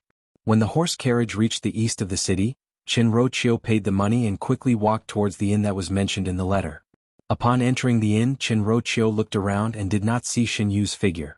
Just as she was feeling suspicious in her heart, a waiter walked towards her and glanced at her before asking, "Is foreign looking for a young lady?" Qin Roqiu was startled for a moment before nodding her head. Now that the entire Ding capital knew about the lawsuit between her and Shenwan, she was somewhat guilty and feared that she would be recognized and pointed at. She was even more afraid that Xin Yu would be discovered. That waiter said, "Foreign, please follow me." The waiter brought Qin Roqiu to a room on the upper floor of the inn and stopped at the door before smiling, "The person that foreign is waiting for is inside." Then he left by himself. Qin Roqiu pushed the door open and saw a young female sitting at the table in the room. No matter how Qin Roqiu recognized that back view, who else could it be other than Xinyu? Qin Roqiu closed the door and cried out involuntarily, "Yuer?" Xinyu turned her head over and could not help but be startled when she saw Qin Roqiu's appearance. It was until Qin Roqiu went forward to hold her hands that Xinyu could see Qin Roqiu's face clearly before calling out, "Mother!" But then she frowned. "How did you become like this?" If one did not see it with one's own eyes, Xinyu would not believe that this sloppily dressed and simple female would be her noble, gentle and generous mother. When Qin Roqiu heard it, a trace of resentment flashed across her face and she gritted her teeth. "If it was not for that slut Zai Qing and your heartless father, how would I end up like this?" Finishing, she looked at Xinyu anxiously. "Yuer, where have you been these days? Do you know that mother's heart is very anxious? Are you all right? Did something happen?" Qin Roqiu only had Xinyu as a daughter and normally she would be pampered and loved, so the concern at the moment was not fake. When Xinyu heard it, she felt somewhat sad, but her face was still smiling. "Mother, do not be afraid. I'm living very well now. I have found a backer that is even nobler than Wang Qian. With this backer, the Xin family will not dare to bully us in the future." Qin Roqiu asked suspiciously, "Who are you talking about?" Xinyu hesitated for a while before saying, "His Highness the Crown Prince of the Qin country." Qin Roqiu cried out in surprise, only to hear Xinyu quickly continuing to explain, "His Highness the Crown Prince treats me very well. At the beginning when I left the Xin family, it was His Highness the Crown Prince who saved me. After that, he wanted to send me back, but the Xin family was in trouble, so I stayed in the Crown Prince's residence. His Royal Highness the Crown Prince is a good person. Mother, don't feel bad about it. I'm really following His Royal Highness the Crown Prince. It's much better than following those people of the Wang clan who say one thing but mean another. I can't be on equal footing with Xin Dongling, right? If I return to the Xin family, grandmother and father are already dissatisfied with me. Who knows how they will betroth me? Mother, can you just listen to me this once?" Qin Roqiu instinctively felt that it was not good, but after hearing that Huangfu Hao saved Xinyu, her expression slightly eased. But at the end the other party was not a person of Ming Qi. Even if Qin Roqiu did not understand the affairs of the court, she had been influenced by Shen Wan for so many years and had a basic vigilance.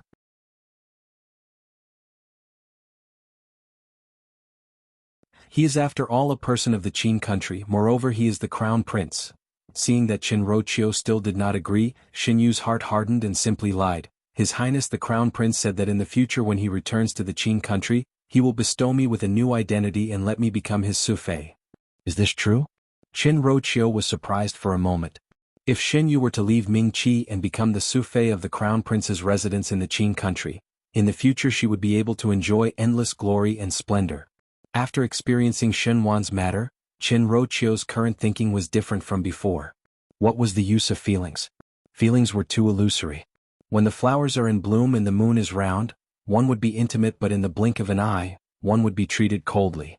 And those smelly silver, riches and splendor that were mentioned in the books were the things that one could really rely on. Without money, the Qin family could mock and ridicule this daughter of theirs. If their family had a sufei of the crown prince. Qin Roqiu's heart slowly warmed up. "Absolutely true," Xinyu said. Qin Roqiu hesitated for a moment before saying, "Let this matter be discussed in the future. There is still one more matter at hand." Xinyu asked, "What matter?" "Chang Zai Qing, that slut, schemed against me behind my back, saying one thing in front of me and another behind my back. I fell into her trap. Now I have become a street rat, but the person I hate the most is not Chang Zai Qing but your father. If it was not for your father's protection, how would I end up like this? He did not even put the past decades of husband and wife relationship in his eyes and let them live a good life with a clear conscience. I am not reconciled. I hate."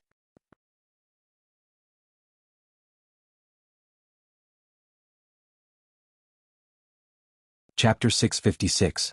I am not reconciled. I hate. Qin Roqiu's words were filled with deep hatred. Now her face was haggard, and when she said those words, her expression was so ferocious that even Xinyu jumped in shock. Xinyu said, "Mother, what are you talking about? You have also seen the matter." Qin Roqiu gritted her teeth. "Your father and I can be considered to have congenial feelings for each other and have seen everything for so many years. I treat him wholeheartedly and never thought that he would guard me and live alone, but he cannot find someone to humiliate me. Even if he chased me out, he would still go against the Qin family in court. Now that the Qin family's luck is badly damaged, the Qin family would look at me with all kinds of ridicule. It is your father and Chang Zai-Qing that forced me to such a desperate situation. What is my reputation in the Ding capital? A hen that cannot lay eggs? A jealous woman? This is what your father is repaying me with. As Qin Roqiu spoke, she sneered and said, and that old fart, after marrying into the Qin family, she always pick on me. Isn't it because she herself is a third-rate female singer, so she cannot see others doing well? This time the matter between Chang Zai-Qing and your father was also pushed by her behind the scenes. Those people in the Qin family are all not good things. Xin Yu could not help but frown as she felt that Qin Roqiu's words were like a shrew scolding the streets, but speaking of the Qin family, until now Xin Yu did not feel anything. Sure enough, following that, Qin Roqiu looked at her and said, in the beginning when your father wanted you to marry into the Wang family, I thought that you clearly liked someone else in your heart, but your father coaxed me and said that only the Wang family could protect you, so I could only agree. Who knows what kind of people the Wang family is? To actually not acknowledge you because of Xin Dongling, and now you do not even have your own identity. It is really too much of a bully. If your father had half a bit of consideration for the father-daughter relationship, one think that he would stand up for you, but look at what your father did. He actually wanted you to apologize to the Wang family and even want to be on equal footing with Xin Dongling? Why is it that you, the dignified young lady of the Xin family, have to be on equal footing with a Shu daughter? This is simply the biggest joke in the world. Does he even see you as his own daughter? Qin Roqiu's words were full of provocation. Currently Qin Roqiu had nothing and there was no one standing on her side. It was not easy to find a daughter and she feared that Xin Yu would be coaxed back by Xin Wan's few words, then she would really be alone. If Xin Yu was still with her, Qin Roqiu would at least have something to think about. When Xin Yu heard it, her expression sank. Speaking of which, it wasn't that there wasn't any father-daughter relationship between her and Xin Wan, but what she hated the most about the Xin family was that they had used her marriage as a raft, causing her to be unable to return home. It was said that it was for her own good, but Xin Yu had only suffered. Even though Huang Fu Hao treated her well, she was after all a concubine. A concubine. Even if it was the crown prince's concubine, it was still the lowest level of concubine and could be casually thrown away like a plaything. In addition to Qin Roqiu mentioning that there was someone else in her heart, thinking that there was no possibility at all with Fu Xiuyi, she sighed sadly, "Mother, don't talk about these useless things anymore. It is impossible for His Highness Prince Ding and I have never thought about him in this lifetime. Most likely we are not fated to be together."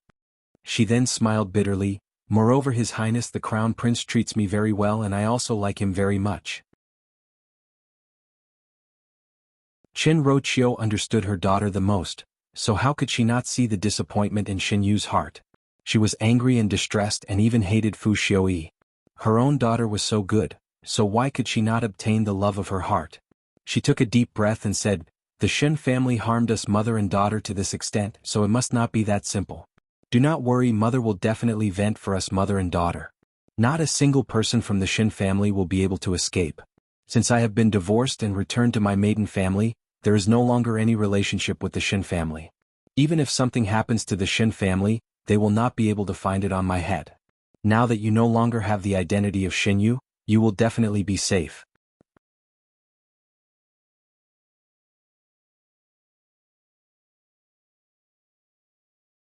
Chapter 657. Mother, what do you want to do? Xin Yu heard something wrong in Qin Roqiu's words and asked worriedly. Qin Roqiu sneered and replied, "Just wait and see. I came over just to inform you.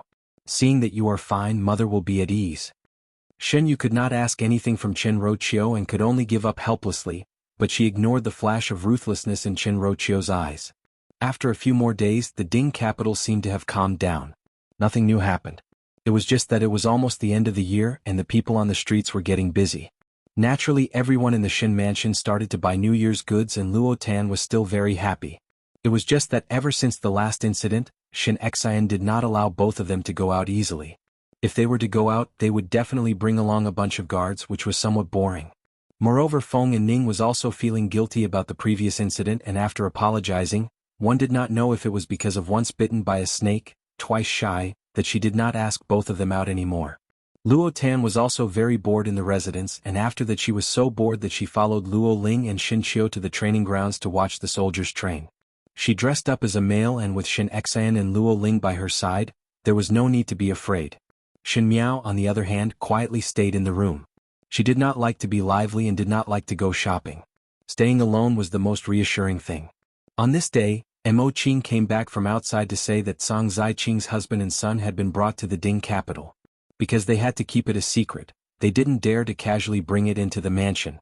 Instead, they settled it in a private house in the east of the city. Shen Miao said, "You did very well." She remembered that in her previous lifetime, Chang Zaiqing's husband was a gambling addict and scoundrel. Because he was a drunkard, he was somewhat rough. If this kind of person were to be contaminated with the Shen mansion and have other thoughts in the future, he would be like a sticky candy, and it would take a lot of effort to clean him up. Moreover, who knew if there were people in the Shen residence monitoring the Shen mansion every day? If they were to see this father and son pair, one feared that there would be more trouble. Mo Qing repeatedly said that he did not dare and asked Shen Miao, "When does young lady plan to see them father and son?" For Shen Miao to bring both father and son to the Ding capital, there must be a use for it. Before that, he would definitely meet with the other party for a chat. Just as Shen Miao was about to answer, she suddenly thought of something and paused. In Pei Lang's letter, Fu Xiuyi gave Shen Wan a difficult problem, which was to marry himself to Prince Zhou. What method did Shen Wanning use? Even though Shen Miao was not very clear, she could more or less guess that it was nothing more than some dirty tricks. Thus, when one stepped out of the Shen mansion's door, there might be danger lurking everywhere outside. These days were calm and peaceful. Perhaps it was because she had not gone out at all. If she had gone out, perhaps the other party would not have given up this opportunity. She wasn't so careless as to jump into a pit of fire even though she knew it was a trap. Moreover, if she was related to the Tian family, she wouldn't be able to get away with just a few words. Shen Miao asked, "How many experts like you are there in the residence?" Mo Qing was surprised for a moment before frowning. Eldest young master should still have some subordinates and master should also have some subordinates. Adding them up, there should not be more than 30 people. Mo Qing was indeed a top expert and there were very few people like him. With 30 people protecting him, probably no one would dare to do anything to him. But this way he would be too conspicuous on the streets. It would be strange if no one noticed him. Moreover, to suddenly have so many guards following, Shen Qiu and Shen Xan were not fools. Shen Miao shook her head. "Understood. Is young lady worried about safety on the road?" Mo Qing asked. At that time one can send more manpower. Mo Qing also felt that it was somewhat strange as Shen Miao was never a timid person. Today's matter was somewhat abnormal.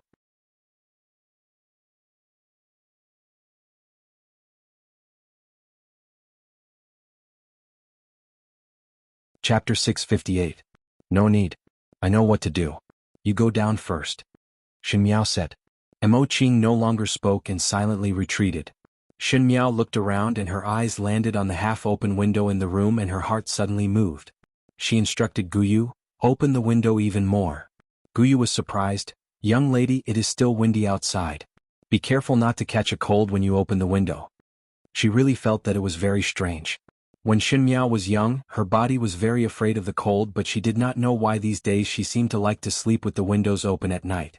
But now that it was still broad daylight, why did she still need to open the window? "I am not cold." Shen Miao calmly said, "Go and open it." Guyu looked at Shen Miao's thick outer clothes but did not dare to refute and opened the window in confusion. For the entire day Shen Miao stayed in the room and she would glance at the window from time to time, causing Jingzhe and Guyu to also look at the window. They thought that there would be some flowers blooming but there was clearly nothing on the windowsill. Shen Miao read for a while and then walked to the windowsill to stand for a while. One did not know what she was looking at. Unknowingly the sky turned dark. After having dinner and freshening up, Jingzhe and Guyu both withdrew. Shen Miao cut the oil lamp again and did not know how many times she had cut it. She only felt that it was quiet outside, as if the entire Ding capital had fallen into a deep sleep and the window was still empty. A trace of disappointment flashed in Shen Miao's eyes and she used the chess pieces on the table to knock on the oil lamp in boredom. The little pieces of the lamp fell on the table and quickly disappeared. Shen Miao gradually felt sleepy and closed her eyes as she laid on the table to take a nap. When Xie Jingxing entered the room, he saw the scene of Shen Miao sleeping soundly on the table. The window was not closed and the door was specially left open for him. The light from the lamp was slightly swaying due to him bringing the cold wind in. Shen Miao used her hands as a pillow and buried her head in her arms as she slept peacefully. He walked to Shen Miao's side and looked at Shen Miao. He paused for a moment before taking off his cloak and gently covering Shen Miao's body. Shen Miao was after all a vigilant person, and when he moved, her body moved slightly to the side. She raised her head but did not open her eyes as she said in a daze, "Xiao Lizi massage Bengong's shoulders." "Xie Jing Xing." He simply leaned against the cabinet at the side and looked at Shen Miao. He laughed and said, "Hey, did you dream of being an empress again?" This abrupt sentence made Shen Miao wake up abruptly, and coincidentally a gust of cold wind blew in from outside. She sneezed, and in a moment she was no longer sleepy. Xie Jing Xing walked to the window and closed it, making the room much warmer. He crossed his arms and leaned against the window, asking, "Why are you sleeping here?" Shen Miao looked at the purple-clothed youth, rubbed her eyes and asked, "Why are you only here now?" There was a hint of reproach in her words. She had probably just woken up from her sleep and her mind was not very clear, so she did not realize that there was anything wrong with her words. However, Xie Jingxing noticed it. There was a moment of silence in the room as he walked forward step by step until he reached the table where Shen Miao was sitting. He placed his hands on the table and leaned over to ask, "Are you waiting for me?" Shen Miao recovered to her senses and quickly replied, "No." Xie Jingxing's lips hooked up and his tone was somewhat regretful.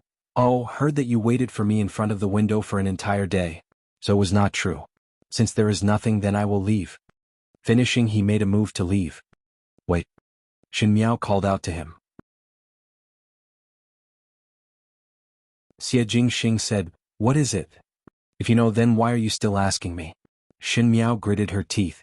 Facing Xie Jingxing, she really could not use any calmness and magnanimity because this person was exceptionally vile. Thinking about it, her actions outside the window today was too deliberate. Xie Jingxing most likely had arranged people in the Shen mansion, and it was not strange for him to return and report to Xie Jingxing after seeing her like that. It was just that Xie Jingxing clearly knew and still deliberately asked, which was too vile.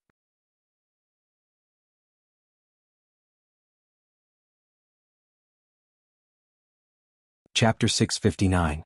"I'm waiting for you. I need your help with something." She took a deep breath and said, "Speak." Xie Jingxing pulled out a chair and sat opposite Shen Miao. He seemed to be in a very good mood, and even his beautiful peach blossom eyes were more charming than usual. "There should be quite a number of capable people under you, and there should also be quite a number of experts. There should be quite a number of people like my guard Mo Qing?" Shen Miao asked probingly. "That kind of person is considered an expert?" Xie Jingxing sneered, "Why don't I send you a few true experts? Lend it to me for a few people to use." Shen Miao said, "I will pay." Xie Jingxing swept a glance at her and slightly frowned. "What do you want to do?" Shen Miao thought that since Xie Jingxing already knew about the matter of Chang Ziqing's husband and son, there was no need to hide it from him. Chang Ziqing's husband and son in the Lu province have already been brought over to the Ding capital and arranged at a place in the east of the city. One fear that the people around me are not enough. "You want to use my people?" Shen Miao said, "I will pay." Xie Jingxing asked, "Do I look like I lack money?" Shen Miao was silent. Indeed, Xie Jingxing did not look like he lacked money. It was as if he had so much money that he could not use it all and could almost help the world. Even the richest person in Mingqi would not be able to spend as much as him. She simply asked, "What do I have to do for you to agree?" Xie Jingxing narrowed his eyes. "Do you always have this attitude when you ask for help?" Shen Miao finally got annoyed and said, "Forget it. Take it that I did not say anything about this matter. It is already late, Your Highness Prince Rue, please." When she was angry, she would call Xie Jingxing as Your Highness Prince Rue, and it sounded very distant. As expected, Xie Jingxing frowned and looked unhappy. "I did not say that you are not allowed to use it." Xie Jingxing called out to her, "What is the hurry?" Shen Miao sat back down again and Xie Jingxing's beautiful eyes stared at her. His eyes slightly flashed, but he said, "Say that you are stupid, you are really stupid. Why is there a need to give up what is near and seek what is far?" "What do you mean?" "This prince is in a good mood today." Xie Jingxing said unhurriedly, "I will personally accompany you." In the middle of the night, the moon disappeared, leaving only a few stars hanging sparsely in the night sky. Because it was winter, the weather was unusually cold. There was a thin layer of snow on the ground, but when one stepped on it, the sound of ice shards could be heard. However, because it was New Year's Eve, every household hung bright red lanterns under their eaves. The lanterns were red and the snow was white. It was a very interesting scene. At this moment there were two people standing under the eaves. The tall young man was bending down slightly, tying a scarf around the face of another person beside him. The two of them were very close, and if they came closer, they could hear the short girl complaining, Why do I have to wear this? Shoo. The young man whispered in her ear, just take it as you're afraid that your peerless beauty will cause trouble if others see it. Don't ask too much. Shen Miao sneered, peerless beauty? Then you should block yourself first. There's no need for me. The young man had a handsome face and did not seem to notice the sarcasm in the other person's words. He said indifferently, my power is monstrous and no one dares to find trouble with me. Shen Miao. Shen Miao did not think that after telling Xie Jingxing about the Lu province father and son matter, Xie Jingxing would personally accompany her, and it was actually now. In the middle of the night, one feared that the father and son would be asleep, and Xie Jingxing actually wanted to do it at this time. But Xie Jingxing's reason was that there were fewer people at night, and even if there was someone accompanying during the day, what if no one discovered it? What he said was too reasonable, and Shen Miao could not find any words to refute, but she did not expect that when Xie Jingxing said it, the two of them directly walked on the street.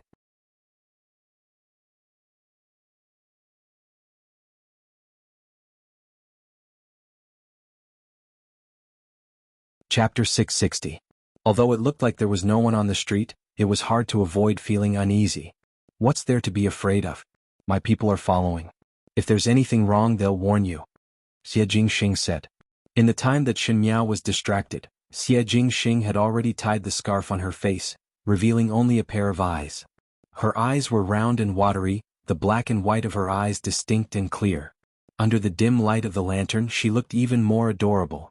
Xie Jingxing helped her put on the hat and raised his eyebrows. Not bad. In order to avoid complications, Shen Miao finally found a set of manservant's clothes to wear. The hat was somewhat inappropriate as it often covered her eyes.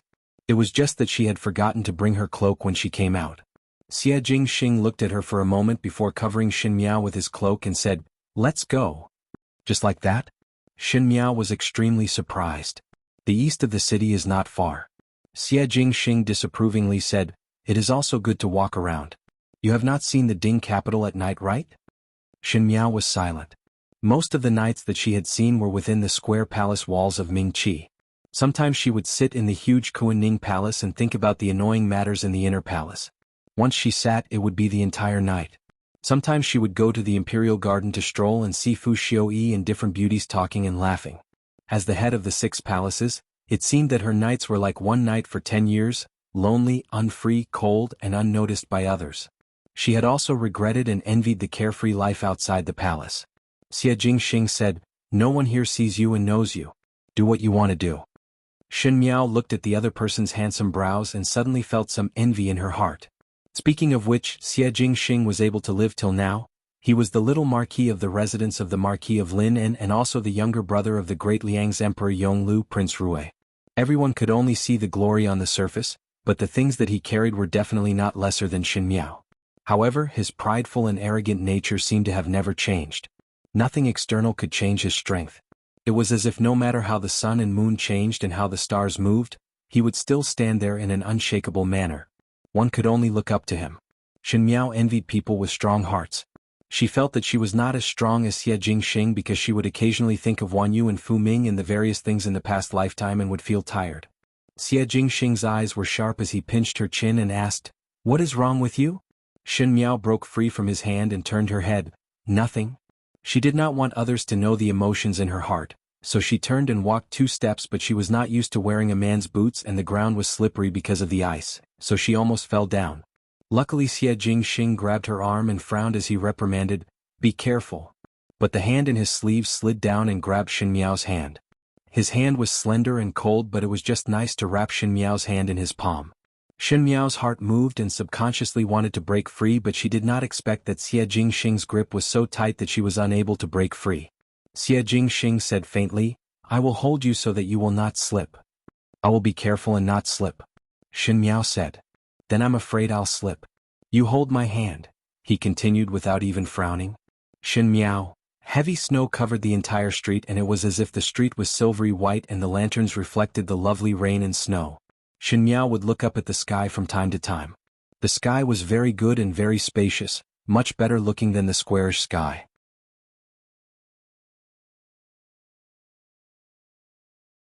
The street was very quiet and no one would discover her.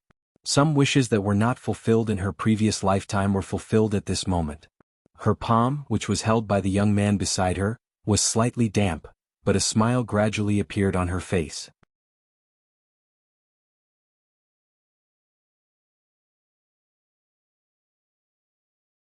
Chapter 661. The night was really nice, Xinmiao thought. But she did not see that in the eyes of the handsome youth, there was a flash of a smile that was more moving than fireworks. In a house in the east of the city, there was a loud snoring sound coming from one of the rooms.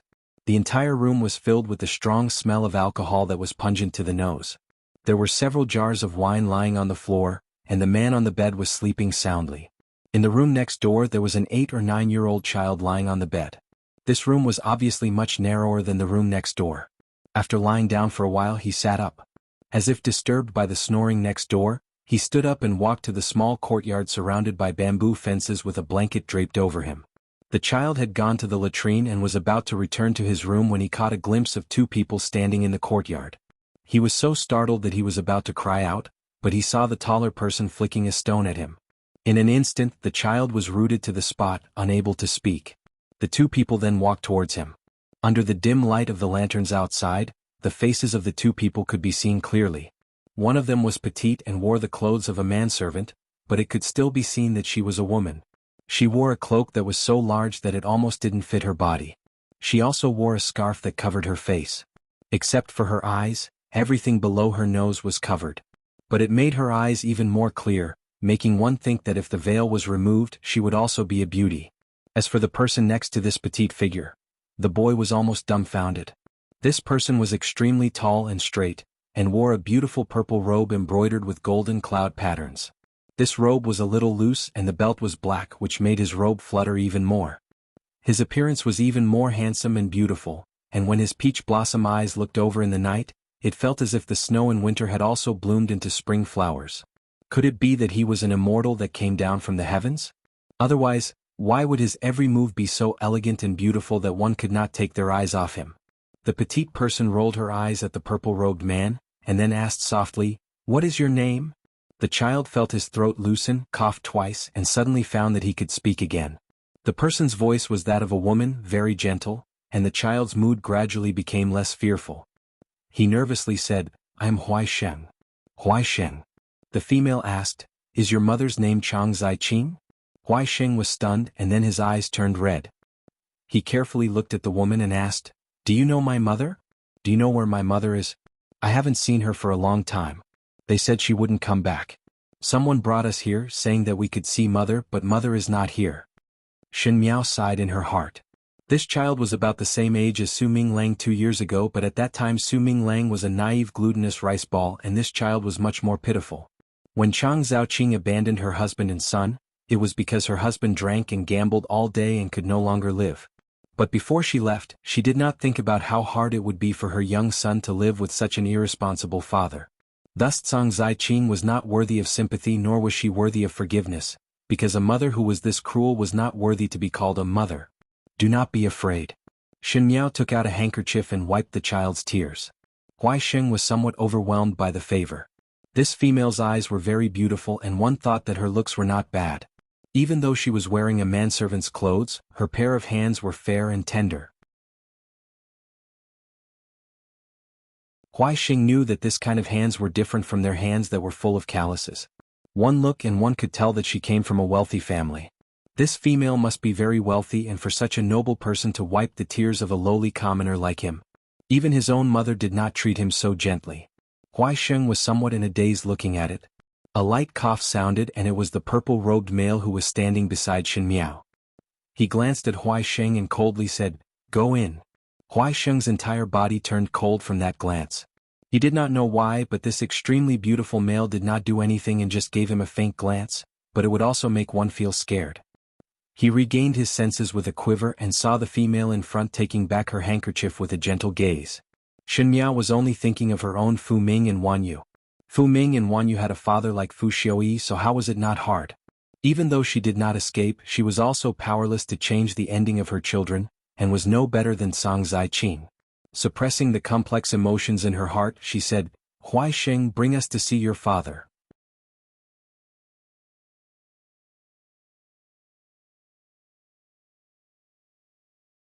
Chapter 662. Huai Xing opened the door to the room and upon entering, there was a strong smell of alcohol. Shen Miao could not help but frown even though she was wearing a veil.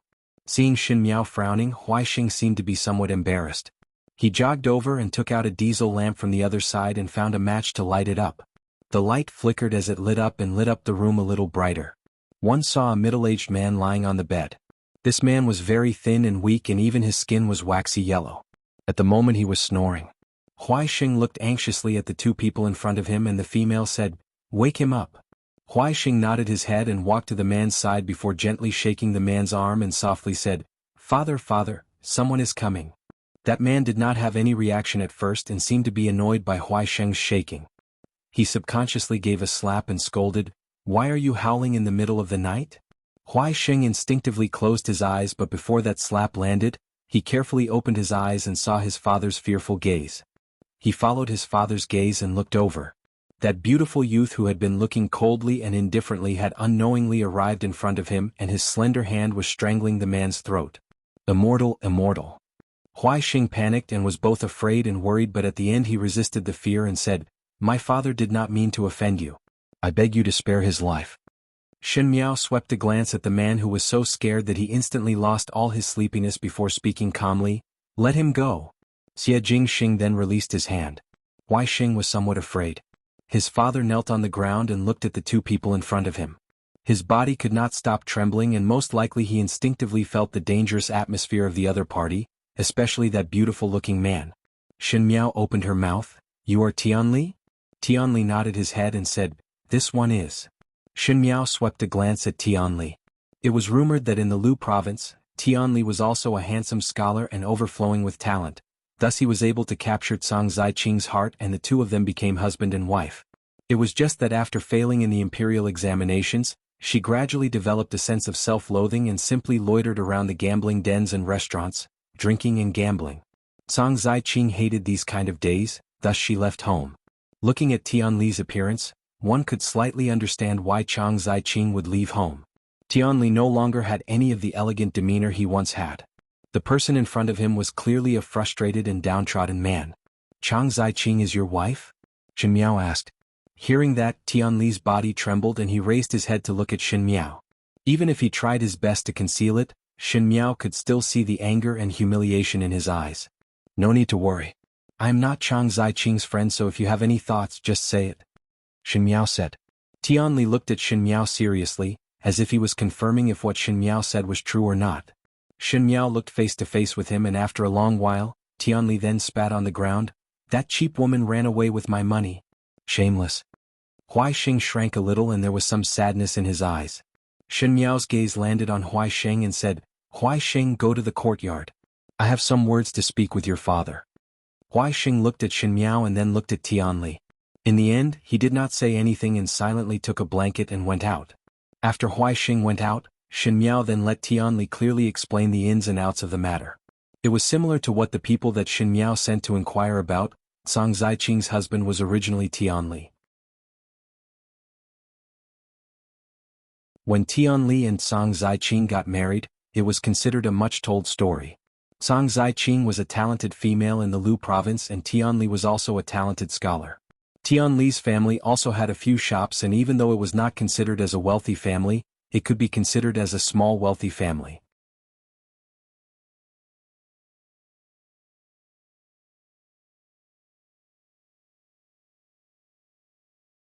Chapter 663. It was just that later on the Tian family's business was challenged by others and their shops were mortgaged. The Tian family's husband and wife could not take the blow and passed away one after another. Tianli was also affected by this and failed in the imperial examinations that year. At that time Cang Ziqing was already pregnant and gave birth to Huai Xing, thus there were more places that needed money. The poor couple had 100 sorrows and both of them quarreled incessantly. Tianli loved to drink and gamble and Cang Ziqing despised that this was not the life she wanted to live. Thus one day she sold the last remaining land deed in the house for money and ran away.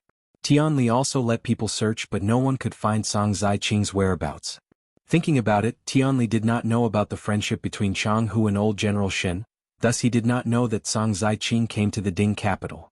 Tianli was still gnashing his teeth when he talked about Cang Ziqing, This poisonous woman. That land deed was left for Huai Xing to marry when he grows up, but she even wanted to sell it away. She does not even have Huai Xing in her heart. She is just a slut. Shen Miao's eyes drooped down. Xie Jingxing was standing at the other side and looking out of the window, as if he did not have any interest in Tianli's words. However, he was just casually standing there and one was unable to ignore that chilling aura.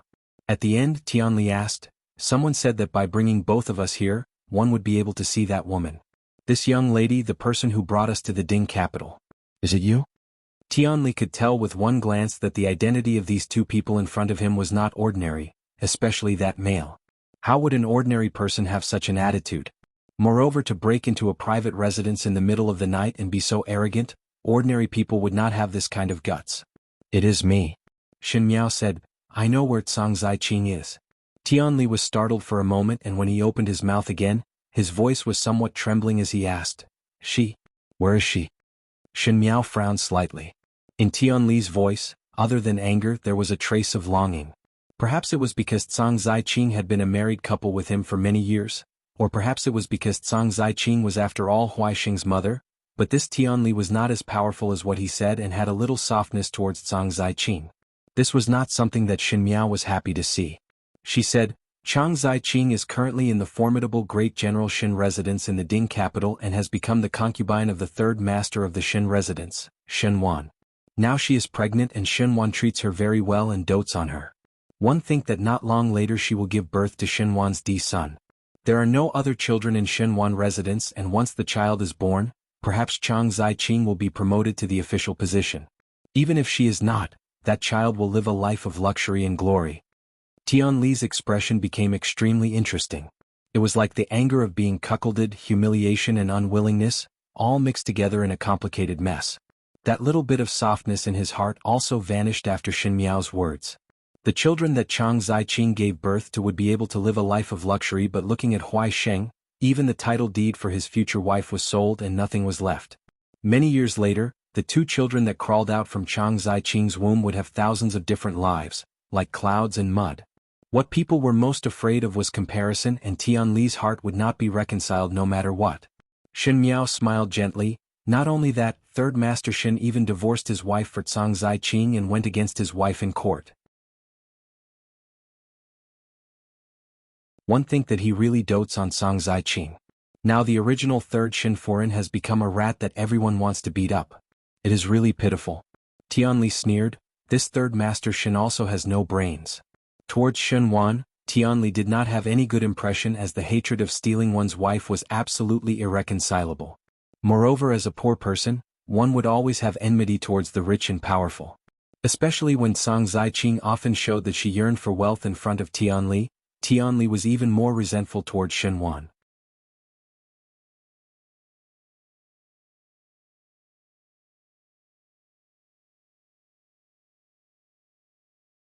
Chapter 664. To tell the truth, I was entrusted by Third Shen Foreign. Shen Miao said, Third Shen Foreign was forced by Third Shen Master and Cang Ziqing to a dead end, but now there is no way at all.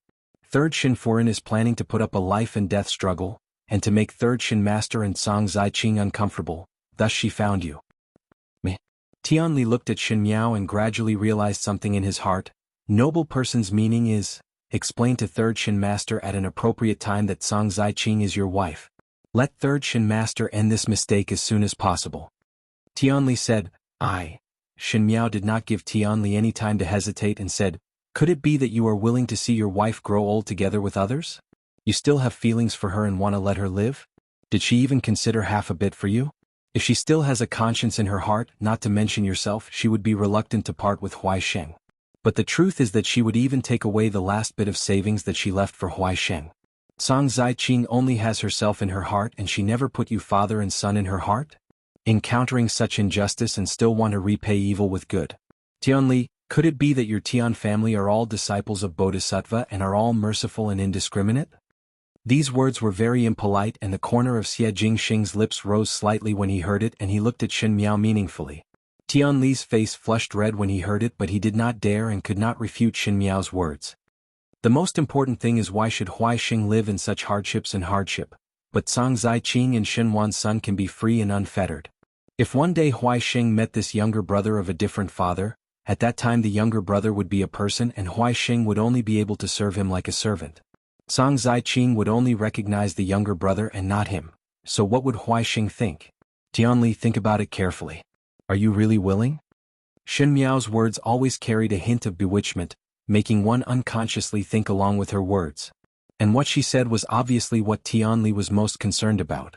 No matter how bad Tianli was, and even if he was very rude to Huai Xing, he still had a little more conscience than Song Zaiqing, else he would not be a gambling addict, but still left the last piece of land for Huai Xing to marry. Huai Xing said, "Benefactor, I know that I am unwilling, but she is Huai Xing's mother after all. I just want to get her back. If she is beaten to death, Huai Xing will also be sad. Do not let Huai Xing know of this matter." Shen Miao said, "After the matter is done, third Shen Furen will pay you father and son a large sum of money. This amount of silver is much more than the original title deed. With this amount of silver you can run as far as you want. Start a new life in a place where no one knows you. Without Song Zaiqing, Huai Xing still has you as his father. Treat Huai Xing well and Huai Xing might not be worse off than now." There were two things in this world that could not be held back: the water that had been spilled and the people that had walked out. Song Zaiqing had taken the initiative to walk out of your life, and now she is living a good life, so how are you going to chase her back? Because of your sincerity, or because of Huai Xing and her mother's concern? Do you think that this is possible? Tianli painfully closed his eyes. What Shen Miao said was not wrong. Song Zaiqing was living so well now, and there was really no reason to go back to that unbearable life. If she really cared about him and cared about the mother-son relationship with Huai Xing, then she would not have sold the title deed and escaped. The female wearing a veil in front was still speaking calmly. "Every person for themselves, the heavens and earth will destroy them. She was heartless first, so why do you need to talk about righteousness? Right now there is a chance to change your life. If you miss it once, there would not be a second time. No matter if you are stepping on Song Zaiqing's life to move forward, you are not wrong. Because this is what Song Zaiqing owes you, father and son. Will you do it or not?"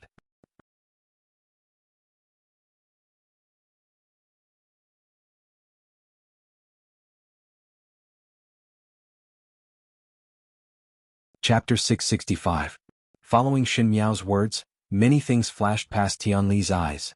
Chang Zaiqing's disgusted eyes, the neighbors pointing at him after he escaped, Huai Xing always sitting alone in the corner, not knowing what he was thinking and forever wearing tattered clothes. If one day he could change his life and be like those well-off rich families to give Huai Xing a good life. Tianli suddenly raised his head and in an instant made up his mind. "Do. I promise to listen to all your instructions, but you must give me enough money so that both of us, father and son, can leave this place without worrying about food and clothing." Shen Miao raised her eyebrows. Sometimes rumors were not credible and it was said that Tianli was like a scoundrel. One did not think that it would be so simple today. Tianli was not difficult to deal with, perhaps it was because of Huai Xing. Even though this man did not have any ability and his temperament was not good, but at the end he still had a conscience. "The money will be given to you." The one who spoke was Xie Jingxing. He stood in the shadows and leaned against the door as he spoke lazily. "Do not have any other ideas otherwise?" Tianli suddenly trembled and quickly lowered his head as he spoke in fear. This lowly one does not dare. One did not know why, but when facing this man, it made him feel an indescribable fear. Even from the beginning till now, the one who spoke was a masked female, but the purple-clad male's aura was pervasive in the narrow room. Shen Miao glanced at Xie Jingxing. Xie Jingxing was rather useful. If one were to threaten someone, there was no need to say any harsh words and just directly bring Xie Jingxing over to that side and the other party would wilt first. When Xie Jingxing and Shen Miao both left the room, Huai Xing came over and looked at Shen Miao before asking timidly, "Are you able to find mother?" Shen Miao looked at Huai Xing and said, "Sleep early." She then took the lead and walked out.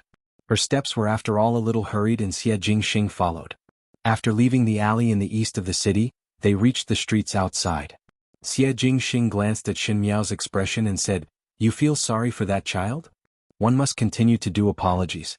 Shen Miao said, "I am also a selfish person. You did not do anything wrong." Xie Jingxing casually said, "You are not a disciple of Bodhisattva." He used the words that Shen Miao said to Tianli just now to comfort Shen Miao. Shen Miao looked at him and said, "You are." Xie Jingxing raised his eyebrows. "What do you mean? You accompanied me out in the middle of the night and helped me threaten Tianli to prevent future troubles. You are a disciple of Bodhisattva. Otherwise, why would you be so kind? Xie Jingxing chuckled, you don't seem to appreciate it at all. Shen Miao's lips slowly curled up. His relationship with Xie Jingxing had unknowingly gradually changed. There was no need to be tit for tat as the other party was very intelligent and was even more magnanimous. It seemed that there were many things that he did not have to do alone, which made it easier for him. For example, at this very moment on the deserted snowy street, they walked side by side as if they were taking a stroll. She seemed to still be that Empress Shen in her bones, but also seemed to have something that she did not have in the past. Song Zaiqing's matter, do you need my help? Xie Jingxing said lazily, if you beg me I can consider it. Then there is no need for your Highness Prince Rui to worry. Shen Miao smiled, lest there be any side issues. You have a good idea again? Xie Jingxing glanced at her and said with a smile that was not a smile, sometimes feel that when would there be a difficult problem that you are unable to solve, perhaps you will also beg me. Most likely there is no such thing. Shen Miao answered.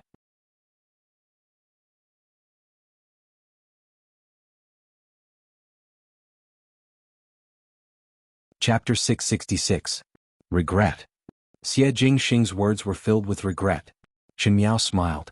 There were new things happening in the Ding capital every day, but the new things that happened every day would quickly cover up the new things that happened a few days ago. For example, the lawsuit between the Shen and Qin family a few days ago. Everyone treated it as a joke, and after seeing it they would forget about it. As for the Shen residents, it was the same. The servants still did what they needed to do, and the only difference was that Qiu Shui Yuan had changed to a new master, and the new master had gained Shen Wan's favor, almost catching up to third Shen Foreign who had just entered the household. Compared to Qin Roqiu, Song Zaiqing was better at building relationships with the surrounding people. Most likely it was because she did not have Qin Roqiu's air of self-righteousness. She was hardy and delicate, and the way she treated others made others feel comfortable. Not only did Shen Wan like her, even Shen Gui and old Shen Foreign also felt that she was not bad and felt that it was a wise decision for Shen Wan to divorce Qin Roqiu. Shen Wan treated Song Zaiqing well, and old Shen Foreign specially found an eminent monk to take a look, saying that the child in Song Zaiqing's stomach was definitely a male. Old Shen Foreign's last bit of nitpicking towards Song Zaiqing's birth was gone. The most urgent matter in the Shen residence was to quickly add a male child, otherwise outsiders would laugh at the Shen residence for having no descendants. Shen Wan was always smiling every day. Song Zaiqing gave him advice and was able to properly manage the matters in the residence, as if she was very familiar with it. He was happy to be relaxed. To be able to write poetry and also manage the family business, there was no male that would not like such a virtuous wife. On this day, Song Zaiqing and Shen Wan were talking in the courtyard. Song Zaiqing was wrapped in a thick fur coat, and there was a brazier by her feet and a heater in her hands. Because he was afraid that she would catch a cold, Shen Wan let the surrounding maids do their best to serve her. Song Zaiqing said, Master is somewhat free today. Shen Wan pulled her hand to his and smiled, not only today. These days there are no matters in court and one can accompany you and the child more. That is really good. Song Zaiqing smiled, the child can also get closer to father. These words made Shen Wan extremely happy. He hugged Song Zaiqing in his embrace and sighed, now what I hope in my heart is nothing more than for you to give birth to a child, then all these things that I have done would not be in vain. Qin Roqiu seemed to have understood something, and seeing that Shen Wan's brows did not relax, she asked, is Master still worried about 5th Shen young lady's matter a few days ago? To let Shen Miao marry to Prince Zhou, or to let Shen Miao and Prince Zhou have a relationship, no matter which one it was, until now there was no news at all. It seemed that things weren't going well. Even though Song Zaiqing did not know why Shen Wan wanted so much, she knew that this matter was definitely related to Shen Wan's career. Shen Wan smiled bitterly and shook his head. These days Shen Xen has been watching Shen Miao very well, and Shen Miao did not even leave the residence, thus one could not find an opportunity. It's like an iron bucket, it's hard to make a move. As he spoke he seemed to be disappointed, this can't go on. Song Zaiqing's eyes turned and smiled, what is so difficult about this? If 5th Shen young lady does not go out, then let 5th Shen young lady take the initiative to go out. To tell the truth, if 5th Shen young lady were to go out, General Shen would inevitably let her bring a group of guards. General Shen is after all from the military, and the people around him are all experts. If one really wanted to make a move, one might not succeed in one shot. It is better to let 5th Shen young lady take the initiative to go out and moreover sneak out so that General Shen would not find out. This way it would be much easier. Xinhuan's eyes flashed, and after thinking for a moment he still shook his head. Xin Miao usually does not have any secrets, so it would be difficult to coax her out. Even Xin Miao had a good relationship with a young lady called Feng and Ning, and these days she was staying in the Feng residence, and if Xin Miao were to come out in Feng and Ning's name, Xin Miao would definitely be alert.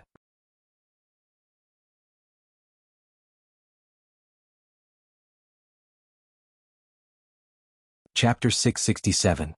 Young lady, no matter how calm she usually is, she is still timid and there will be repercussions in her heart. Song Zaiqing however smiled gently. Master might as well take an unconventional approach, for example using 5th Shin young lady's parents or older brother as a raft and say that they are in danger or something.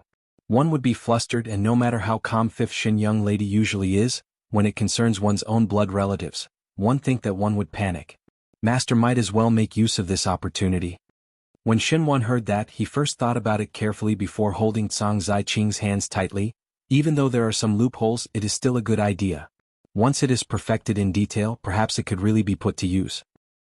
He looked at Song Zaiqing with some excitement and did not hide the appreciation in his eyes. You always give me surprises. Song Zaiqing lowered her head slightly and smiled. Master is really joking. Now that one is following Master, one would do one's best to think for Master.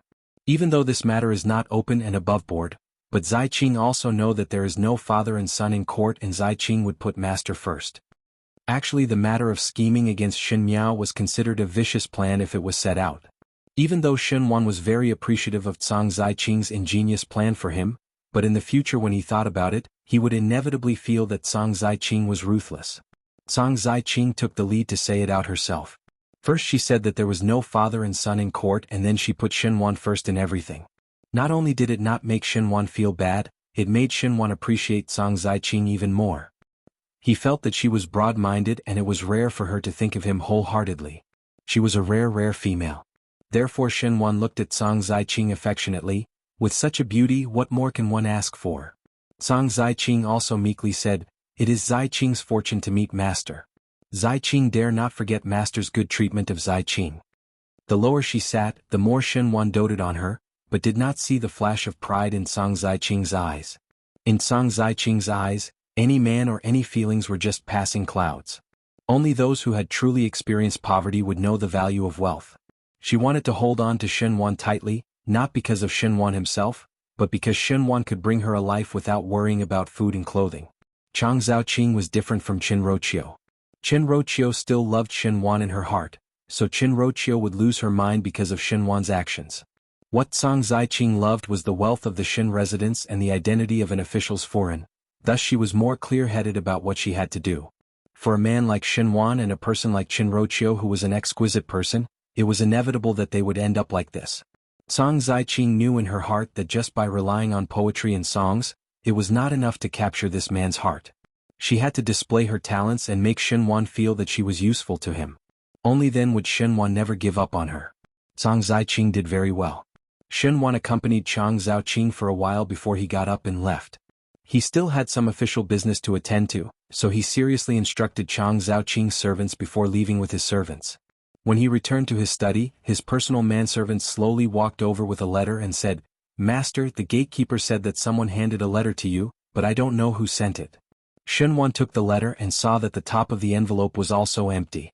It was obvious that the sender was afraid that others would notice the signature.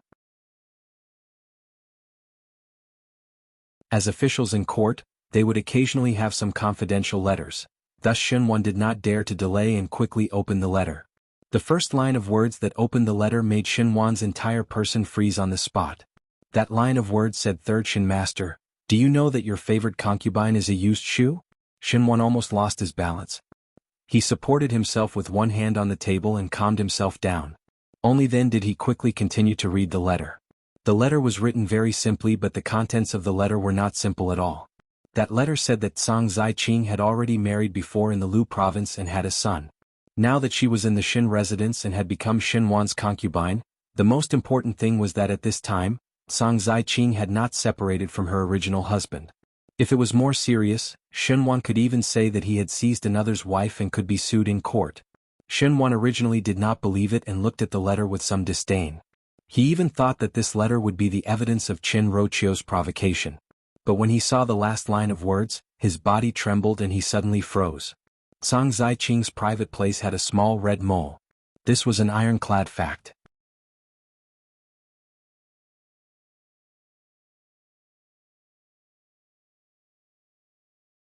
Chapter 668.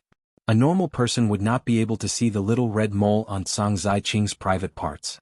But what kind of person was Xinhuan? If he would easily believe this sentence without any evidence, then he would not be an official who had been in the court for so many years. He swept a glance at the letter and it said that this father and son pair had already entered the Ding capital and were staying in a private residence in the eastern part of the city. There was even a specific address at the top. Xinhuan quickly tore the letter into shreds and said to the servant beside him, "Prepare the carriage." Xinhuan did not believe a strange letter, but he was unable to trust Zhang Ziqing without reservation. It would be better to see it with his own eyes. When the horse carriage reached the residence in the eastern part of the city, Xinhuan did not get off the carriage himself but hid inside and let his servant knock on the door. The one who opened the door was an 8 or 9-year-old boy. Because this boy's figure was too thin and weak, his gaze lacked the innocence of a child and was more mature, looking like a youth. When Xinhuan saw that boy's face clearly, he sucked in a breath of cold air. In that instant, Xinhuan knew that the words in the letter were true. There was no other reason but that this boy was just too similar to Zhang Ziqing. Even the charm between the brows was extremely similar, but compared to Zhang Ziqing's open and candid appearance, this boy appeared to be much more inferior and timid. But no matter what, the appearance was 100% similar. The Zhang family did not have any other heirs, thus it was impossible for him to be Zhang Ziqing's younger brother. Xinhuan's personal servant jumped in shock from this boy's appearance, but still followed Xinhuan's instructions and asked, "Little brother, do you know where Zhang Ziqing is?" That boy looked at him warily and asked, "Why are you looking for my mother?" Xinhuan closed his eyes. There was no doubt that what the letter said was the truth. Zhang Ziqing indeed had a husband and son in the Lu province. One just did not know why it was so well concealed. The servant said a few perfunctory words to that boy and returned to Xinhuan's side to report. He carefully looked at Xinhuan and asked, "Master, investigate." Xinhuan panted, "Send people to the Lu province to investigate. You must investigate clearly what kind of background Zhang Ziqing has." The reason why Xinhuan appreciated Zhang Ziqing was because Zhang Ziqing was gentle, frank and talented. Moreover, she was currently pregnant with his child. But if Shui Zhang Ziqing really had a husband and son in Lu province, then all of this would become a joke.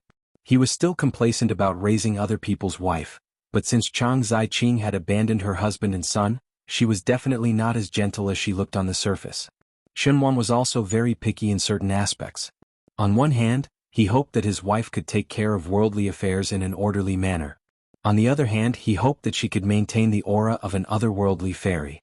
And everything that happened today made Zhang Ziqing instantly change into another person in his eyes, making Xinhuan feel extremely disgusted. In the next few days, Xinhuan seemed to be very busy. Every day he would be outside, and even when he returned to the Xin residence, he would head into the study so Zhang Ziqing was not able to see him. Occasionally she would come over to deliver pastries to Xinhuan, but Xinhuan's behavior was not as intimate as before. Initially Xinhuan's attitude made Zhang Ziqing somewhat uneasy, but Xinhuan's personal servant told Zhang Ziqing that Xinhuan had taken up an errand these few days. He was very busy, thus he had no time to care about other things. Zhang Ziqing then felt relieved.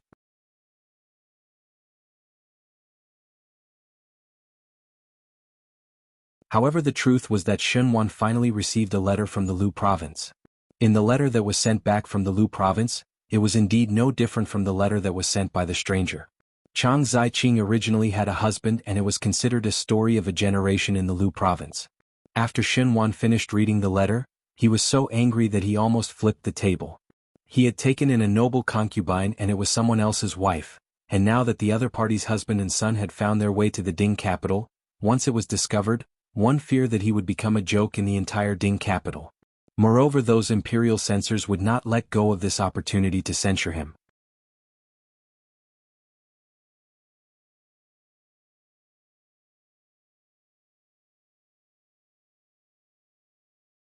Chapter 669. If it was only like this, then it was alright, but it was because of Zhang Ziqing that he divorced Qin Roqiu and even formed a feud with the Qin family. Now if this was spread out, others would say that he mistook the fish's eyes for pearls.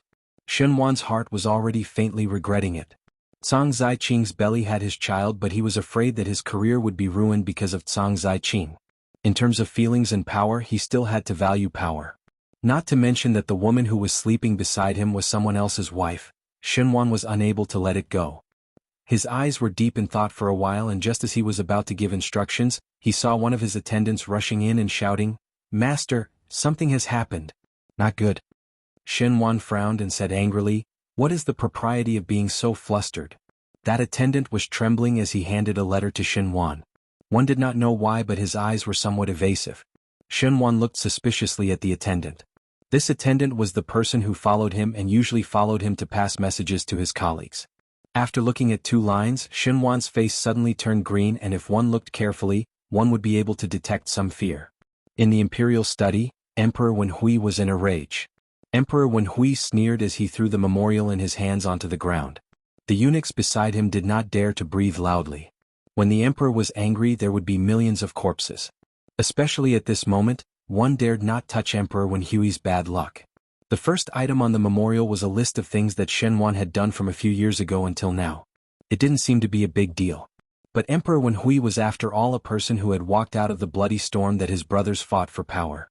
The memorial was written very cleverly, but every line described the unusual relationship between Xinhuan and Prince Ding Fuxiu.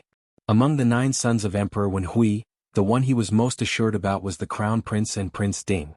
The Crown Prince was after all born of an orthodox lineage and his body was weak, thus Emperor Wenhui would subconsciously be more relaxed with him. Even though Prince Ding was outstanding, he did not care about the matters of the court, and in addition Consort Dong Shu had a temperament that did not fight or snatch. This made Emperor Wenhui feel extremely comfortable. Emperor Wenhui could see the open and secret fights between the various princes but would not say anything to stop it. As long as they didn't go overboard, he would be happy to see such a situation of mutual checks and balances. Once one touches power, one would not be willing to let it go. Seeing his sons grow up one by one and reaching the age of dragons and tigers, Emperor Wenhui would also be wary. What he hated the most was that the princes and the ministers were too close to each other. Although this was an unavoidable fact, for example, his 9 sons each had a group of supporters. But when this son became the Prince Ding who did not fight or snatch, Emperor Wenhui was somewhat unable to accept it. On the contrary, he was even angrier than before. In the past, Fuxiu showed that he did as he pleased and did not care about worldly affairs, but now in Emperor Wenhui's eyes, there was only one word: act.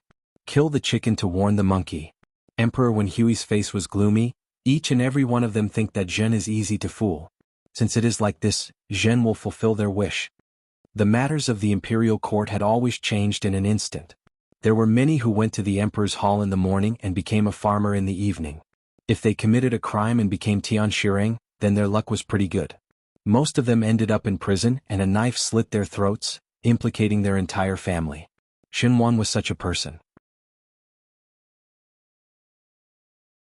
After the fight between the Xin and Qin family a few days ago, one thought that things had gradually calmed down. Who knew that a group of officials suddenly came to the Xin residence to arrest people? Some curious commoners inquired and heard that it was Xinhuan who did not do his job well in court and implicated the entire Xin residence. The specific charges were not clear, and the commoners were easy to coax as they believed that he did not do his job well. But there were smart people who could see that the matter was unusual. One knew that if the task was not done well, then why would the entire Xin residence be destroyed? This was clearly a serious crime that required the execution of the entire family.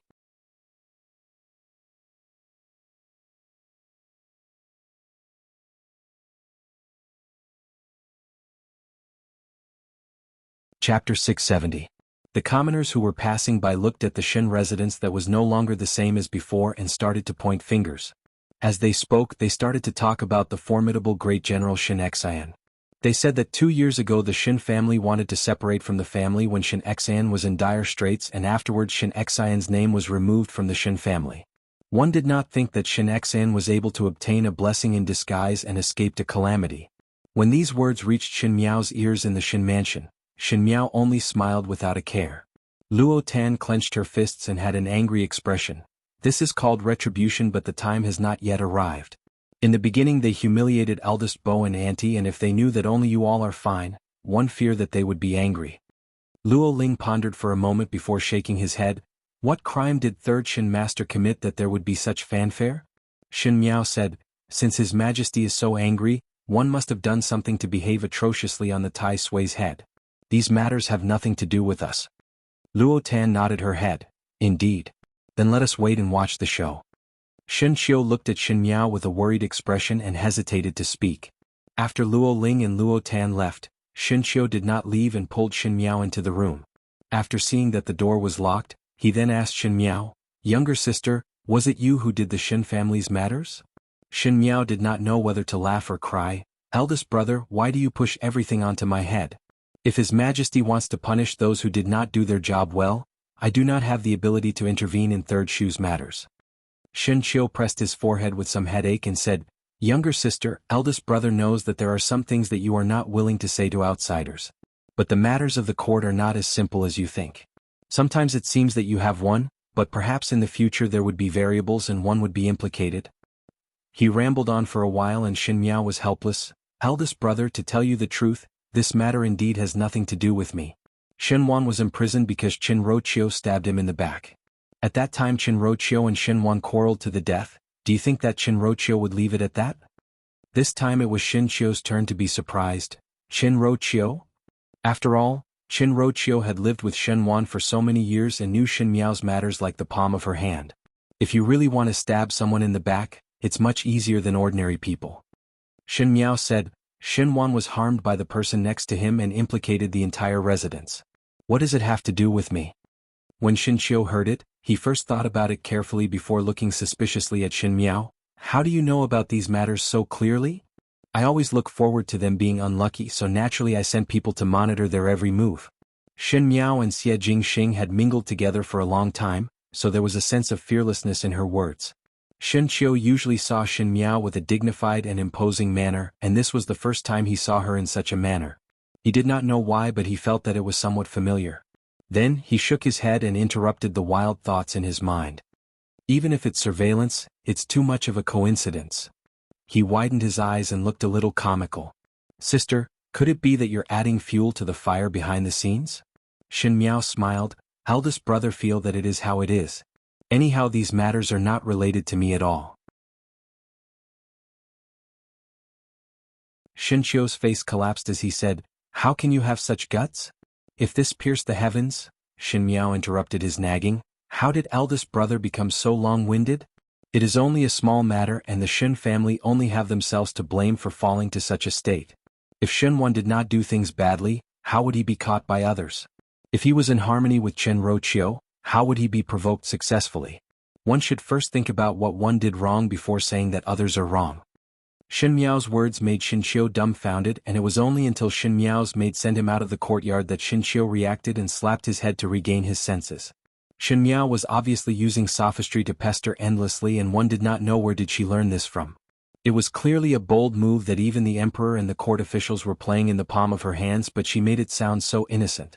Shen Qiu was flabbergasted. When did Shen Miao learn to speak such self-righteous nonsense? And this posture was very familiar, as if he had seen it somewhere. Where was it?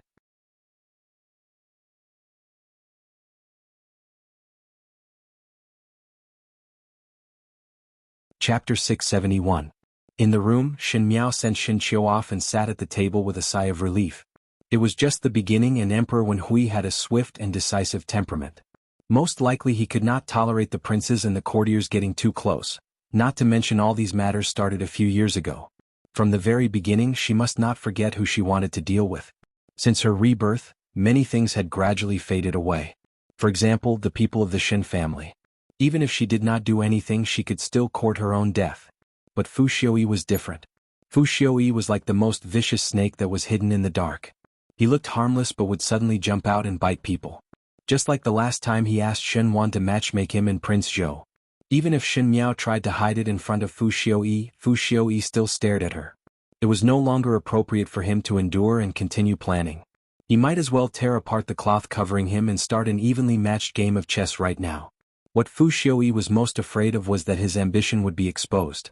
Even though Shen Wan's matter would make Emperor Wen Hui suspicious, but with Fu Xiuyi's means he would not be defeated so easily. He would definitely come up with a rebuttal. But how could Shen Miao miss this opportunity? Even if one could not defeat him this time, one must make Fu Xiuyi shed a layer of skin. Just one Xinhuan was not enough, this chess game had to be more exciting. Xin Miao let Jing Zhi call Mo Qing in from outside and whispered a few words to Mo Qing. From the luxurious mansion to the prison, it was only a matter of one night. Xinhuan felt that in these 2 years, the Xin residence was very unlucky. It was as if he had collided with something and everything was going wrong. Originally it was the second branch that was in trouble. After the second branch it was the third branch's turn. Now all the people in the Xin residence were in jail, except for the first household. Now that the first household had been reactivated by Emperor Wenhui, no matter what would happen in the future, at least at present they were more glorious than them. Speaking of which, the Xin residence continuously bumped into bad luck, just like after the separation of the first household, or more accurately, it started from Xin Xian's return to the capital 2 years ago. Could it be that someone had secretly placed a curse on the Xin residence?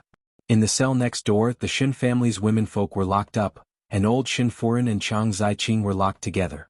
When Xinhuan heard old Xin Furen's complaints and moans, his heart started to feel irritated. Thinking back to 2 years ago, the number of people that came to visit the formidable great general's Xin residence could be found everywhere, even though they were all here for Xin Xian's name. But Xin Xian was not in the capital all year round and the Xin residence was not short of money, so who would not say that they were imposing when they went out? Although Xin Gui and himself were both civil officials, they were still climbing the ranks year after year. His 2 daughters were slender and elegant, and they could be of help if they found a good marriage partner. Xin Yuanbo and Xin Yuan were still healthy and Ren Wanyun was astute and Qin Roqiu was gentle and it was a good scene of a harmonious family. However, in just a short 2 years things had changed and he had actually fallen to such a state. With a sickly voice Xin Gui asked, "Sandi, what crime have you actually committed? His Majesty is actually going to arrest our entire residence?" "I did something wrong?" Xin Wan sneered. Second older brother is also someone who had served in the court before. One do not know if His Majesty has the heart to arrest anyone, and just casually make up a reason to arrest them? This is the reason for His Majesty to pinch me. If it was really a bad job, one would definitely not arrest everyone in the residence. This clearly meant that one was going to send a punitive expedition against them. When Chang Ziqing, who was next door, heard it, she exclaimed, and there was some anxiety in her words, "Is it His Majesty's intention? Why would His Majesty deliberately do this? Could it be that Master had angered His Majesty in some way?"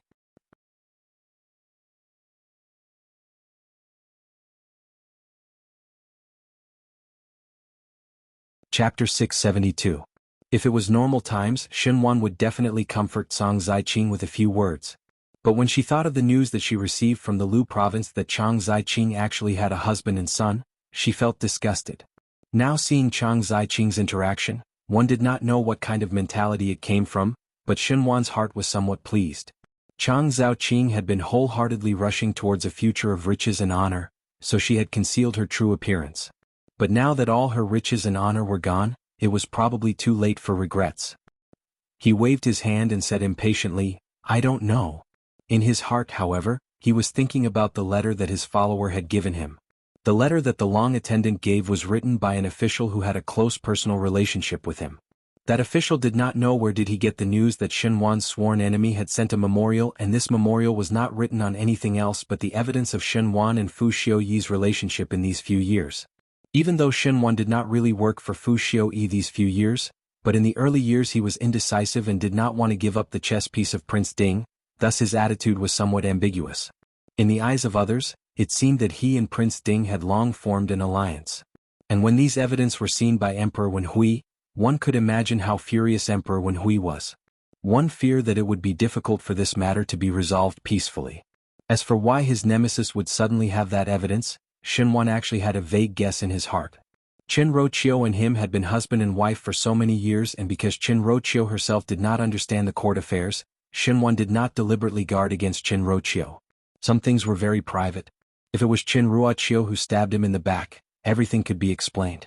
Thinking of how Qin Roqiu was originally gentle and pleasant to him, but now she had gone crazy and was in a life and death struggle, Xinhuan's gaze landed on Chang Ziqing next door and his expression gradually sank.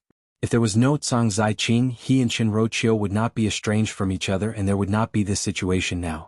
Thinking like this, Xinhuan was indifferent towards his flesh and blood in Chang Ziqing's womb. The matter of Xinhuan's entire family being imprisoned, On the surface it was not handled well, but those who knew the inside story knew that Emperor Wenhui was furious that Shenwan was privately close to Fu Xiuyi.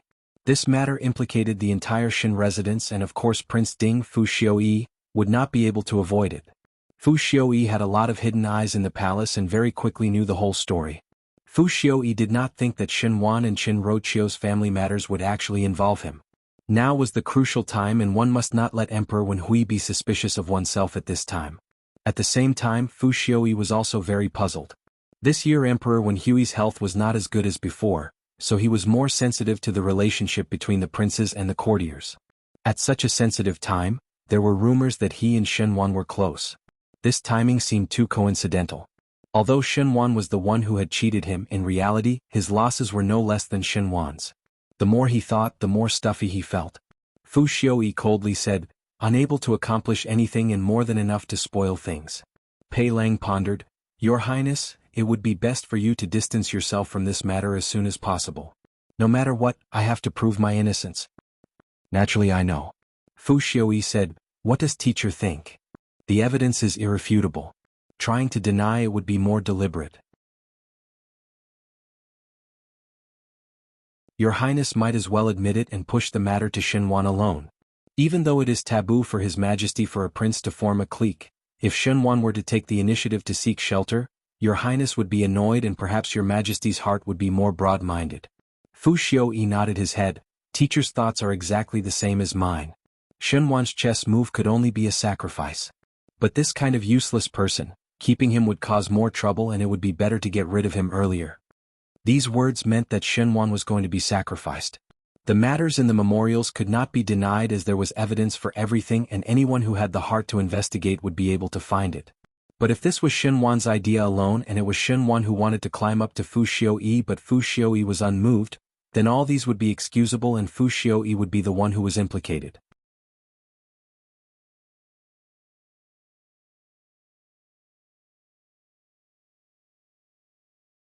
Chapter 673. It was just that in this way Shenwan's sins would be heavier, and under Emperor Wenhui's rage, Shenwan's punishment would be heavier. But of course Fu Xiuyi would not care about Shenwan's ending. Fu Xiuyi would never give unnecessary feelings to those who were useless to him and even cause trouble. I and the Shen family are really fated. Fu Xiuyi's expression was cold. Many times bad things were done in the hands of the Shen family. One do not know why, but this time, even though it was Qin Roqiu who started it, I feel that it is not that simple, as if there is someone manipulating it from behind. Pei Lang's heart jumped, but his expression was still as indifferent as before. The urgent matter is that Your Highness should first prove yourself. The longer it drags on, the more His Majesty's anger would not dissipate, and one feared that it would implicate Your Highness. Fu Xiuyi smiled. Even though it is somewhat troublesome, it is not a dead end. But, does teacher think that the Shen family should be kept or not? Pei Lang replied warmly, since they obstructed Your Highness's great cause, they cannot be kept. Fu Xiuyi smiled brightly and stared at Pei Lang. Teacher's words are exactly what I have in mind. I still have some matters, so teacher can leave. I will discuss with teacher about the important matters. Pei Lang nodded his head and left after bidding farewell. But he did not see that Fu Xiuyi was staring at Pei Lang's back, and a trace of darkness flashed in his eyes. The matter of Shenwan's family being imprisoned was known by everyone, and naturally it was spread to the residence of Prince Qin. In front of the stone table in the garden, Xinyu was stunned when she heard it. It was Huang Fuhao who looked at the spy who came to report and asked, "Oh? Is it true that the entire residence is in prison?" "Absolutely true." That spy said. One heard that the emperor was very angry and wanted to sentence them to death this time. Huang Fuhao turned his head to look at Xinyu's expression. Xinyu was surprised and somewhat inconceivable, but she did not see any sadness. Involuntarily, the words that Qin Roqiu said to her that day surfaced in her mind. At that time Xinyu felt that there was a hidden meaning in Qin Roqiu's words. Could it be that the outcome of the Shen family today was all because of Qin Roqiu? Xinyu did not dare to let Huang Fuhao sense her emotions and pretended to lower her head to reveal a sorrowful look. How could it be? Just because the task was not done well, why would Emperor Wenhui confiscate the family? One feared that it was not because of this reason. Huang Fuhao smiled. One fear that there is another reason. He finished speaking and looked at Xinyu. You want to go and see Shindarin? Xinyu jumped in shock and stammered. If one were to go now, one fear that it would make father sad and add trouble to Your Highness. No need. she was married to the Wang family, so she was not implicated in the Shin family's confiscation. But if people were to discover that Xinyu was still here, who knew if she would be locked up as well? The Shin family was heartless towards Xinyu, and Xinyu also did not have any morality towards the Shin family. She was afraid of implicating herself, and it was too late to avoid it, so why would she impatiently go up? Hearing this, Huang Fuhao didn't dwell on this issue and just smiled. Xinyu secretly heaved a sigh of relief in her heart. After Huang Fuhao left, Xinyu wanted to write a letter to Qin Roqiu and ask her if this matter was related to Qin Roqiu. Even though there was some lingering fear and panic in her heart, but seeing that the entire Shin family was in prison, Xinyu's heart had some schadenfreude. Especially Zhang Ziqing, this woman who had occupied her mother's position, now had to suffer together with Shen Wan. Thinking like this, Xinyu felt that she was not that lowly to be a concubine of Huang Fuhao, and even somewhat complacent. If she were to stay in the Shin residence, the one who would be in prison would be her. Xinyu thought like this, but on the second day, a secret news broke out in the Ding capital. This secret news was like a stone thrown into the bottom of the water, stirring up 1,000 waves. It made the people watching the bustle outside to find a new interesting topic to talk about, and talked about it non-stop in the streets and alleys, making people talk about it with great relish. It also made the Shin family completely become a bystander's joke.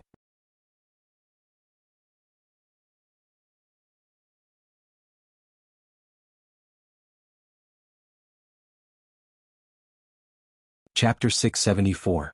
A shocking secret news broke out in the Ding capital.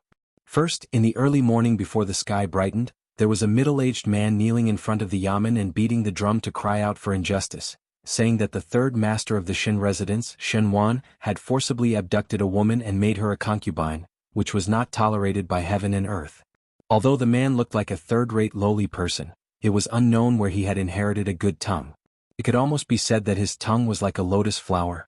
Even talking and singing was very exciting, and in a short time it attracted a large group of commoners to watch the bustle. In less than half an hour, the entire Ding capital knew about this matter. Because of the heated lawsuit between the Chen and Shin family, the commoners in the Ding capital knew a lot about this legendary noble concubine, young lady Zhang Ziqing. Shen Wan was willing to divorce his wife of many years for her, and even did it without the slightest bit of face. Everyone would speculate more. Some busybodies inquired that Zhang Ziqing was the daughter of old General Shen's old friend. She was well-educated, gentle and elegant, and her temperament was even better than Qin Roqiu. She was even pregnant with Shen Wan's child, so naturally people's hearts would be biased towards Zhang Ziqing. But early in the morning today, this middle-aged man brought along a youth to kneel in front of the yamen's doors and smashed the faces of those who said that Zhang Ziqing was good. It was said that Shen Wan abducted others' wife, but everyone were not fools. The distance between the Lu province and the Ding capital was not close, and in the beginning it was Zhang Ziqing herself who came to the Shin residence to seek shelter, and also claimed that she was not married. One feared that Zhang Ziqing was the one who threw herself at it. Thinking about it, Shen Wan was intelligent and refined for a lifetime, but at the end he was unable to see Zhang Ziqing's true face. After raising another's wife for such a long time, the green hat on his head could already be planted with grass. As for the words that the man said, no one doubted it at all. One reason was that the man was still holding the marriage certificate in his hands, and the white and black words and even the official seal were all in Zhang Ziqing's name. Secondly, the young man who came along looked exactly like Zhang Ziqing, except that he looked a little more silent and at a loss. Everyone pointed at him and discussed, taking it as a joke that was hard to come by in a few decades. It was said that there were many disputes in wealthy families, but he didn't expect the master of a wealthy family to be so muddle-headed. Originally, if it was in the past, this matter could be suppressed and it would not spread throughout the entire Ding capital so quickly. But today this man had appeared out of the blue, beating the drum early in the morning to complain about his grievances. It was difficult to suppress it. Besides, the yamen servants also knew how to read people's expressions.